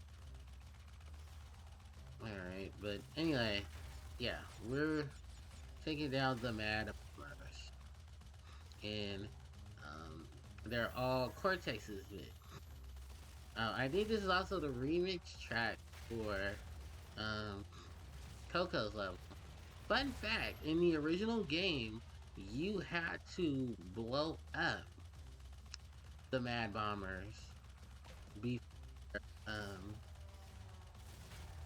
like, what was it? You had to be behind them, to blow up their gem. Okay, to blow them up. So, yeah, there was no, you're behind this one, or you can stand over here to get, you know, to get them. No. They also bring this type of flight back, actually. Not the similar style, but they do bring back this level trope, um, in Crash the Huge Adventure, or Crash Extra Small, as it's called in Europe. Um, what Sosa have done is that it takes the levels trope, and you're flying and you're blowing up blimps that are have HP. Um, Bam! All in one go, baby. And right before I died, too. I think you get an achievement for doing it if you take no damage, but it's rare. that I've ever had that happen. But alright, so there's only one more level left. And then there's the boss fight with Cortex, which I'm going to all do in this one session because next session I'll be getting the gems and relics, or the rest of the gems in the relics. Because, excuse me, that's going to require me doing all of that at once. So, the last level, Bug Light. It requires all 5 colored gems in order to get the last of the colored gems. Unfortunately, I don't have all the colored gems because I am missing the yellow gem and the yellow gem pass. So, yeah. It is the Arabian levels, and it starts out pretty nice outside till you get in. Also, this is our last Egyptian level, so take it in. And it's one of the cosmic tropes um of the Crash series because I don't know if Crash 4 has this trope. I know this one does, and it is of course everyone's least favorite gimmick of Crash 3, which was a gimmick used in Crash 1 and 2. Especially hated in 1 because of what it did to Aku Aku. Yeah, it's our little friend, the Firefly.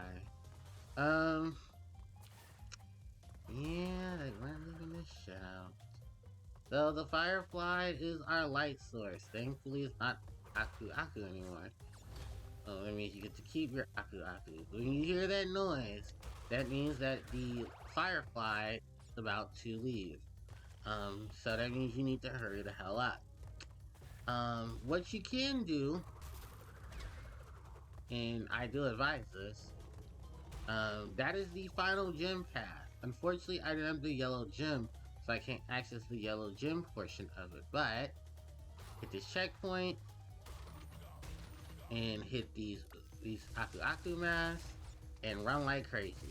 Luckily, there are no boxes on the gem path, so all you're really doing is going through the gem path as normal, as intended. Also, it is a definite strat to use the invisibility Aku Aku mask because there is some bullshit up ahead. Well, that was the bullshit up ahead that you needed to clear through. Keep that bug there and get on the bonus. The bonus! For God's sakes, they even put the bonus in the dark. Use your fruit bazooka. For the love of God, utilize your fruit bazooka. So I'm going to go ahead and hit things up ahead with the fruit bazooka. As you can tell, thank God the fruit bazooka is a godsend.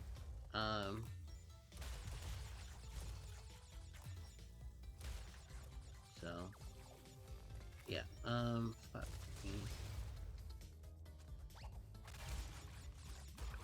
you can belly flop to see where you're going.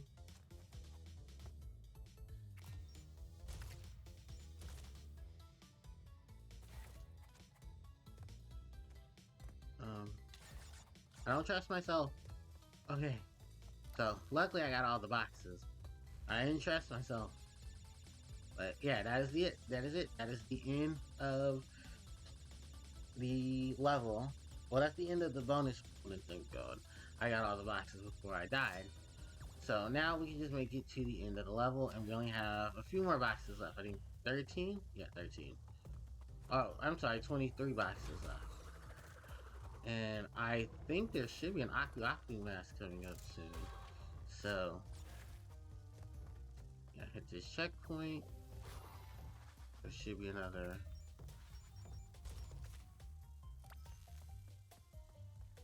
Oh! Oops. Okay, well, I lost the mask.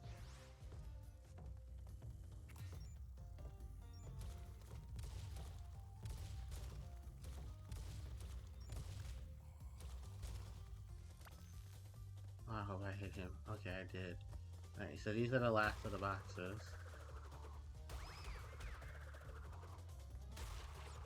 Which, if I had another Aku invisibility mask, I'd be fine. But, yeah. Oh, there is a Nitro detonation switch. Yeah. Isn't this ironic? For the fact that they didn't want to include it. Yeah, there's a Nitro detonation switch in the last level. So, with that in told, it's time to beat up Dr. Neo Cortex. Although we stupidly run him the crystals, um, yeah, there is dialogue. And also, you have to do this. Because I'll show you in just a second. Yeah. So, crystal, gem. Alright. So, if we look around rest of the areas. Oh, they do show up. Okay. But I believe Cortexes will be the only one to show up here. Yeah. So, Dr. Neo Cortex. Our last battle, our last boss fight. For this boss fight, there is no Aku mask.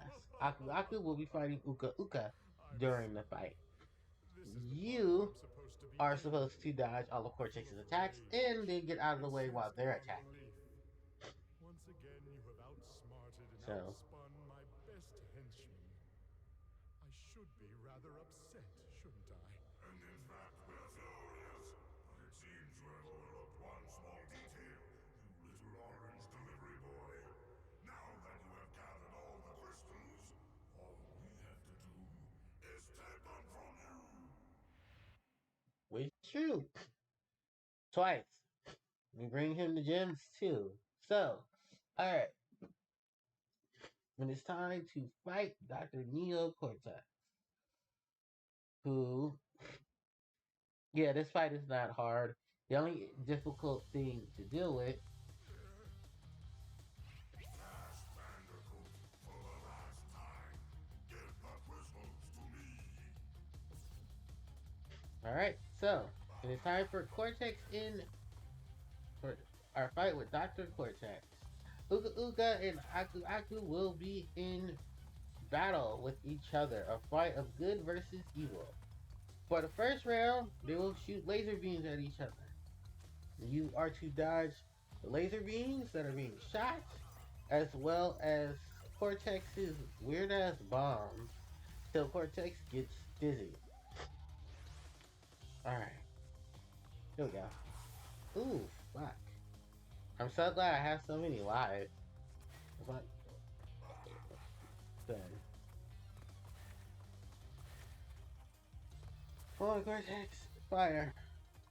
Also, this music track is a remix of Cortex's theme from Crash 1.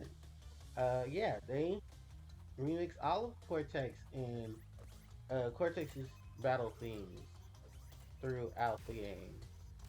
Alright? So once you hit Cortex, you hit him down there. The board in Uka Uka will go and get him and bring him back up to snuff. Round 2. These two will spin in a death battle tornado, going from left to right. You just have to dodge it, as well as Cortex's damn energy pellets, which you can jump over. You can also try to get Uka Uka and Aku Aku to do that. And here we go. Alright, final hit time. So wherever you are, Uka Uka will try to hit you, Aku Aku will try to stop it, and then they will cause a explosion. Like such. It was actually bigger in the original game when they did that. Also, take advantage of it because you can drop the mines that Cortex starts laying. Oh.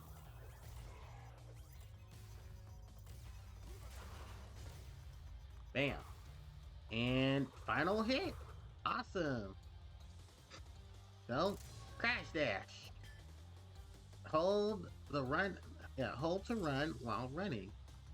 There you go. Crash dash. Alright, and that's it. We have beaten Cortex for the first time. Defeated again. This is not fair. Maybe I should retire to a nice big beach with a nice big drink and a woman with nice big bags of ice for my head.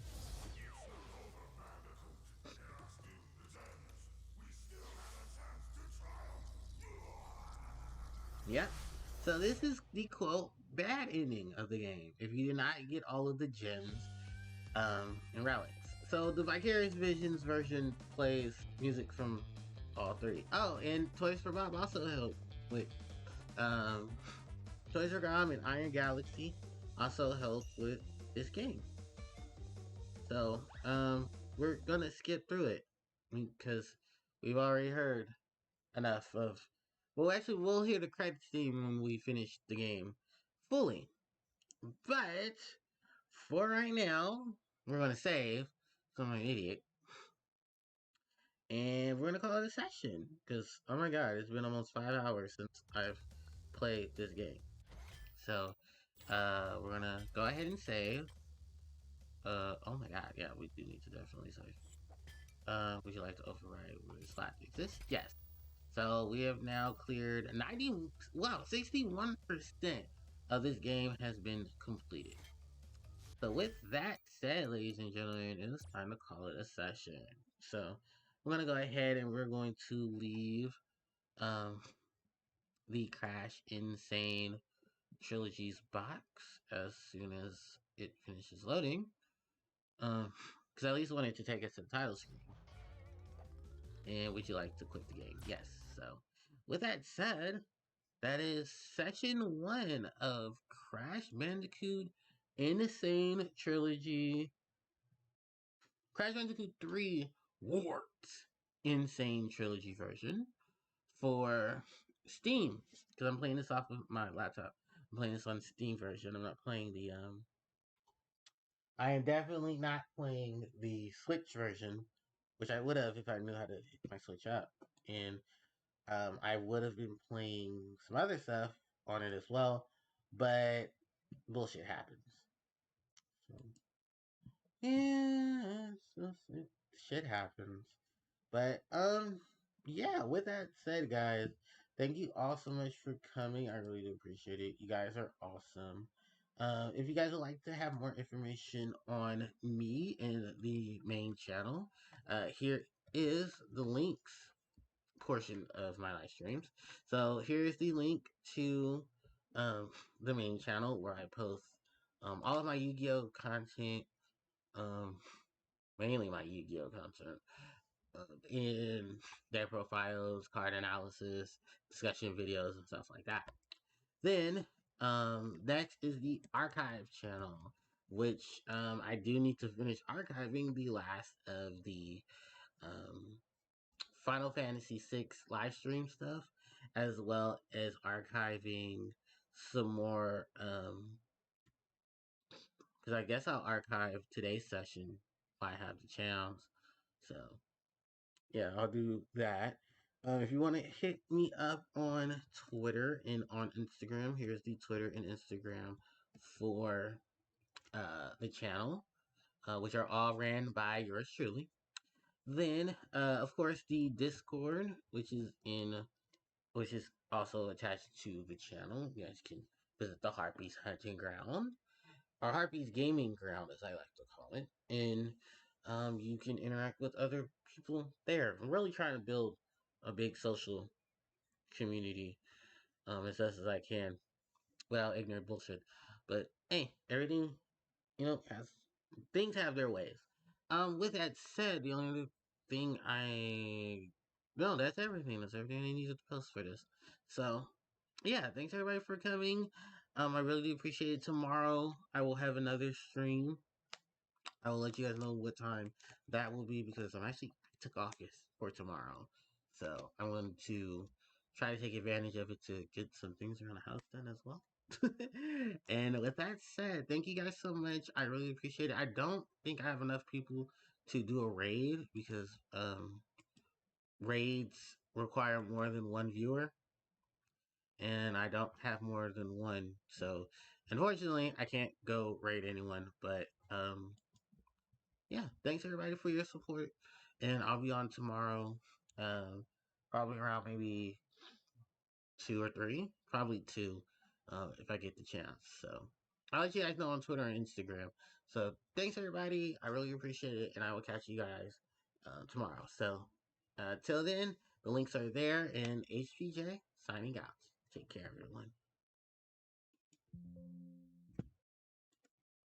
All right. Uh, recording. You can stop.